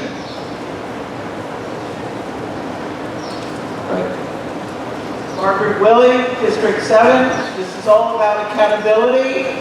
We've watered down some of the more controversial aspects of the platform. I would hope everyone here could support what we have. And I think it's important that everyone read it and identify with it and be able to state, yes, I support it, or no, I don't support it, and be members of the party. We are a team. We need to all work together and collaborate and support and be accountable. That's it. Thank you. Further discussion. Yes, Bill Barnes, District 1. I've introduced virtually the same resolution at least 4 or 5 times, and it's still a key issue to me. We're wasting all of our time here doing this meeting today if we don't hold the elected officials accountable for following the lead that we're setting. So I strongly urge you to pass this. Thank you. Further discussion. Brian DeLima. I support accountability, but I'm not certain that this resolution is what's needed to be adopted. Let's think about it. Some stuff people agreed to, and some stuff people didn't agree to. There's a majority vote and there's a minority vote. Now, the rules say that if you run for office, you have to pledge to support the platform and resolutions, except for those platform and resolutions that you disagree with. The rules allow for people to indicate that they disagree with certain positions. You know, this is not the Politburo where we have to all step in line each and every issue. There's room for disagreement. So why are we I got no problem publishing those people who disagree with certain issues. But to kind of suggest that we all gotta agree to whatever the majority agrees to, hey, that's not democratic. That's autocratic. So I think we should vote this down. Thank you. Thank you very much. Further discussion.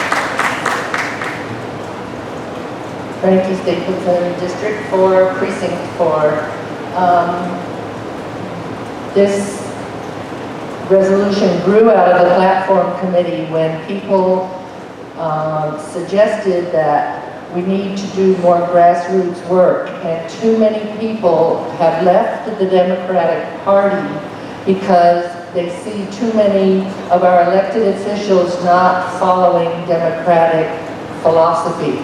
And so this is to help build grassroots. Nobody is suggesting that it's autocratic. It's just we're asking the HCC to make public what candidates, including incumbents, support the platform, or don't support the platform, or those who have reservations about the platform. So it is a grassroots effort to hold our candidates, and I see some here today who've never been a Democrat before, but all of a sudden they're espousing their values. Thank you. Thank you very much. Further discussion? Yes.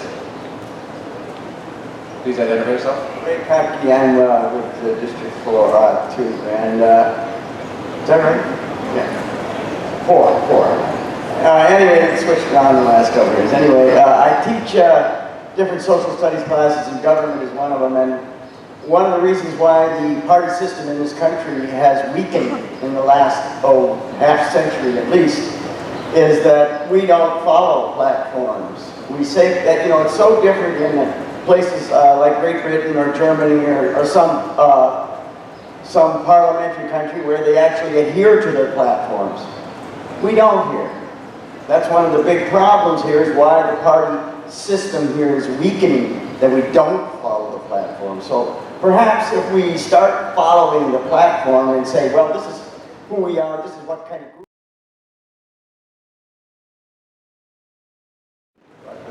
Would happen to any of us. So I would vote this down, or urge you to vote it down. Thank you very much. Thank you.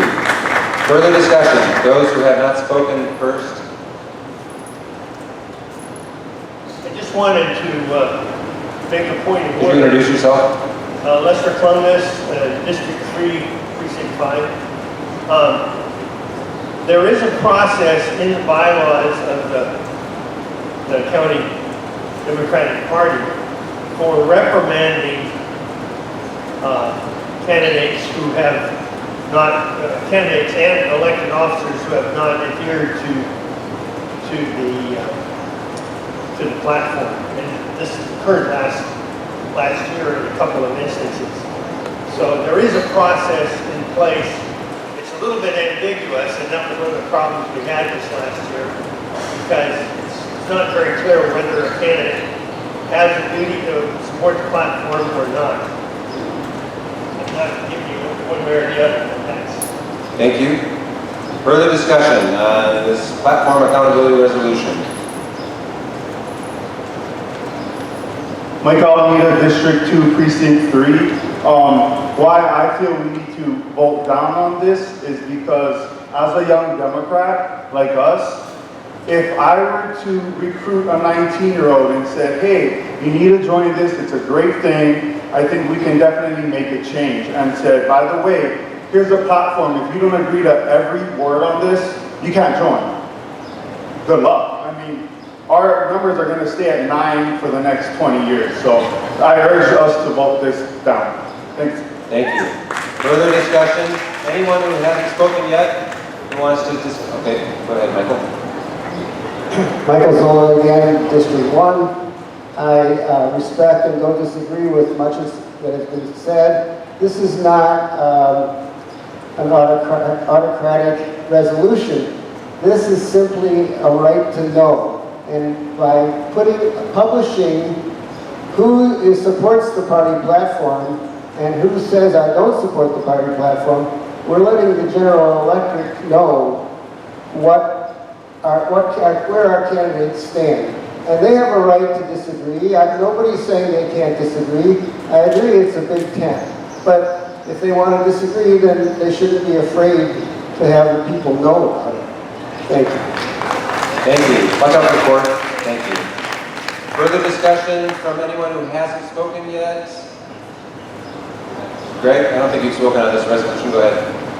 Greg Gauthier, 77. I'm in favor of voting down this resolution. I think in terms of democracy, in terms of the Democratic Party, in support of science and intellectualism and creative thinking, do not take the nuance out of what we are doing here. And the more black and white we make things, the less gray area exists. And we are a party of the gray area. We should celebrate the gray area. We hold our politicians accountable when we vote for those politicians. That's where we take them to task. Here, listen, politicians, you know these people are serious. They want you to as much as possible, adhere to the platform. But we have to allow our leaders the flexibility to make the compromise. Otherwise, we end up like that other party. Thank you. Further discussion? I think all the points, Margaret Willey, District 7, are legitimate, and there are concerns, and maybe we need to work on this more. I think we're trying to move in the direction of right to know, or no one's saying you don't be a member of the party if you disagree with this. It's saying, do you agree with the platform? Sign your name. If you don't, say no, and say why you don't. So that it's not just us that are members of the party, so other people know, other people who are members of the party or otherwise know what we stand for. So again, it's a step in the right direction, and if the group feels we need to work on this more, fine, but I think that this is not a party of you can have any belief, and that's what I see. Anybody can say I'm a Democrat, I'm running, I'm a Democrat, and that's not what we should be. We should start thinking and making people think about the platform. What do I agree with? What don't I agree with? And let the electorate know where you stand. Thank you. Thank you. Further discussion? Phil Burns, District 1. Nowhere in this resolution does it say if you go against a platform 3 times or 6 times or whatever, you're kicked out of the party. I think people are overreacting. I think it's a general resolution that makes politicians think about what the party stands for. Do they really back those positions? Nobody's going to back everything we pass here 100% of the time. We don't expect it. But that doesn't mean that there's any problem with saying they should take a serious look at our resolutions. And if they can't really agree with most of the resolutions they're passing, you know, what are they doing under the big tent? I mean, our tent is a big tent, but it's not infinite. Thank you. Further discussion? Yes, please. Hi, I'm Sheila Howard from District 1. Speak in the mic, please. I'm Sheila Howard from District 1, and I want to say my first thought, I thought of the Tea Party, that they would be setting that down, okay? But the more I thought about us as who we are and why I'm here is that I am supporting the Democratic platform, and that we're coming together to define who we are. So I think it's very important that we know what the platform is. And if a candidate says, I do not like this because of this one point, it's a good way to bring attention to the Democratic Party that maybe this piece of the platform has to change. So I think it's valuable to go ahead and support this for change with the platform. Thank you. Thank you. Further discussion?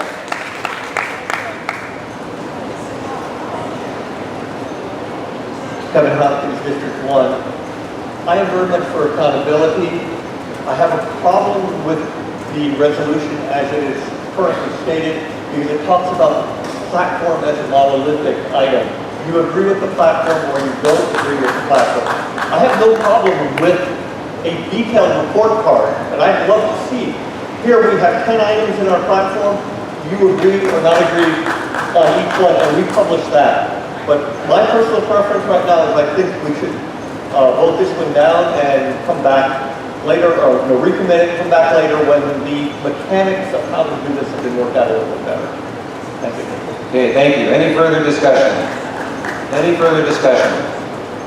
Okay, so you've heard comments for and against. We're going to take this to a vote right now. The motion is to approve platform accountability resolution as written. All those in favor of adopting this resolution, raise your yes card.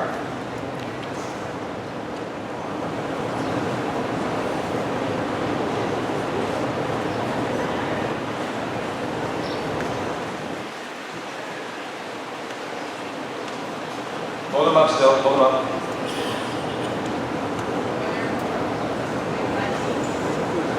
Okay, all those opposed to this resolution, raise your no card.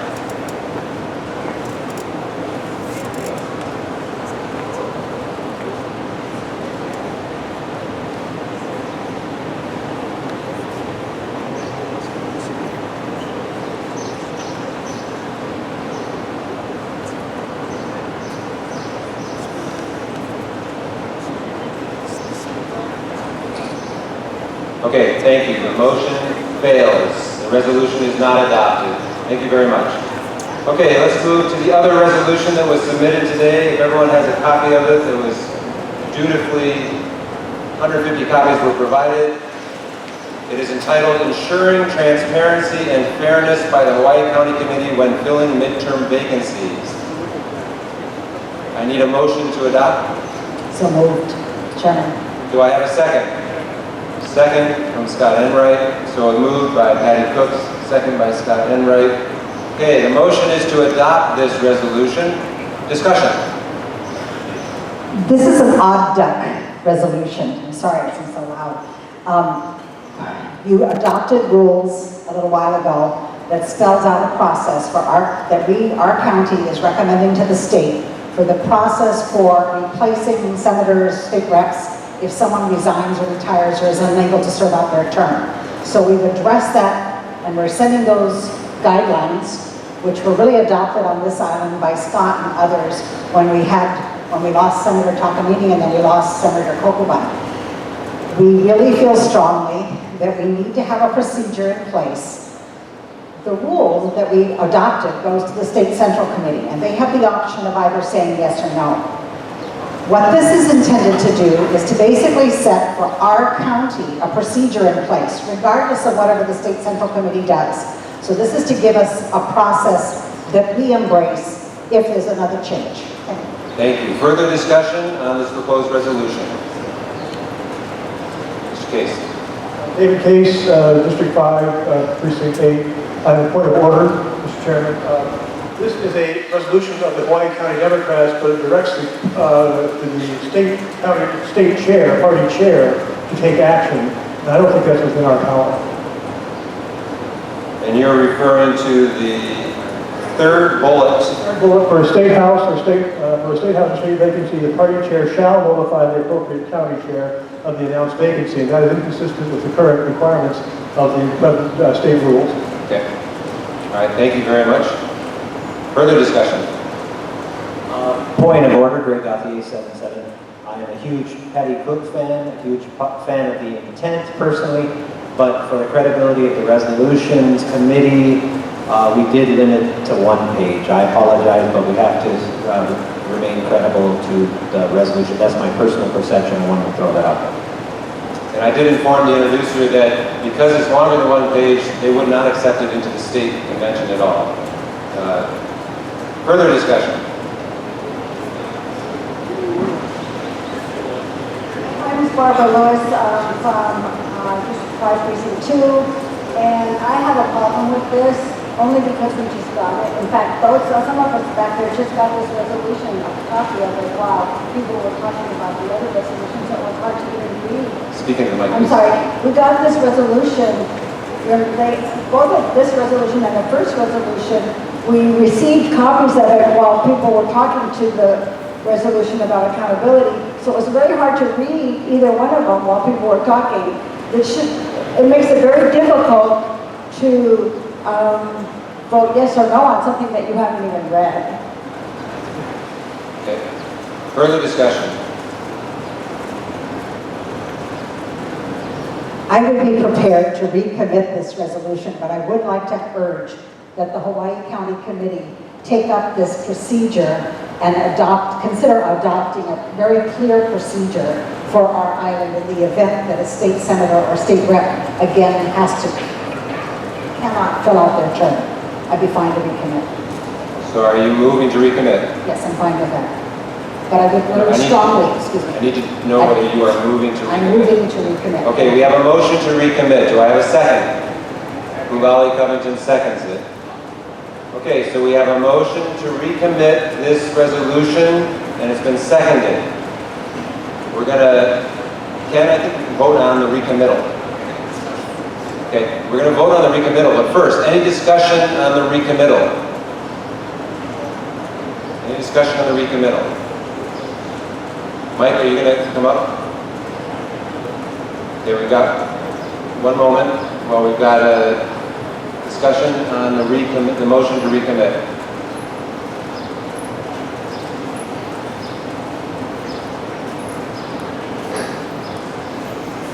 The county process for presenting these resolutions initially in the pre-convention. And when you have a resolution this complicated, it's really not fair to the party to bring something this complicated at this meeting. It should be submitted for the pre-convention. That gives people time to consider them and think about them and then decide whether they should be brought forward to the general county. Thank you. Any further discussion on the motion to recommit? Okay, all those in favor of the motion to recommit, raise your yes card. All those opposed to the recommittal, raise your no card. Okay, the motion passes to recommit. So, at the Hawaii County Committee, we will certainly put this on the agenda for further discussion. And just so you know, the rules that we have just adopted are going to be ones that we in the Hawaii County Committee have to look at and make sure that if there's any steps that we need to take to implement those rules, we can do that by passing resolutions within the county committee. So we will certainly take this up. Okay, we are running ahead of schedule, which is a delight, but we do have one more candidate who's not here. So what I'd like to do is actually ask for the chair of the Hawaii Island Youth Democrats to come on up and introduce himself and tell us a little bit about the Young Democrats organization and tell us why he started it and what you're going to do with it. Ikaika Mahoe, Hawaii Island Young Democrats organization. Hello everyone. I would thank Chair Barnes for giving me the time to speak in regards to our new established chapter, Hawaii Island Young Democrats, which was established just really a month ago on March 25th, 2014 by highly motivated individuals who are standing here and part of this group. You know, it was just pretty much the 9 of us sitting in a room, and we know that there's an issue at hand in creating involvement among those in the younger demographic to get involved in the party, get involved on the issues taking place, that either county issues, state issues, and national issues. And at this time, I'd like to recognize them and hopefully they can stand up if they're all here. Those involved with the Young Democrats, Hawaii Island Young Democrats, could you please stand?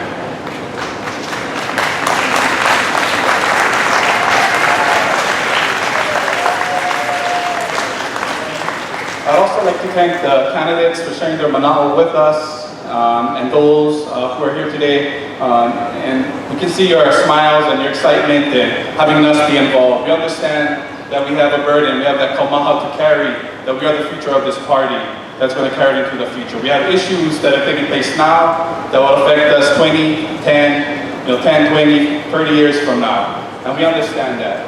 Right now we're trying to rally, we're trying to recruit, we're trying to promote engagement within the party.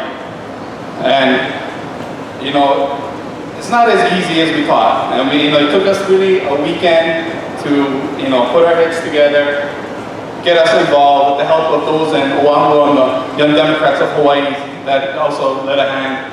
Those within our own party here in Hawaii County who has been been mentors to us as well in helping getting us and be involved in engagement and mentoring us along the way. And we'd like to thank you guys as well. We understand that the state of Hawaii is the last in voter turnout. At one point, we was the #1, we was at the top of the list in regards to voting turnout, excuse me. And, you know, what I like to tell these guys is we're warriors, right? We have a warrior lineage to these islands, and we're going to go out there, promote these issues among those within our age gap, in getting involved with, you know, national issues, county issues, and understanding the value of the vote. For some today, they feel like when we ask among those who are in our age demographic, they don't feel like their voice counts, their vote counts.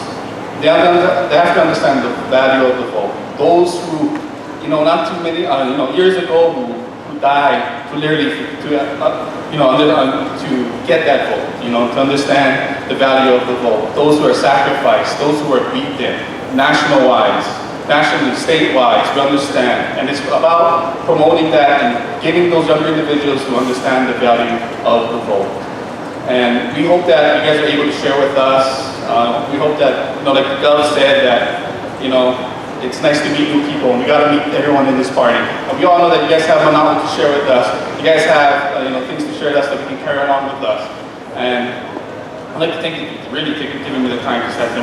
We're proud to be here, and we're proud to be here towards the future. We're proud to, share the values of this party. And I'd like to thank you for letting me speak. Thank you to the chair. You've been running this smoothly. Can we give the chair a round of applause to allow me to run this really smoothly, to allow me to give me time to be able to, give a shout out to our young dance. But thank you very much. Follow.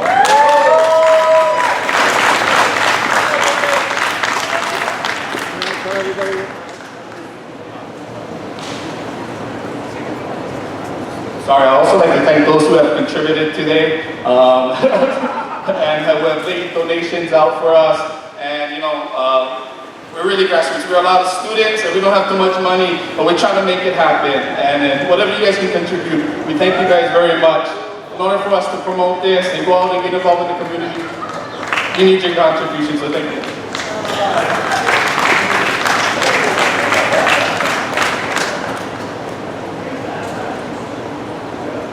Okay, well, we've finished with the business of the convention. I'm going to recess for 5 minutes while we figure out how we want to handle moving forward. I'll reconvene in about 5 minutes. We have one more speech. Senator Schatz is on his way, but he's not here yet. But let's recess for 5 minutes, and then in 5 minutes I'll come back and tell you what our plan is. Recess. Elected officials who are here today to come on up on stage, and we will sing Hawaii Aloha, and then we will adjourn. And Senator Brian Schatz is on his way, but he's not going to be here until 3:45. If anybody wants to stay and meet with him, he'll be here, and you're welcome to stay and meet with him at that time. But what I'd like to do first is make some acknowledgments. First, I would like to thank our co-chairs, John Irvin and Ed Miranda. Could we give them a big round of applause?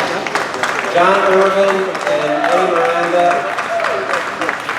those two worked so hard to make this happen. We really appreciate it. John Irvin and Ed Miranda. I want to thank our co-chairs, Robbie Robertson and Drew Kanuha of the Platform Committee. Thank you very much. I want to thank Greg Gauthier and Hulali Covington of the Resolutions Committee. Mahalo. I want to thank the Rules Committee co-chairs, Ken Goodenow and Phil Matledge. Mahalo nui loa. I would like to thank the pre-convention meeting organizer, Patty Cook. Patty, mahalo for your hard work on the pre-convention. I want to thank our credentials chair, Amy Miwa. Mahalo, Amy.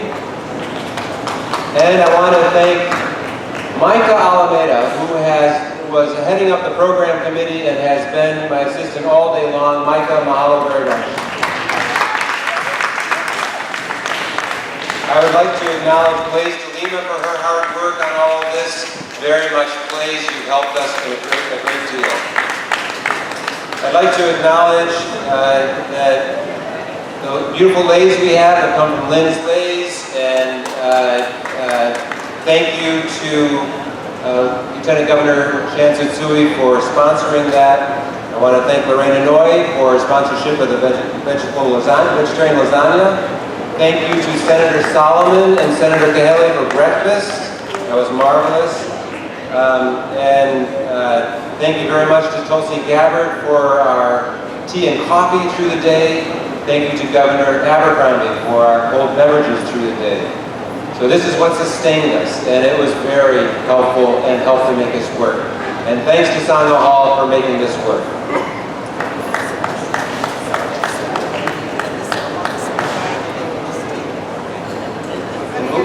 Ulali just said that we've got some extra food, so they very kindly packaged them into Ziplocs so you can take them on your way out. That would be just great.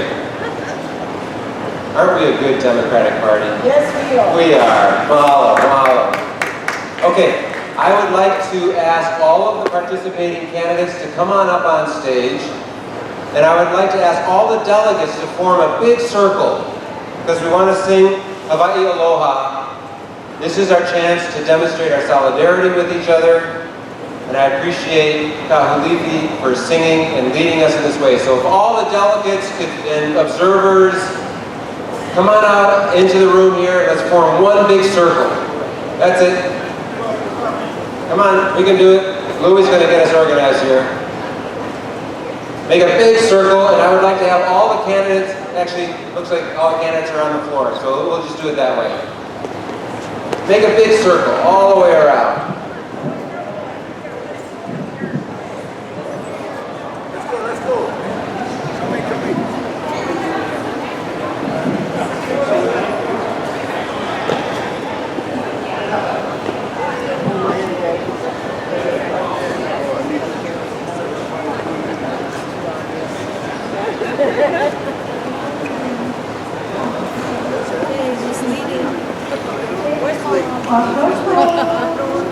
Okay, there's Malama.